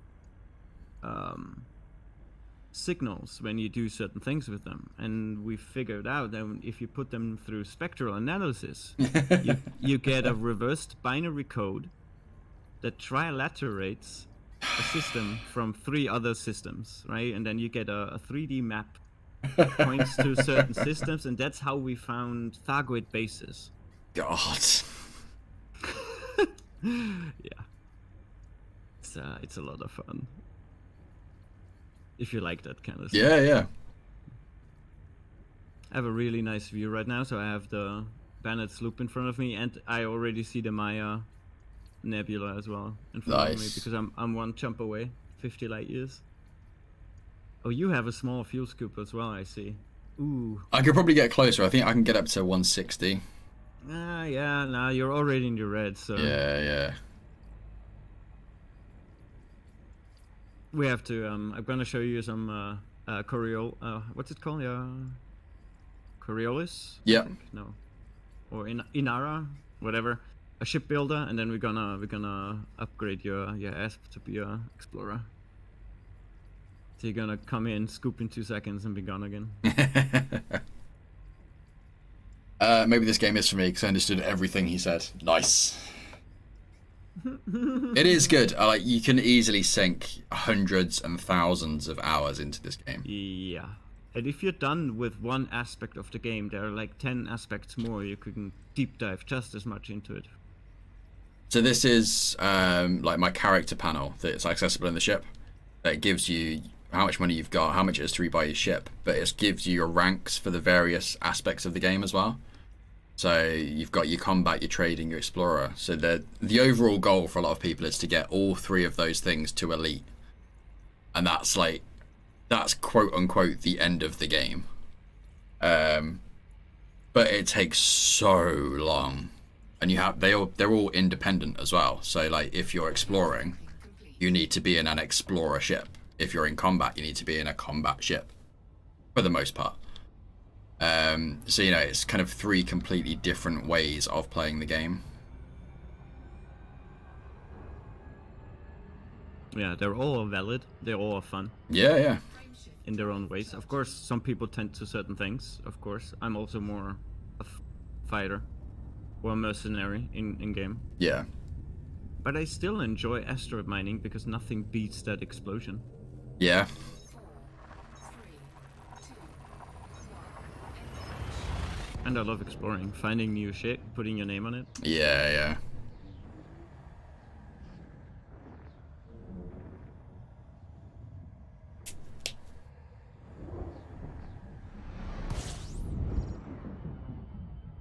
All right. System map.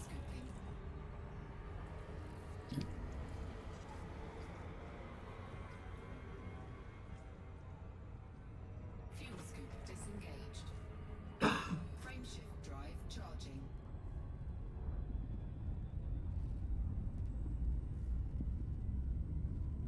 Where is my B?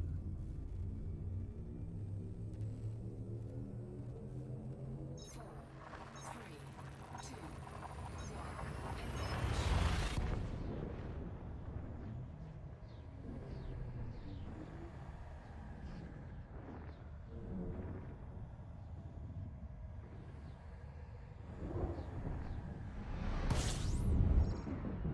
Burge. Fuel scooping.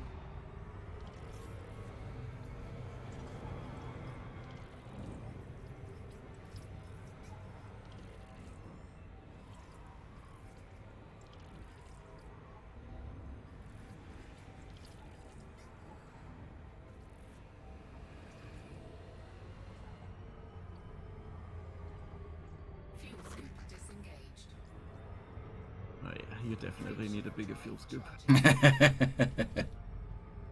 That's the reason why people buy the ASP, because it Yeah. has a slot 5 size internal, and then that's where you put your fuel scoop. Oh. 4, Oop. 3, 2, 1. Ah, and you get pulse lasers too. Stop judging me. I'm not judging you. I'm the one who tells you to fuck the meta, right? There you go. 3A And- fuel and- scoop is what I've got. Yeah, I'm one who says fuck the meta, fly where you really like to fly. Yeah, yeah. Like, people looked at me funny when I brought my Vulture for AX combat, but I made it work. In like 2 weeks, I was doing double Cyclops fights with my Vulture, right? And people Frameshift drive charging. didn't believe it at first. Now people are doing FDLs and T10s. Yeah, yeah. So fly whatever makes you smile, and how you want to fly it. Yeah. No, I did enjoy the Vulture. That's probably one I'll look at getting back into. It's the best fighter. Yeah. Believe me, hands down. There's only one ship that turns equally fast, and that's the Imperial Eagle. Yeah.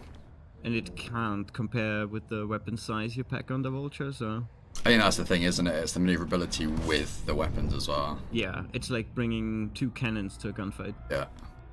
System scan. Or to a knife fight, basically, yeah. And you can just outturn everything.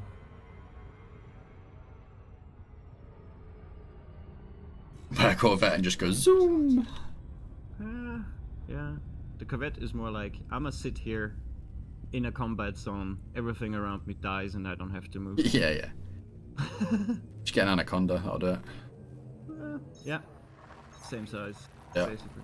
The Corvette looks a lot better though. It reminds me a lot of Star Wars Imperial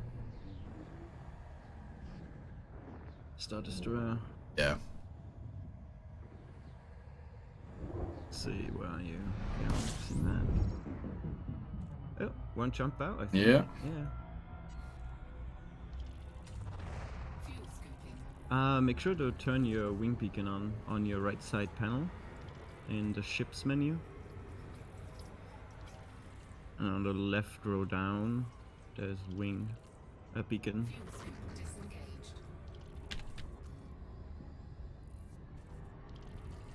That makes sure that when we jump into systems that we always get instance with each other and see each other.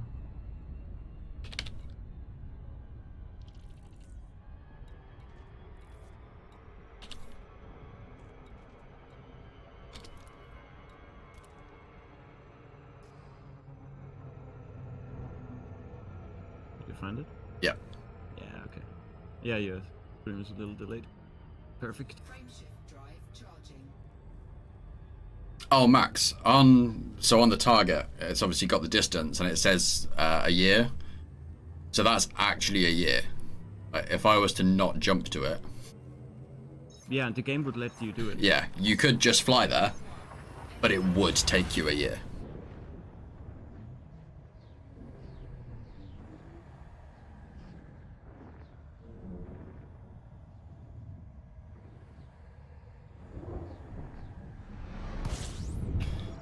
Skadoosh. I saw you come in. That's pretty. What's the outside of ship button again? Is it F1? I don't know what you set it up to. Controls. Let me have a look what this star is. It's not a neutron, because a neutron would go wild. Camera? This is a Class B star with a very luminous blue-white. A very luminous blue-white star. Usually range in mass from 2 to 16 solar masses. They have a very short lifetime compared to other main sequence stars. This one is 564 million years old and is 13 times the size of our sun.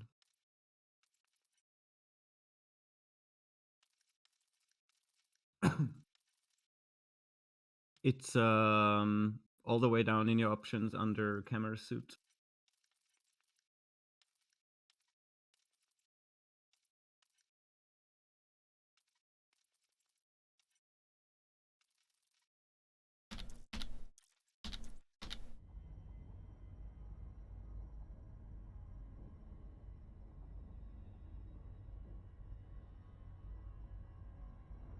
Yeah, pass. Try and take a fancy page. First of all. Fuel scoping.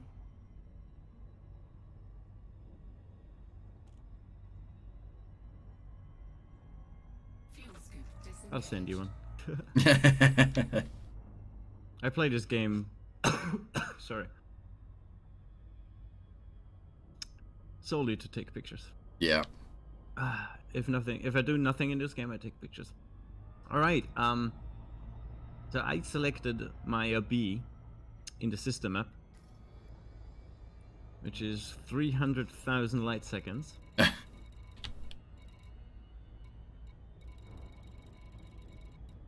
You can go to the system map, is way faster than scrolling down.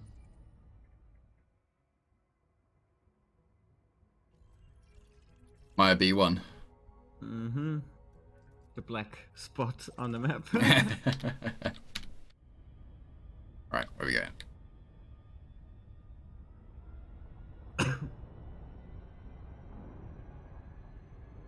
You're loving this. Awesome stuff.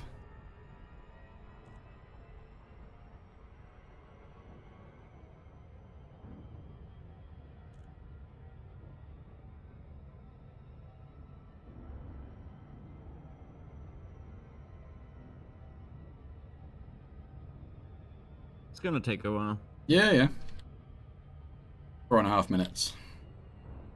Yeah. It's not as bad as Maya B, as Hutton Orbital. Oh, That's God. almost a million light seconds, which is almost a light year. Yeah. In traveling that in system, you can basically set course, go watch Lord of the Rings Extended, and come back. But you get a mug out of it, so you know. Yeah, and a free anaconda, right? Yeah, yeah.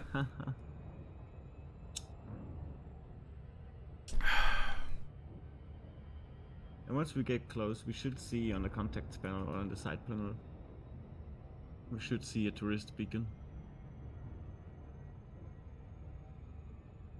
We're gonna target that one once we see it. There's so many carriers. Jesus. I got it. Maya Black Hole it's called, and it has a little suitcase logo.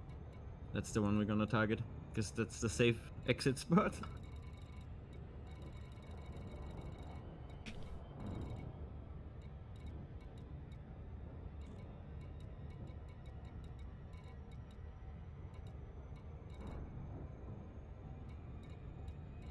You can also, Maya Black Hole. yeah, you can also set a filter and untick all the fleet carriers so they don't show. Is that on, Yeah, in some on this one? Yeah. In certain systems you have to, right?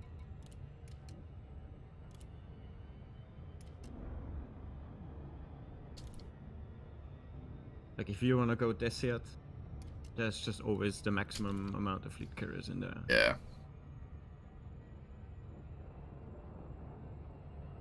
No worries, Steve. It's all good, dude.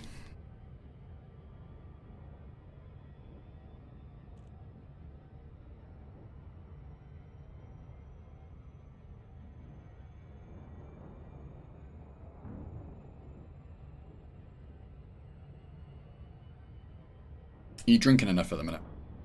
I know you said you weren't feeling right yesterday as well.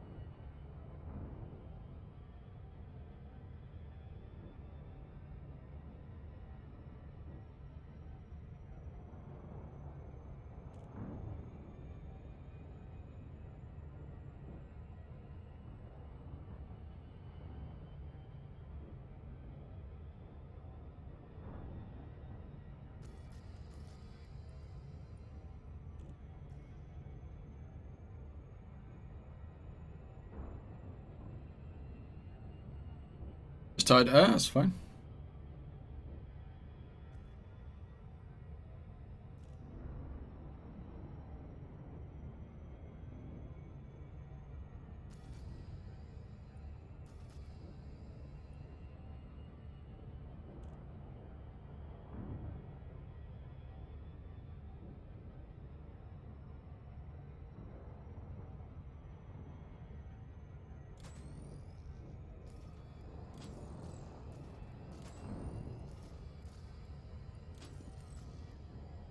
What the hell am I wearing?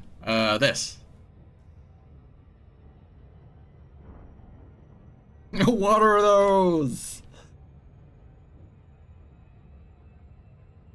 Go to right panel, press self-destruct. That would be mean.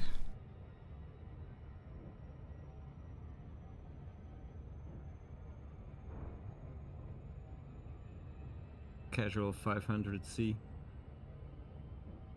425. Yeah. Just casual, 500 times the speed of light. Yep. Castro, thank you for that follow. How are you doing?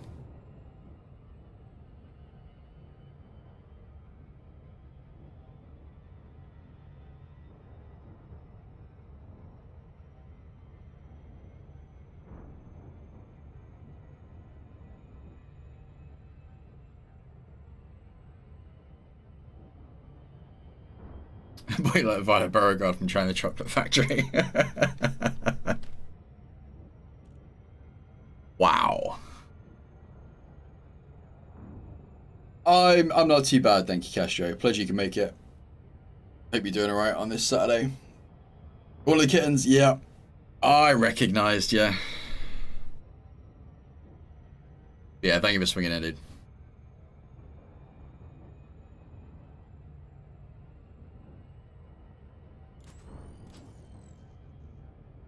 I can't quite make you out in the dark.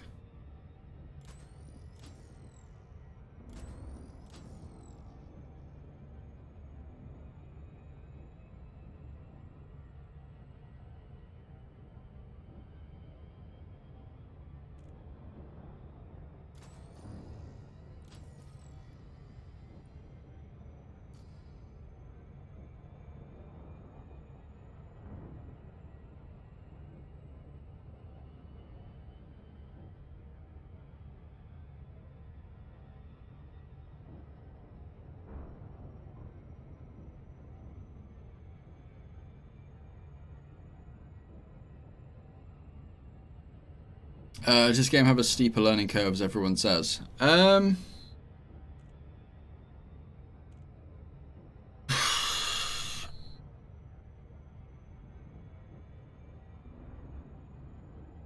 Yes and no?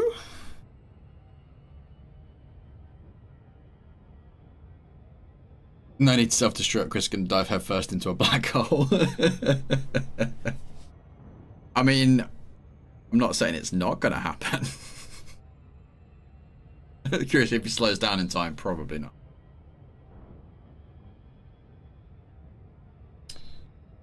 Castro, yeah, the game definitely has some challenging elements to it.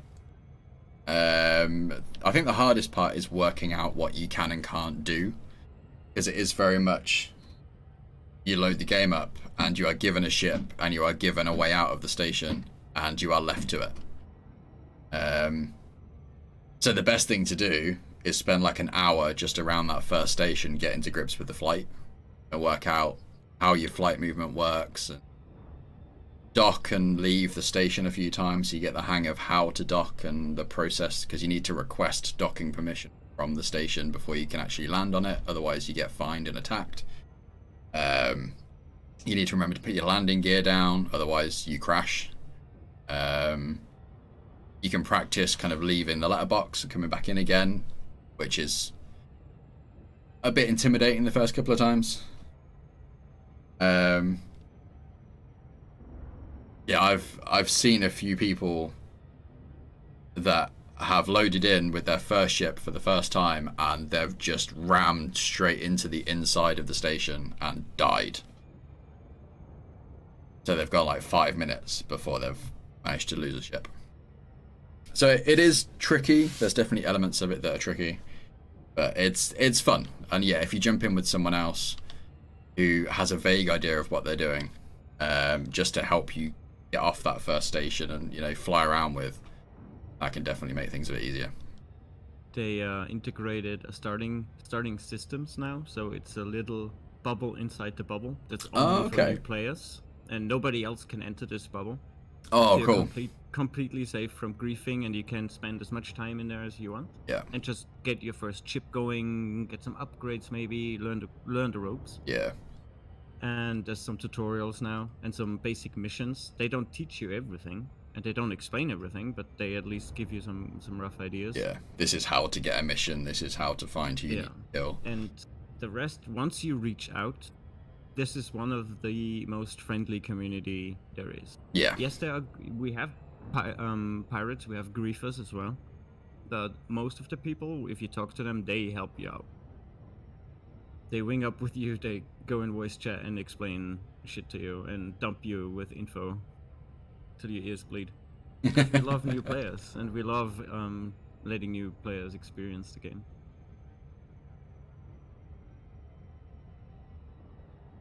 50,000 out. Yep.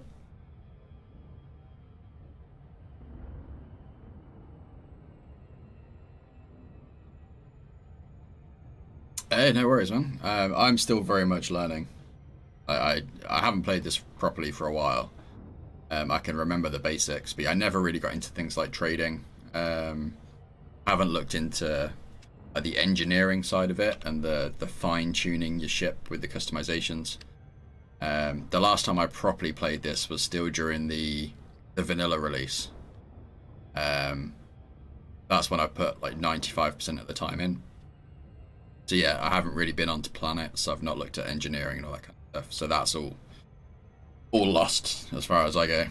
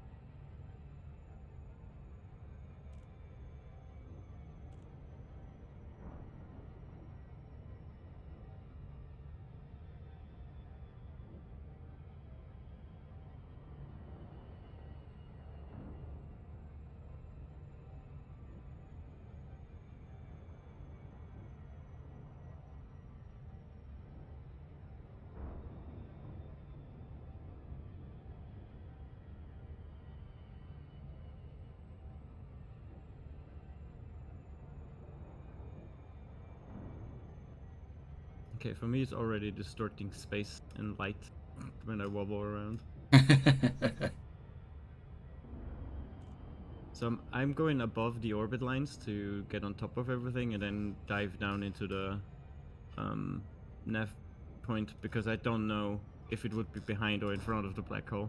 Okay. And I don't want to go through it.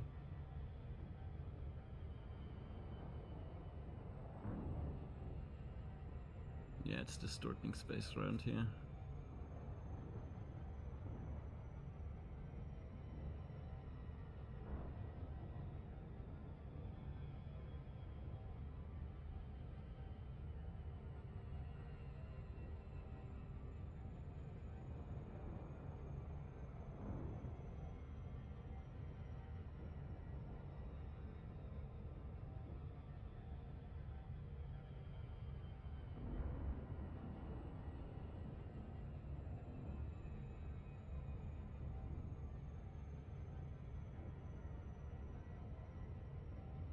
Scum, do you have approach computers? No, I don't believe in any assistance in this game at all. I get why people do it, and more power to them, right? I don't have anything against it. I'm just insane when I play this game. I play everything fixed, all my weapons without gimbals, and I usually fly with flight assist off unless I dock. And I did that from day one because I just learned it from the get-go, and now I don't have any issues with it.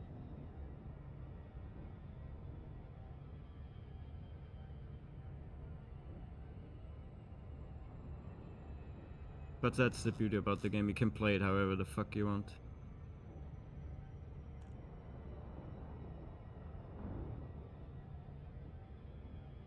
Alright. Slow down. Oh, I'm gonna overshoot. And a loop of shame.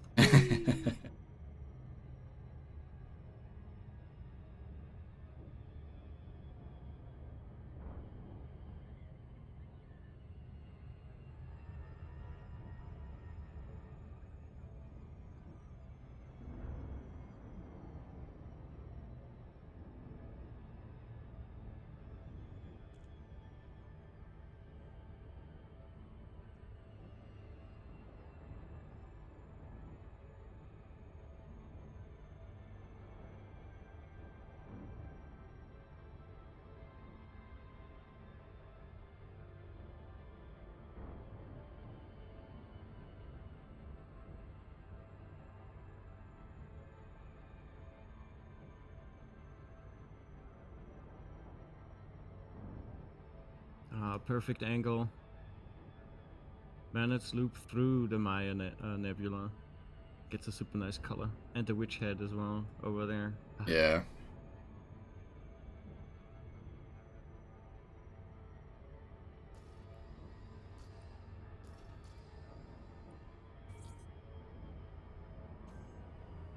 Alright.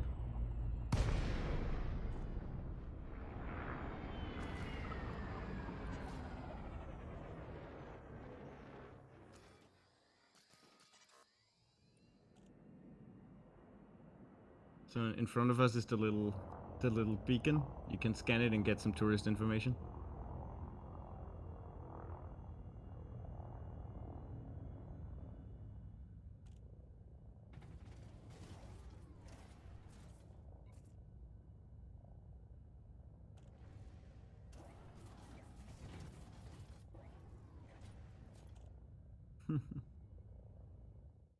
Oh, what did I set my change fire group to?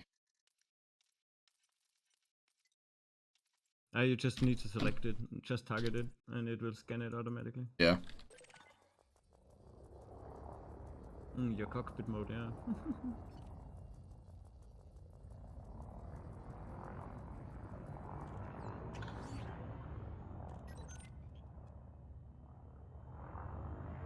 Alright, and now select Maya B itself.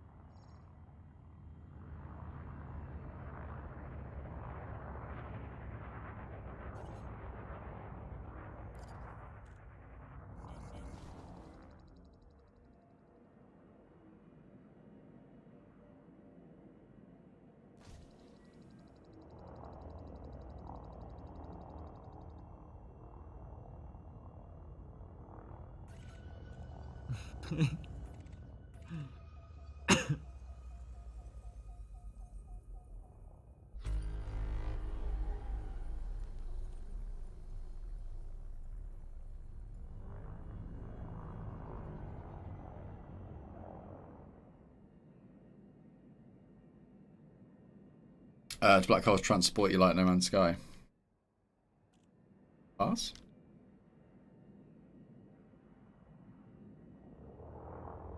There you go.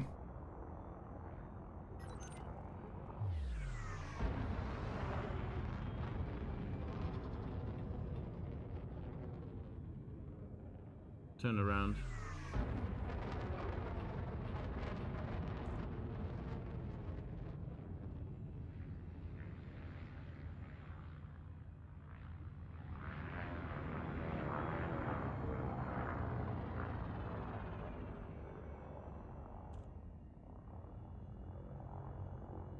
That'll work.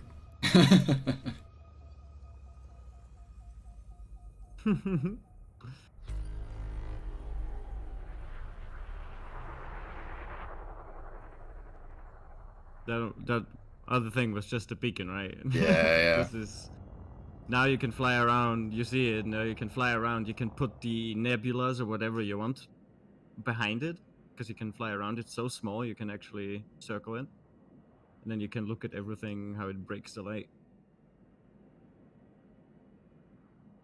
Super weird. They did a really good job with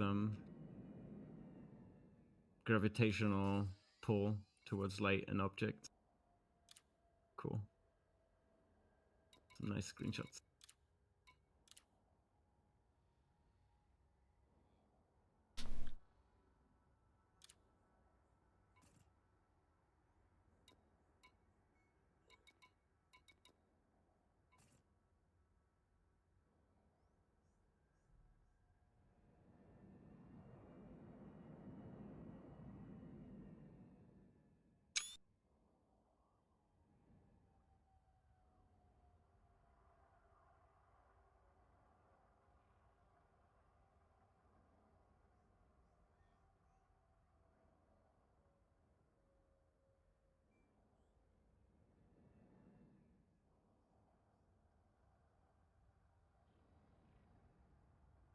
Looks like a bubble, yeah.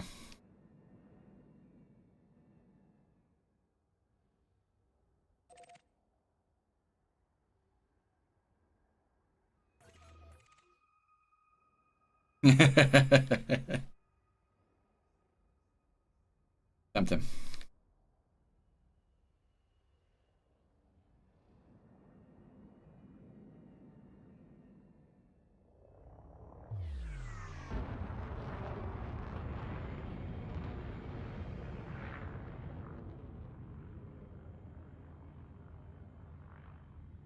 Ugh. So this is as far as you can go. As close as you can go.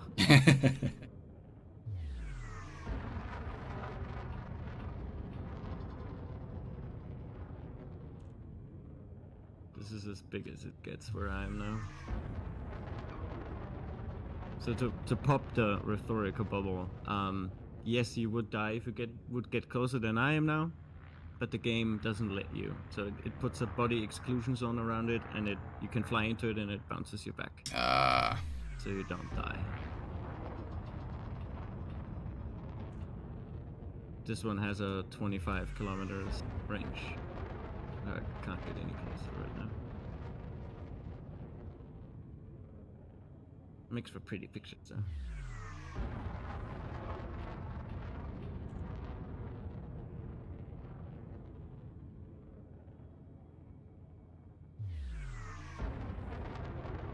Immersion.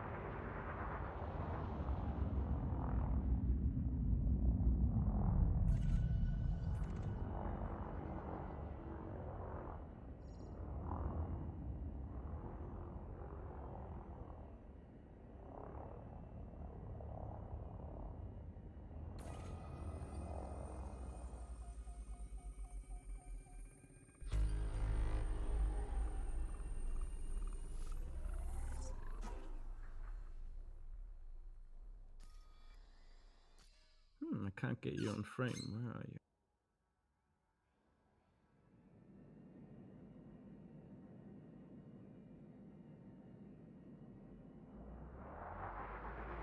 Insurance claim incoming.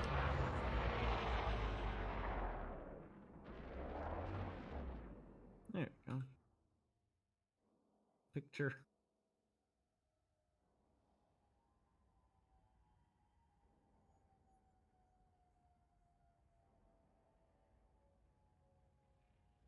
There we go. Nice.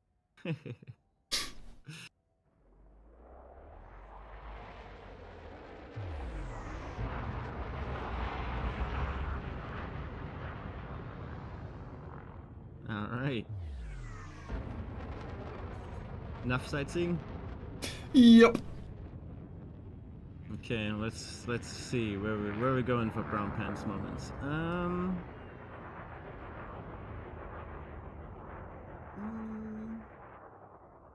You want to see where the Thagod War? We can. It's pretty far, but that's where we could see the Thagod War starting. The lore hotspots, but this one, right next to us, is this our home system? MSI B4.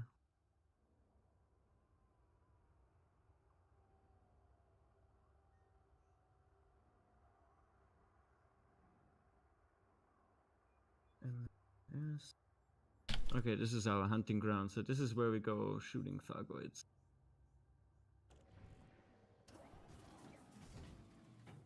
I have to spell this out for you. Okay.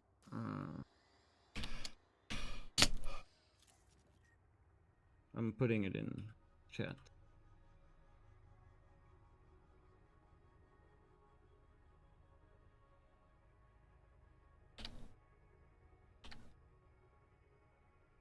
It's right next to us. Only light seconds. Light years.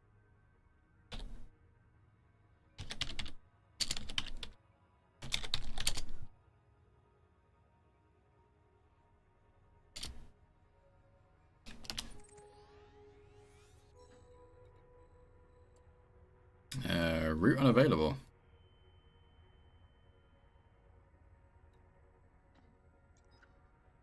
There we go.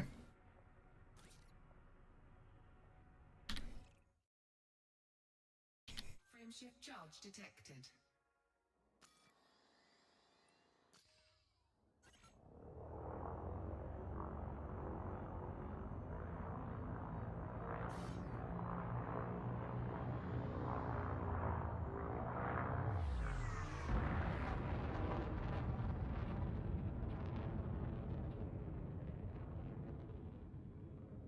Frameshift charge detected.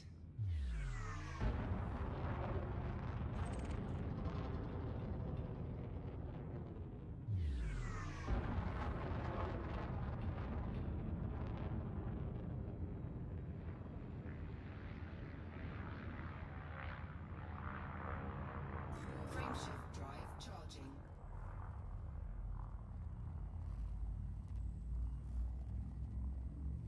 Maybe you're lucky.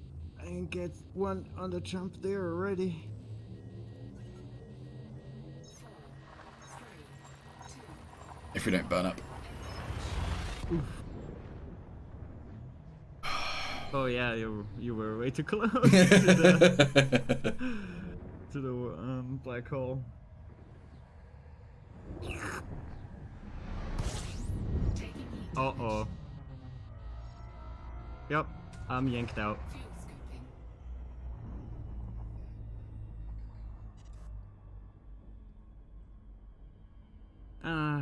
Oh hi. Oh hi.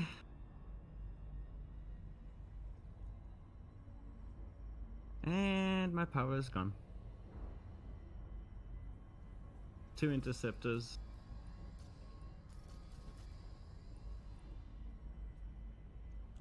No, I'll be there in a minute. 2 Cyclops. Oh, if only I was in my Phantom. Yeah, she's scanning me right now.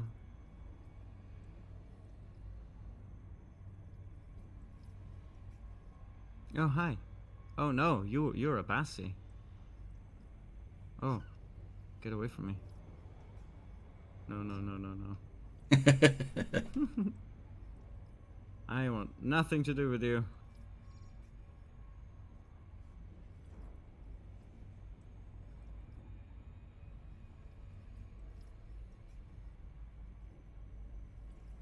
Bye, guys.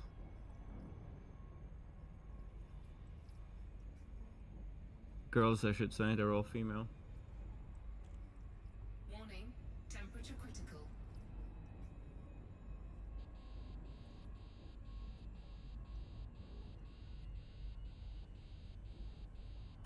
Okay, I'm here.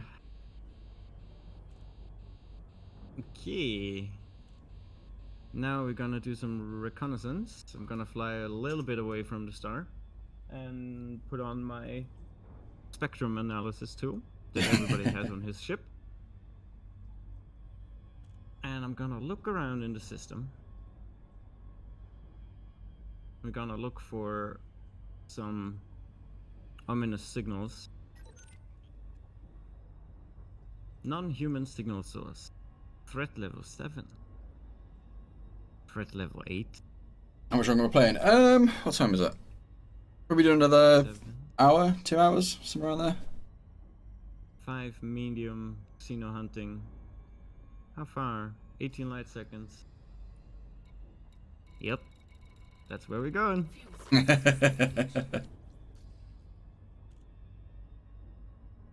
Right, you cannot really target it, but you can come to my location. I'm gonna slow down right in front of it. And I should have my beacon is off now, because every time they use their fucking ability, it gets turned off. I'm gonna jump in and you can follow me. Okay. Woo. You can select my wing beacon from the navigation bar then, and can select it and drop in instead of the signal source itself. Let's see if we get one. If we get scouts, we need to run. That's all I'm saying. If we don't get scouts, we're fine. But I'm gonna check it out first anyway. Scouts are the only problem because they're always hostile. They're the Okay. smallest variant, right? They're small little drones, and they come in huge packs sometimes, and they're really deadly. And they're always hostile. You have no choice. They're like ants. Scouts, don't jump in. Oh no. Fuck me. And I'm out.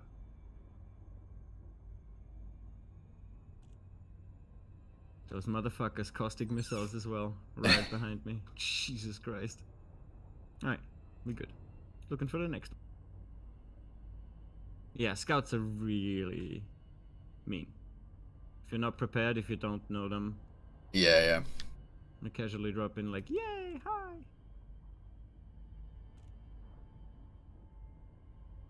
Need to find a threat level 5.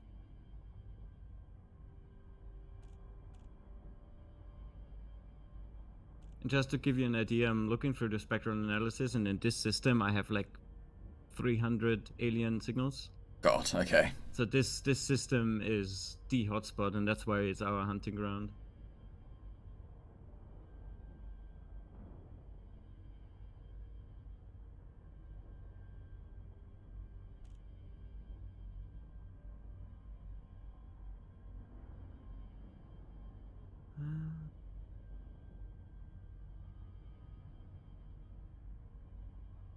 Takes a bit. Gotta be lucky. 5 xeno hunting, that's pretty far away though.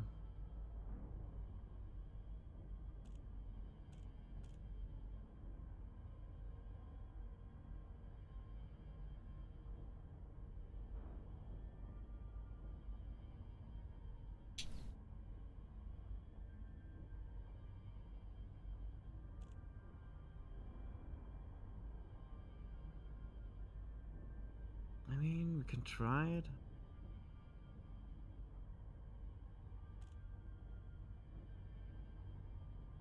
Let's try this one.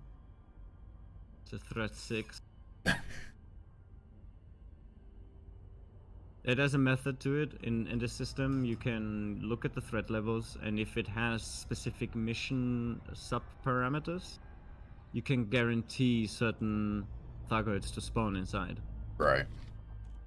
And the threat levels basically indicate what is spawnable inside, and a 5 usually means Cyclops or Basilisk variant, which are the two smaller ones, the quotation mark easier Right. ones. Then there's also the Medusa and the Hydra, which are the two really hard ones. They're comparable to a raid boss. Oh, okay. So either one really, really, really skilled pilot or multiple people fighting for an hour. Yeah, Let's see what we get. Scouts, don't come in. yeah. We're so unlucky. Is the community roleplay heavy, or is it just let's go and play? I think it's a bit of both, isn't it? Yeah. I think. Like, you get people that are very much, you know, they'll play as a pirate, and they'll communicate with you over the in-game chat, and they'll, you know, talk to you and try and get you to give up what you're carrying. You know, there'll be other players that just shoot on sight no matter what, and there's the fuel rats, which is, it's not role play as much, I guess, but they definitely have their set purpose within the universe. But yeah, it's kind of, there's probably a group for however you want to play it. Okay, I'm gonna land at one of our fleet carriers really quick. Because I am down to 60% health. Oh, nice. That was about 10-15 scouts. They all shot at me. And Thargoid weaponry doesn't care for shields. It goes through. Yeah. Doesn't do your hull down first. It goes for your modules directly, and then it damages your hull. So it's absolute damage. And this is an exploration ship, right? So if I would have been hit by the missile, I would have been toast. Yeah. Hey, Brooke, how's it going? DBX Explorer. Not my Thargoid fighting ship.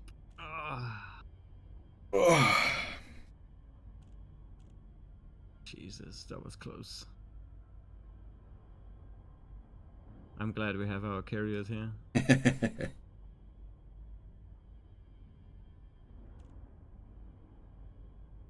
Yeah, not doing too bad, dude. How about yourself?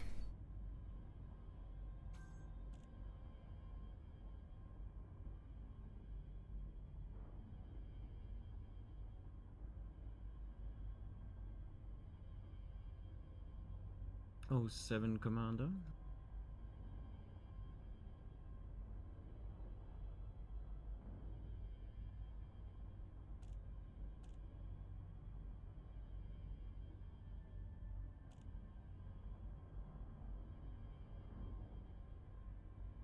You really did roll up to the wrong neighborhood. Yep.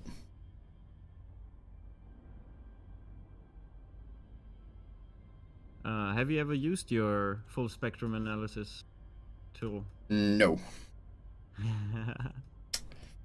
You probably don't even have it bound, I assume. I would be surprised. I can have a look.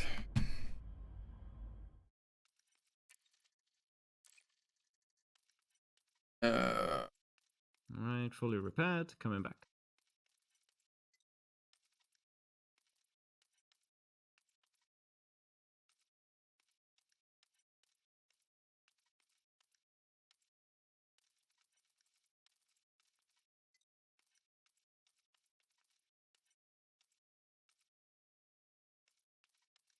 Probably mode or interface.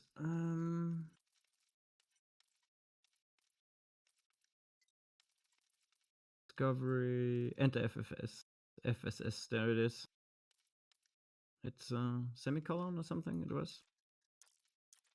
It was FSS, full spectrum scanner. Oh, yeah.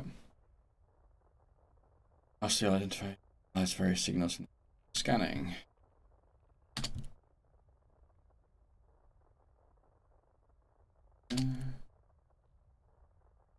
Okay. This is your new exploring tool, basically.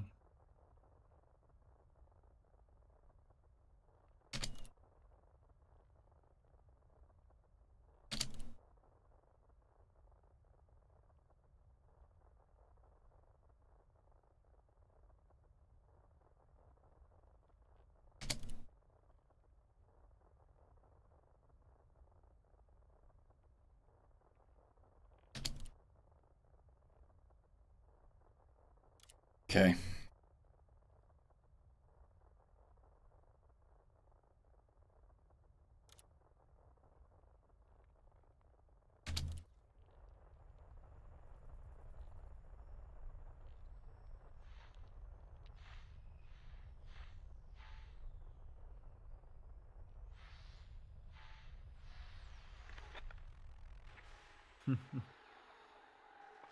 Yeah, these are your frequencies. This is like all the points of interest in the system on the lower bar. Yeah. And when you have the right frequency selected, then you can, with your pointer in the middle of your screen, you can then click on it and it zooms in and shows you what it is. Right, okay. It takes a while to get used to, and you have to probably set up keybinds and stuff for it.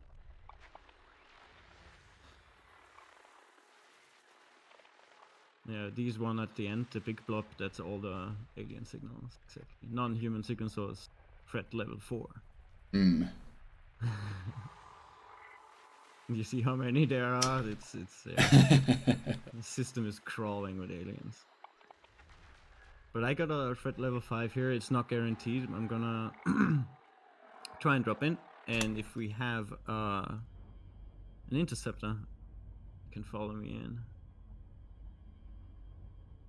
Super close as well, for me at least.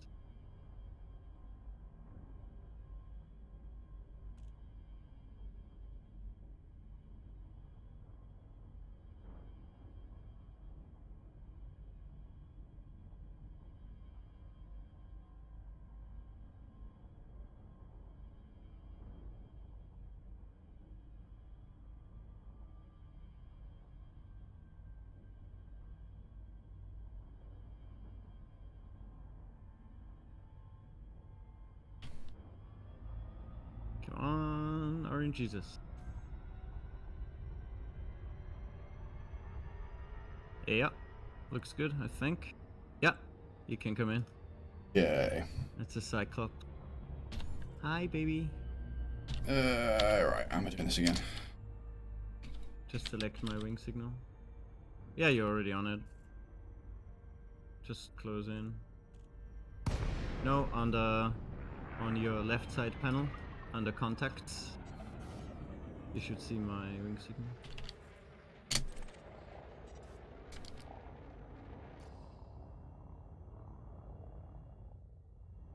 I don't know what you just did. No, neither do I. Charging. You jumped out of hyperspace. Ready to engage. 4. Yeah, so on the right of the radar is my speed. On the left is my heat.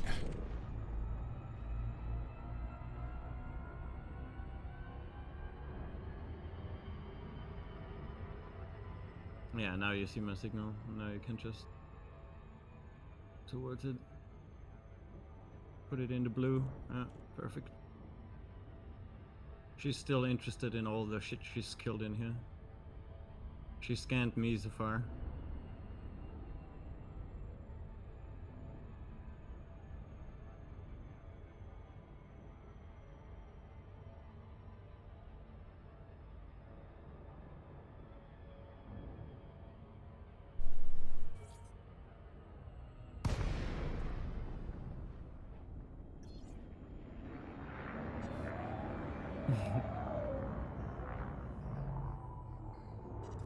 Mmm.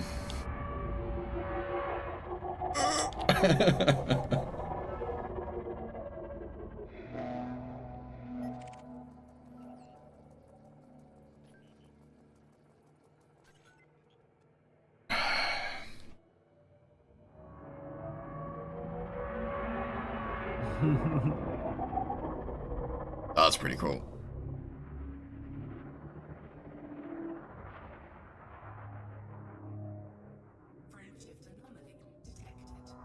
just leaving now.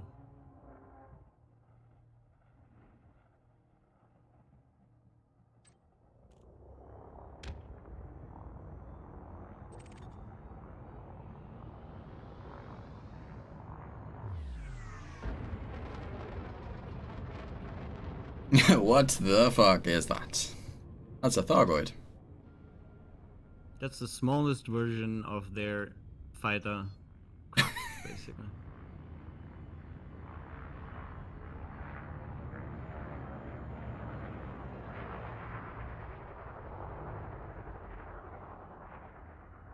So you can scan all the stuff they left behind. You can scan all the shit in here as well. You can scan the interceptor and get data and shit for it, materials basically. But yeah, that was your first thought. Yeah. We can keep trying and look at the other ones as well. They're not gonna be hostile unless we pick up shit in here, I think. Let's see what we have. If you wanna get marked forever, so they're gonna pull you out of hyperspace, you pick up shit in here. Let's see what we got. I hope this isn't a caustic cloud. I don't think so. We got nothing on our contact still. No, there's nothing in here. She picked it up. They usually come in and look for the escape pods with people in them, and they scoop them up and then they leave. Nice. So they're coming in for little snack packs. Yeah. Super friendly.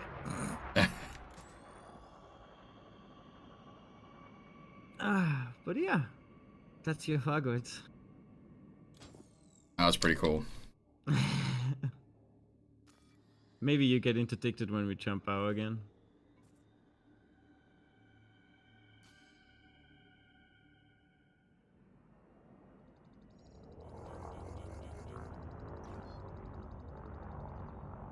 The snack that smiles back. Yeah, and if you ever want to, fighting them is one of the most lucrative things you can do in game. Yeah. But it also takes a very dedicated ship and a very dedicated skill set in doing so. Frameshift drive charging. 4.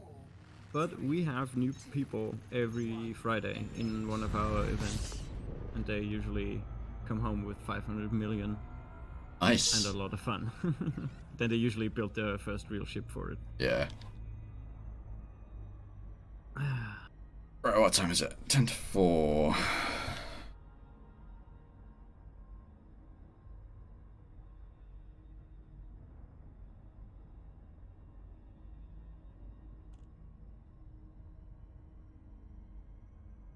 You need to run? No, I was just wondering about maybe doing some combat or something for an hour or so.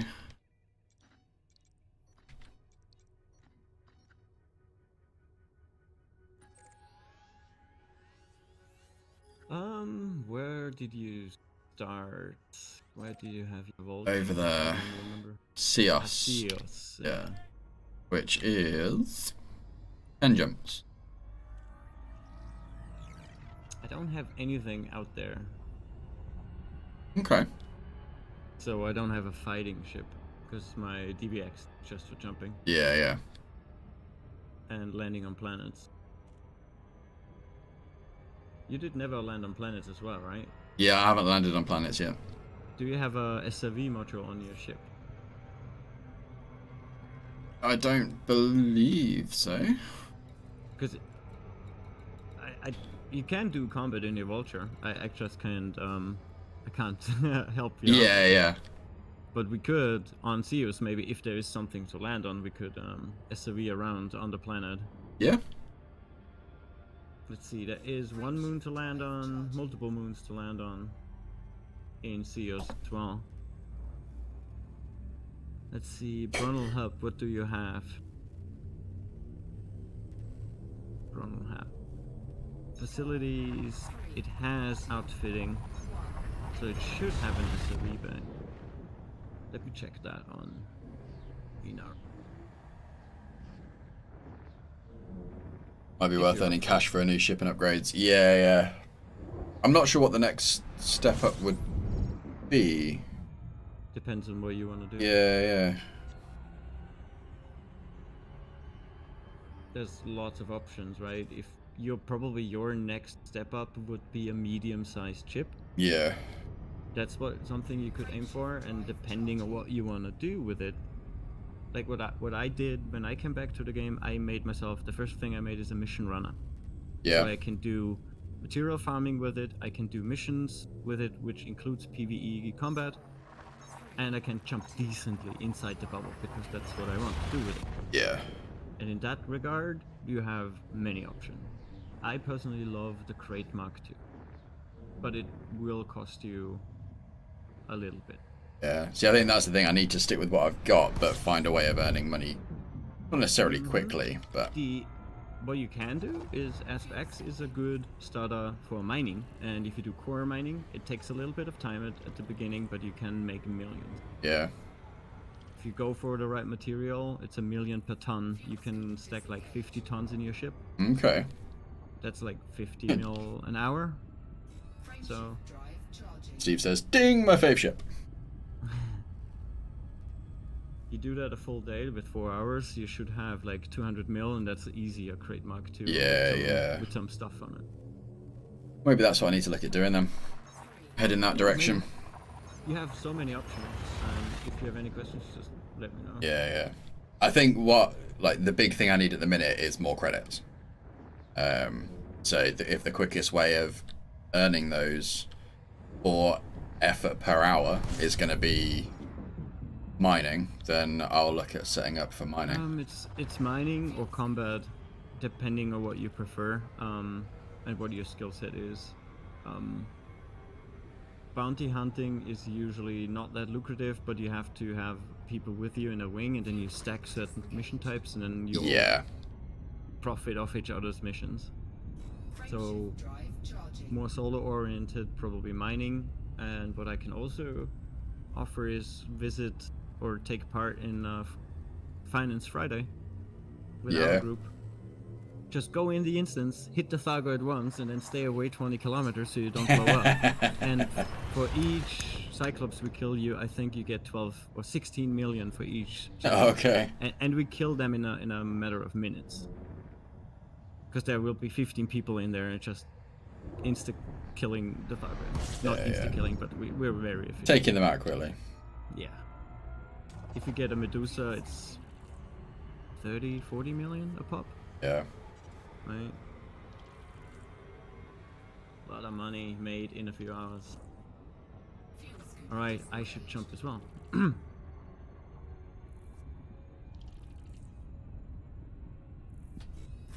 drive charging. I just sat there like an idiot. It's only 5 jumps. Yeah, I still have 6 jumps ahead of me yet. So. Yeah. To be fair, I did all the engineering on the ship, and I did the Guardian stuff as well. Yeah, I've never tried mining, so I'm up for giving it a go and see how I find it. I've done some combat. Yeah, after the update, it got way more elaborate. Like, you actually have to have some skill to do it. Yeah. When it comes to core mining. Laser mining is just finding an asteroid, probing it, and then putting your laser on it. Yeah. It's more AFK, watch a movie stuff. Core mining is finding the cores is tricky, and then you need to set the explosions correctly, and then you have a wonderful, nice explosion. Nice. And then you scoop shit. That's very satisfying. So I got 5. Yeah, I'm gonna. Yeah, once we're there, we're gonna look at your internals. What are you trying to We don't have say? much money, so we probably not gonna change much. Yeah, I've only got 3 mil. Yeah.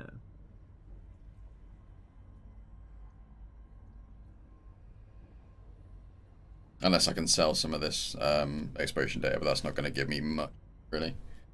No. If you really want to make money in exploration, depends on how you want to do it. If you want to do it the like organic way, you're not gonna make money quick. Yeah. There's a tool called Road to Riches. Okay. and you can enter like 300 light years, and then it shows you a route for 300 light years and just the bodies you have to scan and what you will get out of it. Okay. Spare ships to sell. I might have. Frameshift drive charging. Oh, stick mid. Away from the sun a little bit. Fuel sync disengaged. Yeah, I can't remember what ships I've got now. I might just have the Vulture, this one, and the Sidewinder.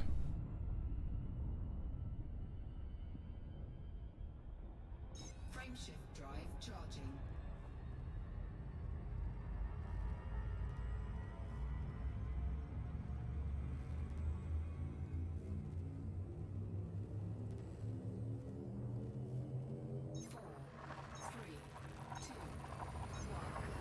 Also a good tip, there was recently a community goal that unlocked a double engineered frameshift drive, Okay.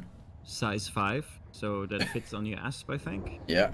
And it has long range, fully engineered, and it has fast boot, fully engineered, and then you can still pack on top an experimental with an engineer, Right. which you should do mass manager, and then it jumped my DBX from 60 light years to 70. Nice. It should do even more on yours. So and it costs only materials, so you spend a few hours grinding materials. Yeah. And you can just go to a human tech broker on any system and just buy it. Oh. And you can do that as often as you want, so you can outfit every ship with the best frameshift drive available. Yeah. We grinded a lot for that.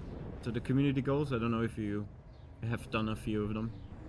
Yeah, I've jumped into a couple like Yeah. a while ago, but yeah. They've come back now in full force, and also Galnet, like the daily news and story that's written for the game, for the simulation, Yeah. is also now full returned with the terrorist attack that just happened and all that shit. Okay. Lots more tinfoiling. They hinted again at a mystery that wasn't solved yet. The origin story basically of the Thargoid War, of the first war that happened 300 years ago. Yeah. And we found new stuff basically. They gave us new hints with Morse codes and pictures and tweets Drive charging. that hinted to Azimuth, and this is a company that worked back then. Yeah. And did some Thargoid experiments and shit, and that went horribly wrong. As it does. Yeah, I listened to the logs, and it's creepy. They found the Thargoid barnacles, which are like growths that come out of planets, and they farm that stuff. Right. At least that's what we assume. They grow something beneath the planet. And people found it and went crazy around. Yeah. Mm. And those logs from the people going crazy are just whoa. As you sit there next to a space hulk, creepy sounds going off, and you're listening to people going crazy. Talking about voices in the distance. Yeah, yeah. Disengaged.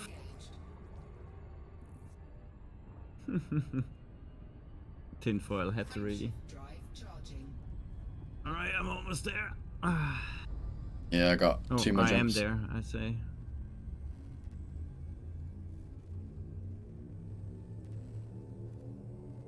That was half my fuel.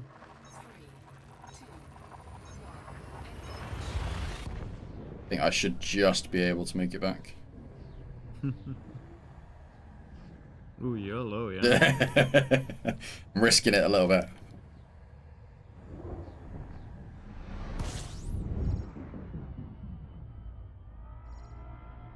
Yeah, we should be fine.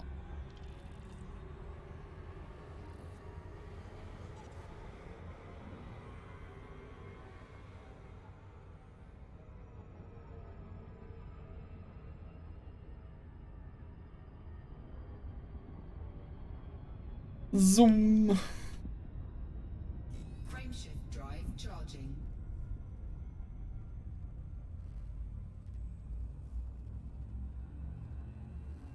Up.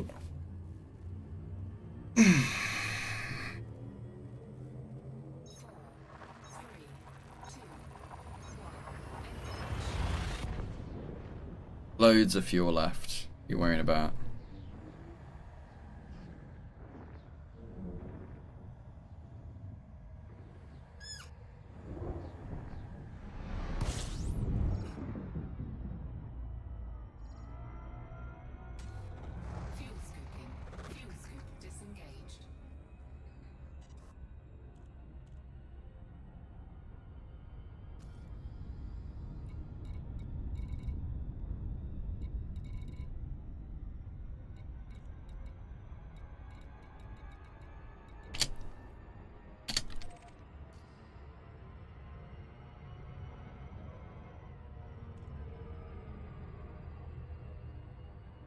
Maybe we'll get to see the fuel rats after all. Fine.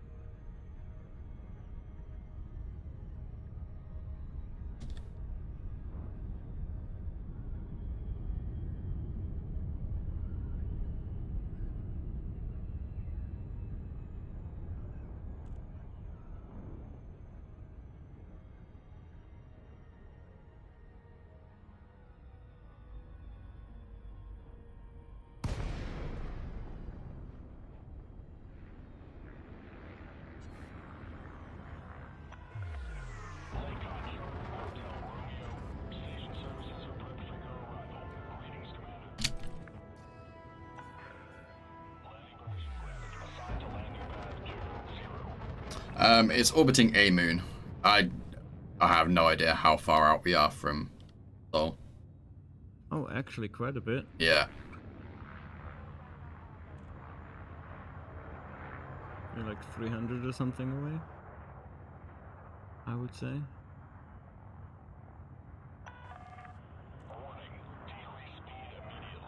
Do they have...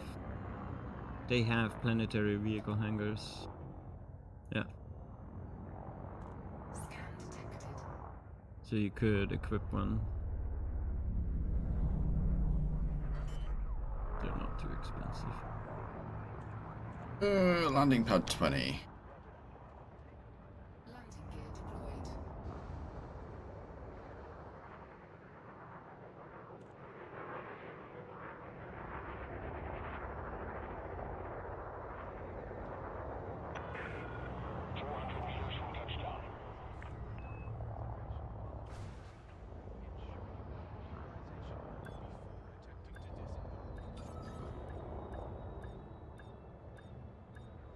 Pancake.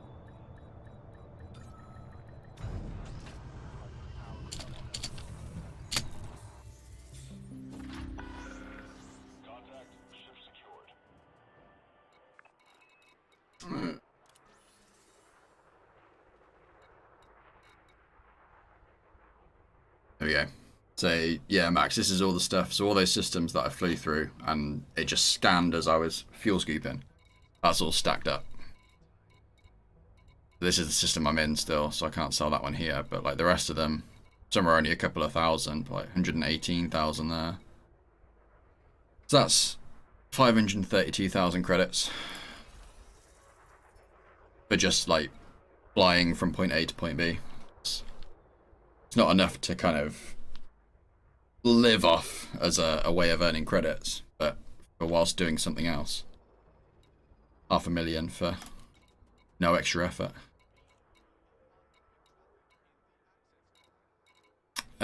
Right.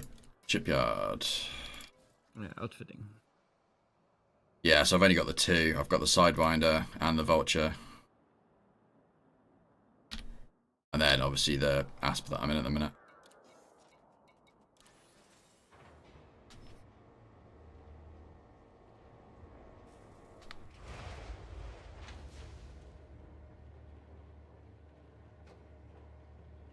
Let's see what we can do.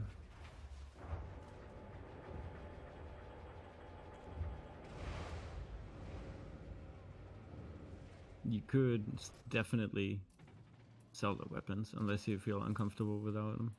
No, we can sell those. I'm gonna give you a few 0.1 light years jump range. 132.76. Oh, that gives me 0.4. Yeah. That's for each one, so that's 0.8 gained for selling the mediums. Mm. And I'm gonna tell you a few things about the modules themselves, because you know they have size, which is the number, and Yeah. then they have their grades. So A is always gonna be the best one. G is always gonna be the heaviest one. Now C is always the heaviest one, and D is always the lightest one. So Okay. if you want to go for lightweight and jump range, you want to have the non-essentials on D size, on D quality. Yeah. What do you want though is an optional. So yeah, you can sell the Killworm scanner and go for some heat sinks, 1 or 2. What do you want is your optionals. You got a lot of D's in there already, which is good.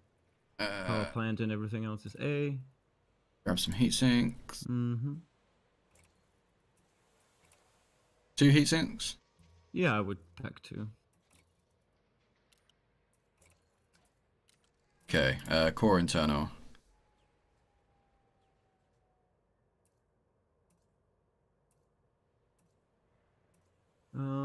Lightweight alloy, that's fine. Power plant is fine. I can't see the thrusters because chat is in the way. Thrusters is 5D. Yeah, that's perfect. Frameshift drive 5A. Yeah, exactly. That's fine. The optionals. Let's see the optionals. Damn. Should me back over here. Yeah. Go all the way up.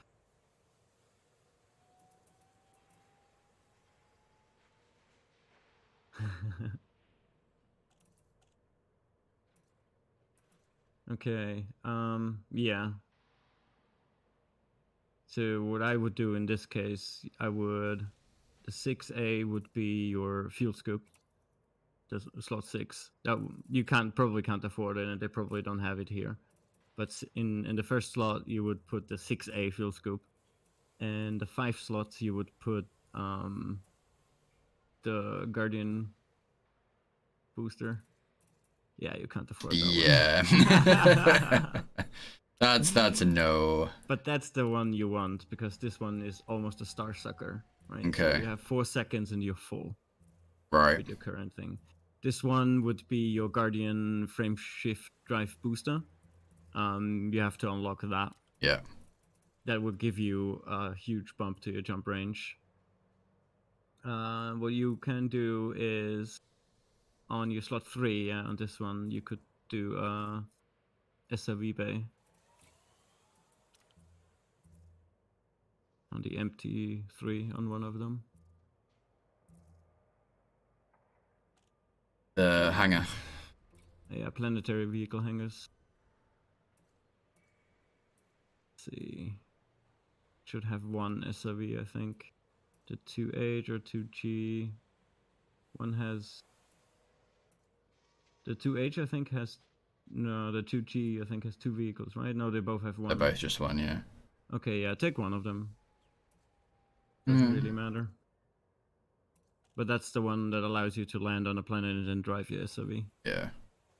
You have to buy them, though, as well. You have to restock them, basically. Oh, okay, yeah.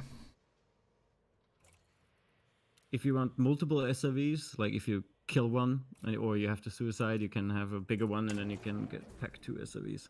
Right. Yeah, then you buy one of these, exactly. And now we could land on the moon. All the way down, you have the planetary approach suit, you have the detailed surface scanner. Everything else is fine. The rest, what you can do at the end, when you really want to build out the ship, is fill all the slots with convenient stuff. Yeah. Repair units, maybe, right? Maybe a limpet controller to scoop up stuff. Okay. And some cargo racks that you can actually pick up shit as well. Yeah. But it's not necessary. For collection limpets, the bigger the module, the more it can send out at once. And there's a lot of things you can specialize in, right? Okay. But yeah, let's get you on a planet. Let's crash an SRV.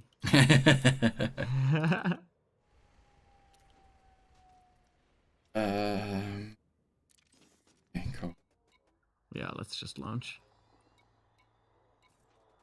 So we get you down and you probably have to go anyway. If it's not already time. Don't want to keep you. No, we can do this.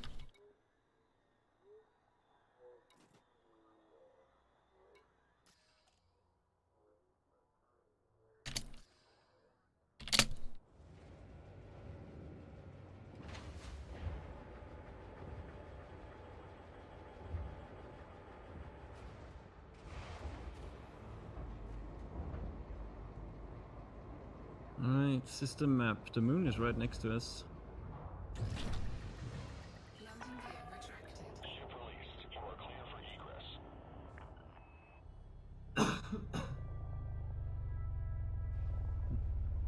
We can go use the detailed surface scanner, look for anything on it. Maybe even land on a site or something. Although we just... yeah, we have to anyway. Scan detected.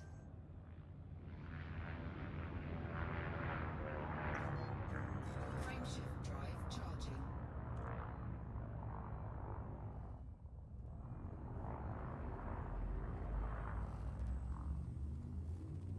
Four, three, two, one. Engage.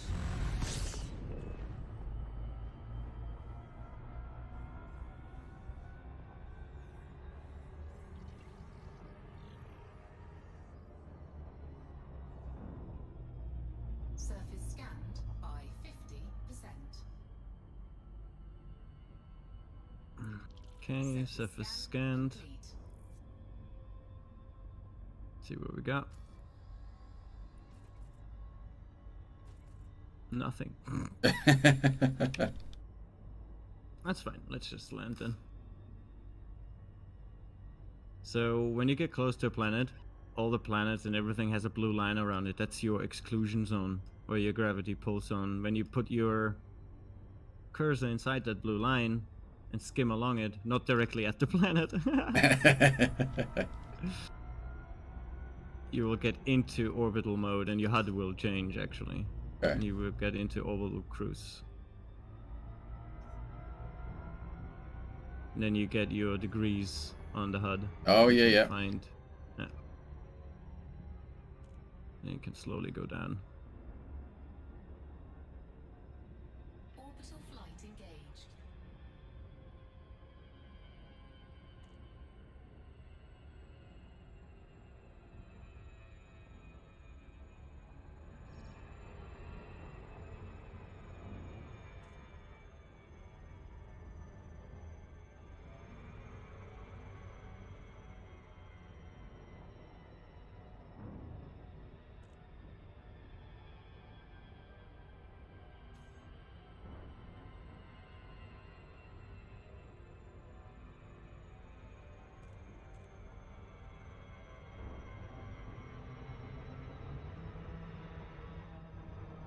And at a certain point, when you reach DRP, which means drop, it drops you into glide.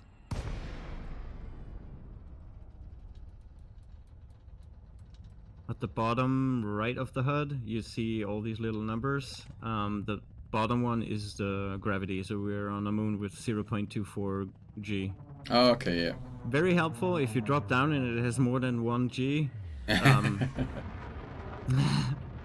Make sure you have good thrusters, otherwise it will suck you down.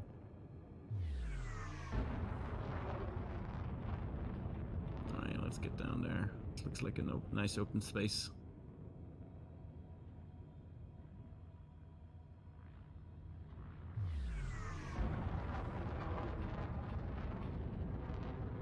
Frameshift drive charging.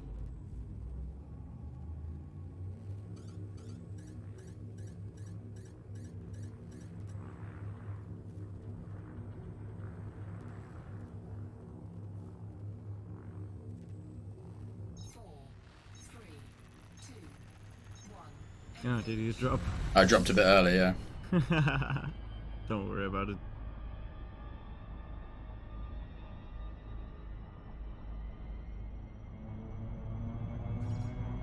Oh, alright, we'll go down here. Yeah. I often keep it sideways. Yeah. Interestingly enough, when I scoot along the planet. If you put it in the red, your glide will fail.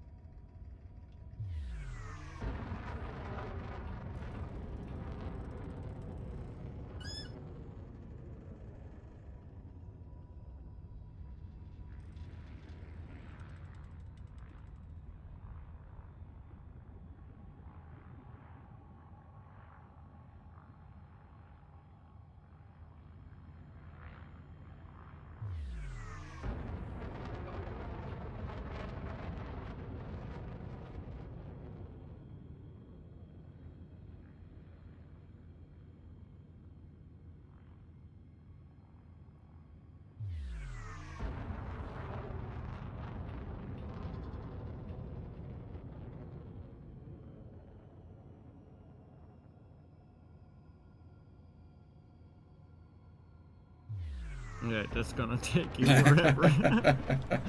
Point your nose up to 90 degrees and charge your FSD again. 90 degrees away from the planet. So straight up. And then you charge your FSD again to go into Super Cruise.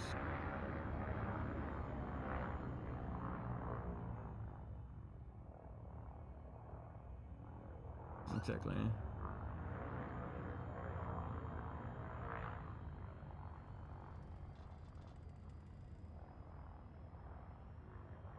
Frameshift drive charging. We'll get to the surface eventually. 4, 3, 2, 1. Engage. So that's your vector. That's the one you want. Then you go for a few seconds, just let it go straight up, because you want to get away from the planet again. You want to make distance, right, from the gravitational pull, and then you slowly pull it down again into my direction. Exactly.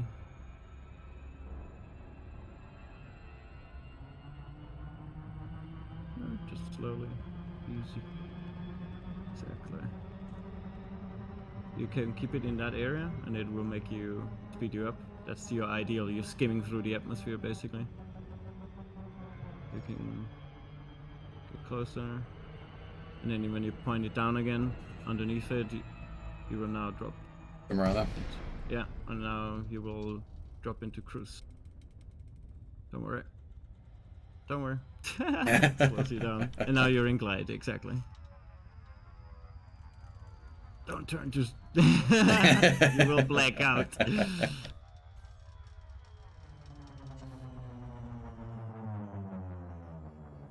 But yeah, once you reach the surface, it will stop your glide, and then you can fly around. Now you can try and land. Just be slow and gentle. Like, not steep. Exactly, and at one point just put out your landing gear, and it will change your radar into a landing. Oh yeah.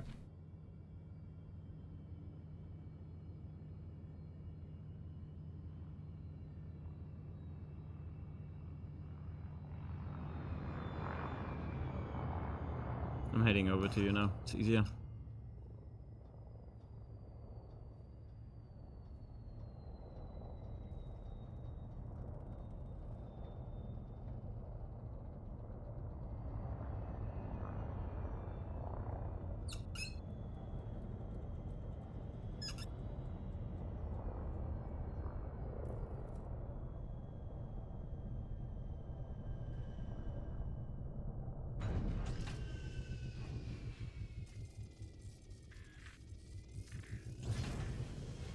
Oh, that wasn't.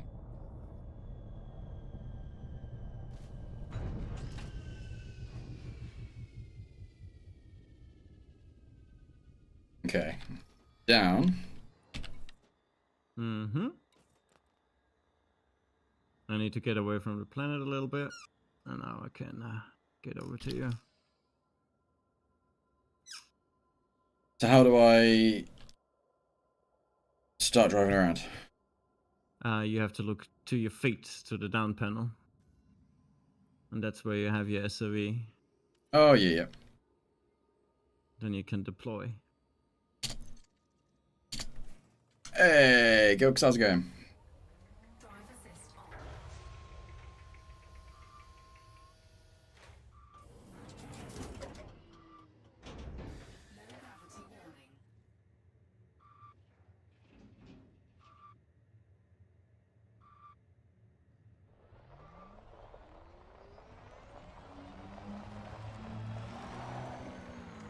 I'm not sure if the keybind is set up. I'm coming down. Oh, God.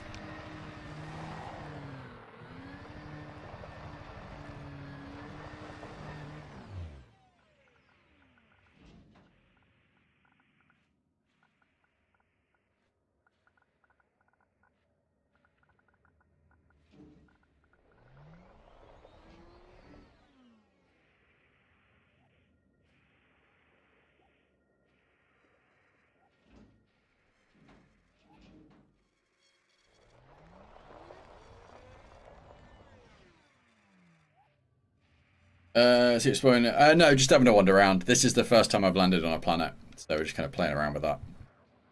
I've just been to buy the hangar bay and my first little brum brum.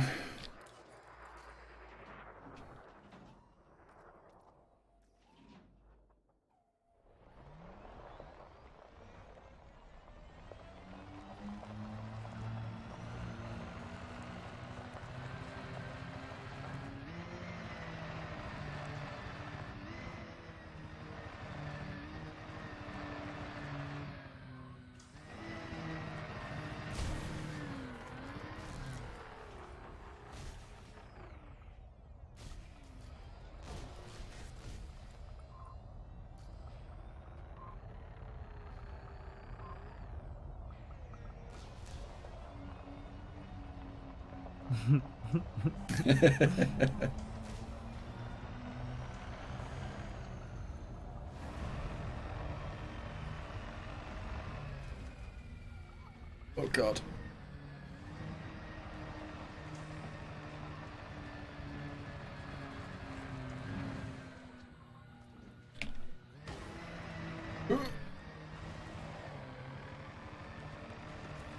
Show me the barnacle forest.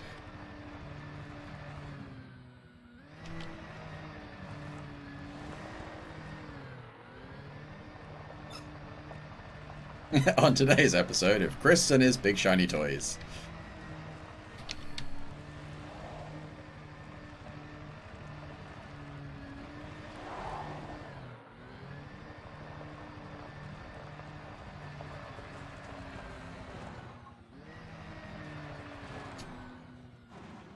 Wait, there's boosters as well.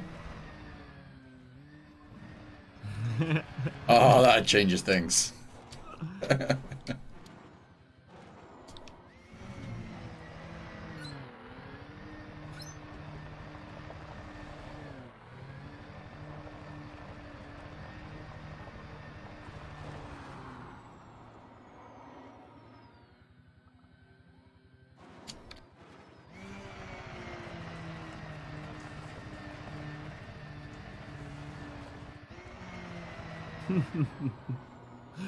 But yeah, Okay, this. Yeah. you can definitely do races in these things or jump around and do all sorts of shit. Just recently, players launched an SRV from a moon, and then over 6 hours with different ships and groups, they bumped the SRV up to a fleet carrier, which was orbiting the moon. I see, you're getting the hang of it. Yeah.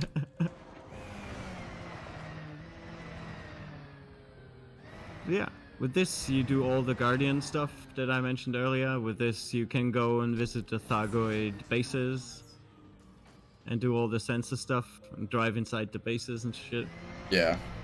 And soon we can get outside and stretch our legs.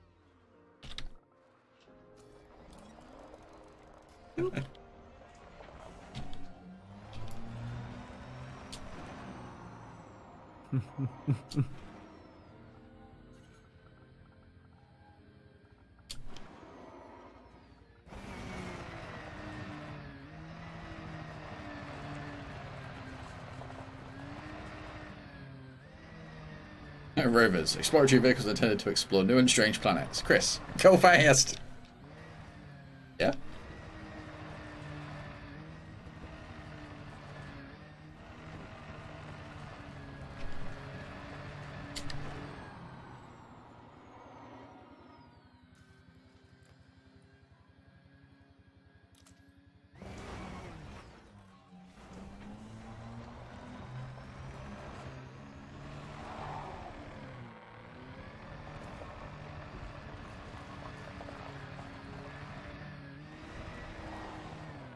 I wait for him to hit the boosters and then find a huge crater. Yeah, so am I, to be fair.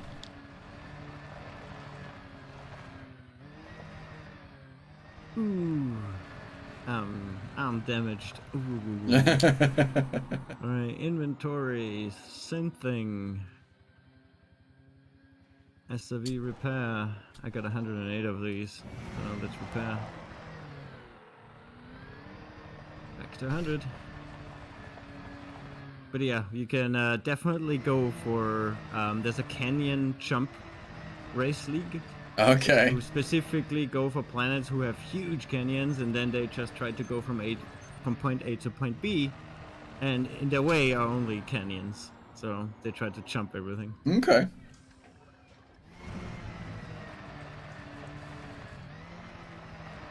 Go orbital, yeah. Orbital, yeah.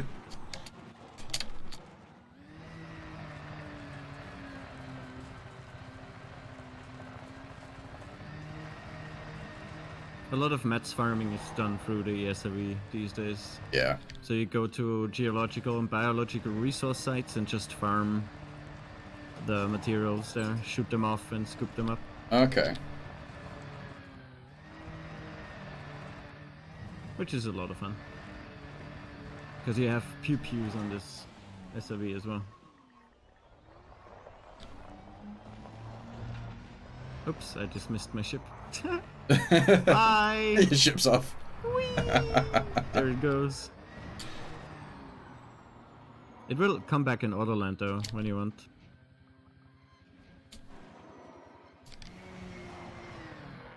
Oops.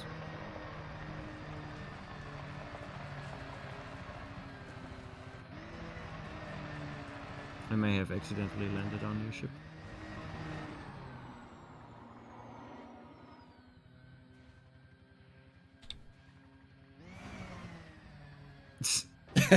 Oh, almost landed it.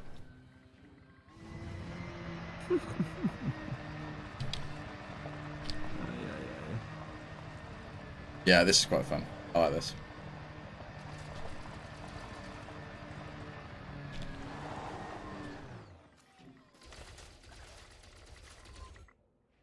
Press P to switch. I'm pressing P. Why won't you let me switch? It has different different controls. And there she is again.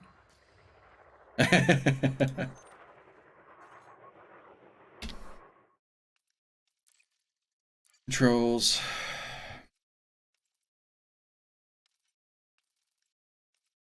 Driving turret control.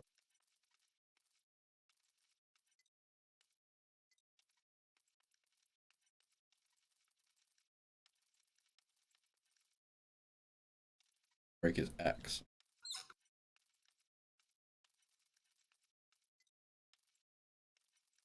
Driving mode switch. Left panel. M. Drive assist on. Oh yeah.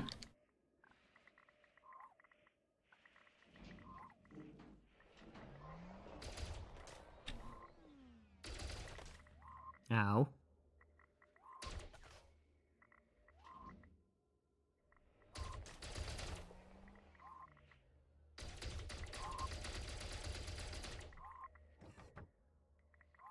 Now I have a wonderful screenshot of you shooting me. Brake is on. You coming in?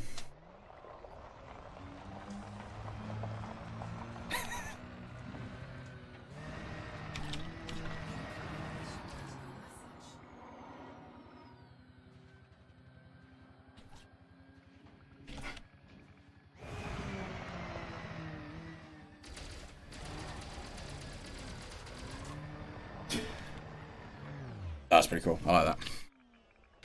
Right. Let's get in my ship. Where's my ship gone? That's your ship. Ship. Go.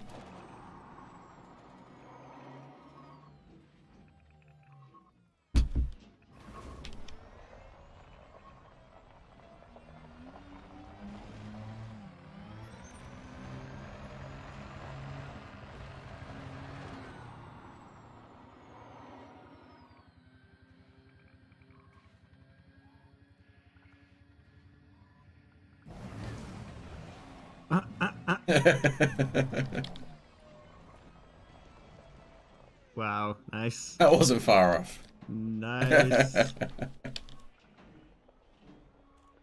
I see you're calling already.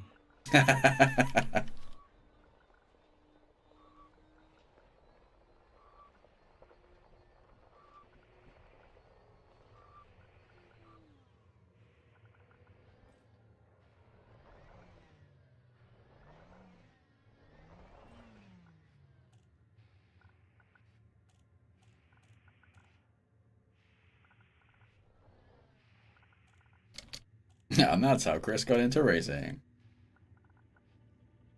You go up on your down panel again. Okay.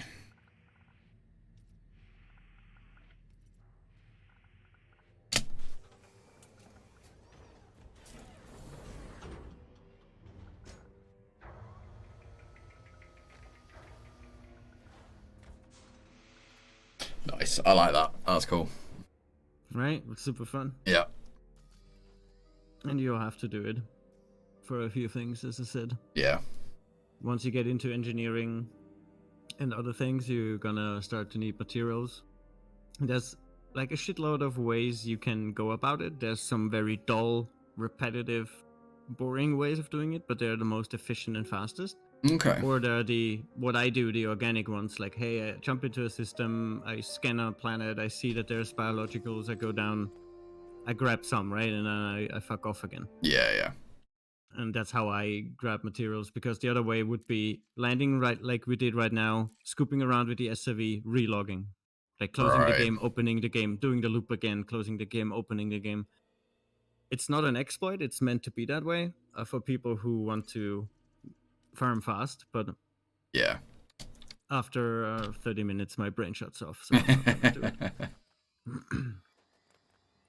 But yeah, welcome back to Elite.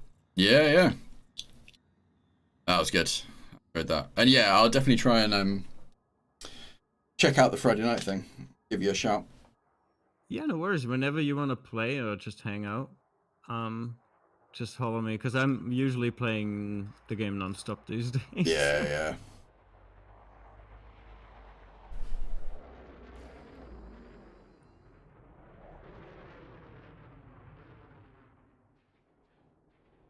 Awesome stuff. Well, thank you very much for guiding me through it, dude. It's appreciated. Of course, always. And then I'll let you be. Bye-bye. See you later. Bye.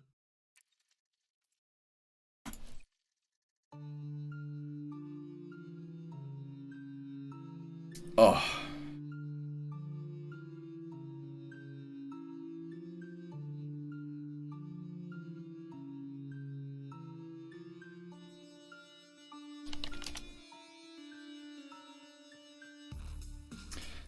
So the planets, even if planets devoid of life, geologically active planets is where it's at. Yeah. That's how you farm mats. Okay. Well, like I said, I need to investigate how all that works and check it out properly. But yeah, that was fun. I enjoyed that. Yeah, I think I need to look at mining probably, just in terms of getting money quickly. As much as I enjoy the combat, it is a little bit drawn out, and I think potentially there is more money to be made kind of per hour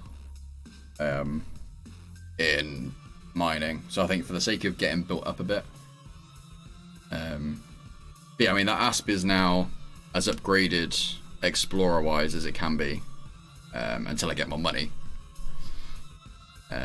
So I think the next step is to upgrade or refit my vulture,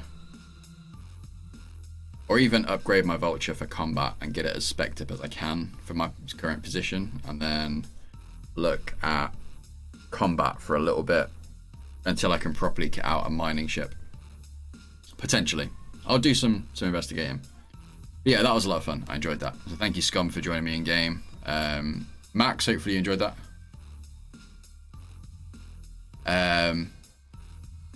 It gave you a decent insight into it.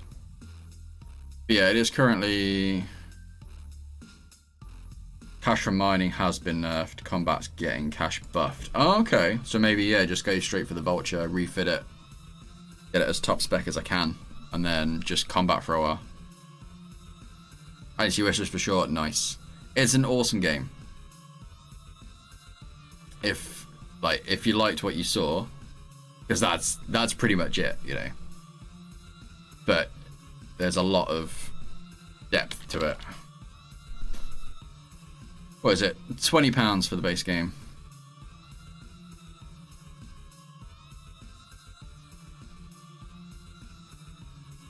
Then Odyssey, which is the upcoming expansion, which gives you the space legs, is £30. I'm gonna add that to my wish list for now.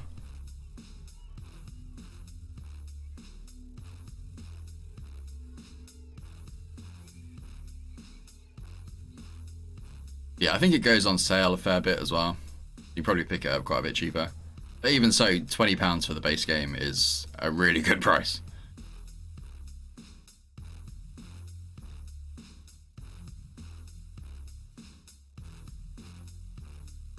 Like, what am I at? I think I'm around 100 hours. 97 hours. Whereas Scum, who I know has been playing it a lot,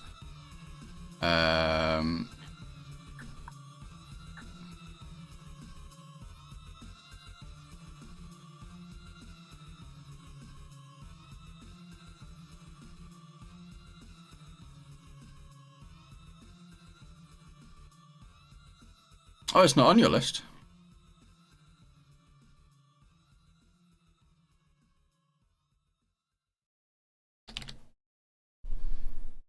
Yeah, you've only got 10 hours on record for Elite.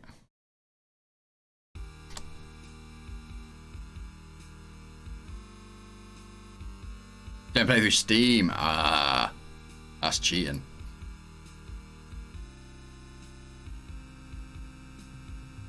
No, that's cool. Scum has a lot of hours on it. But yeah, I am gonna head out for the day. Thank you everyone for hanging out. I hope you've enjoyed it. We've been live for just under 6 hours. It's the longest stream in a long time.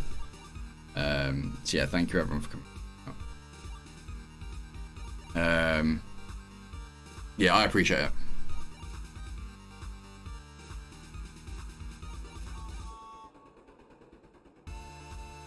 Yeah, like I say, I might stream again tomorrow evening. But yeah, keep an eye on Discord, keep an eye on Facebook and Twitter, and I'll announce when I know what's going on. If you're not already in the Discord, the link is there, hopefully.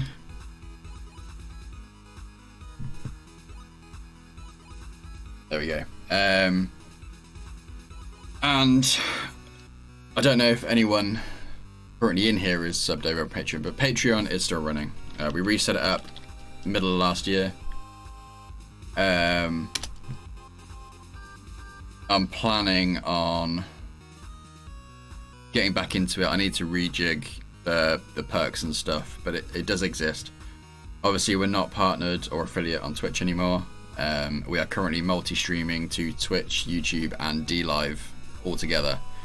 So we've got 3 potential audiences checking us out. I mean, for the most part, it's like 99% Twitch still, but the chance is there. But yeah, so if you did want to drop that extra level, and it is an extra level of support, then the Patreon does exist, and it's from like £1 a month up to whatever it is you want to subscribe at. It's all very much appreciated. Like I said, I need to look at the perks and stuff and rejig it because of situations changing. But I'm going to try and get back on top of that. Is the plan. So it's entirely optional. In no way is it like a requirement or an expectation, but it's there if that's something you want to do. But yeah, I'm gonna head out. Thank you again, everyone. It's been awesome catching up with you all, and again, Scum, thank you for guiding me through Elite and getting me back into it. I think we'll definitely check that out again going forward. But yeah, that's me done. Have a great rest of the evening, guys. And yeah, I'll give you guys a shout tomorrow when I know what's going on. Take care, all the love, all the hugs. I'm out.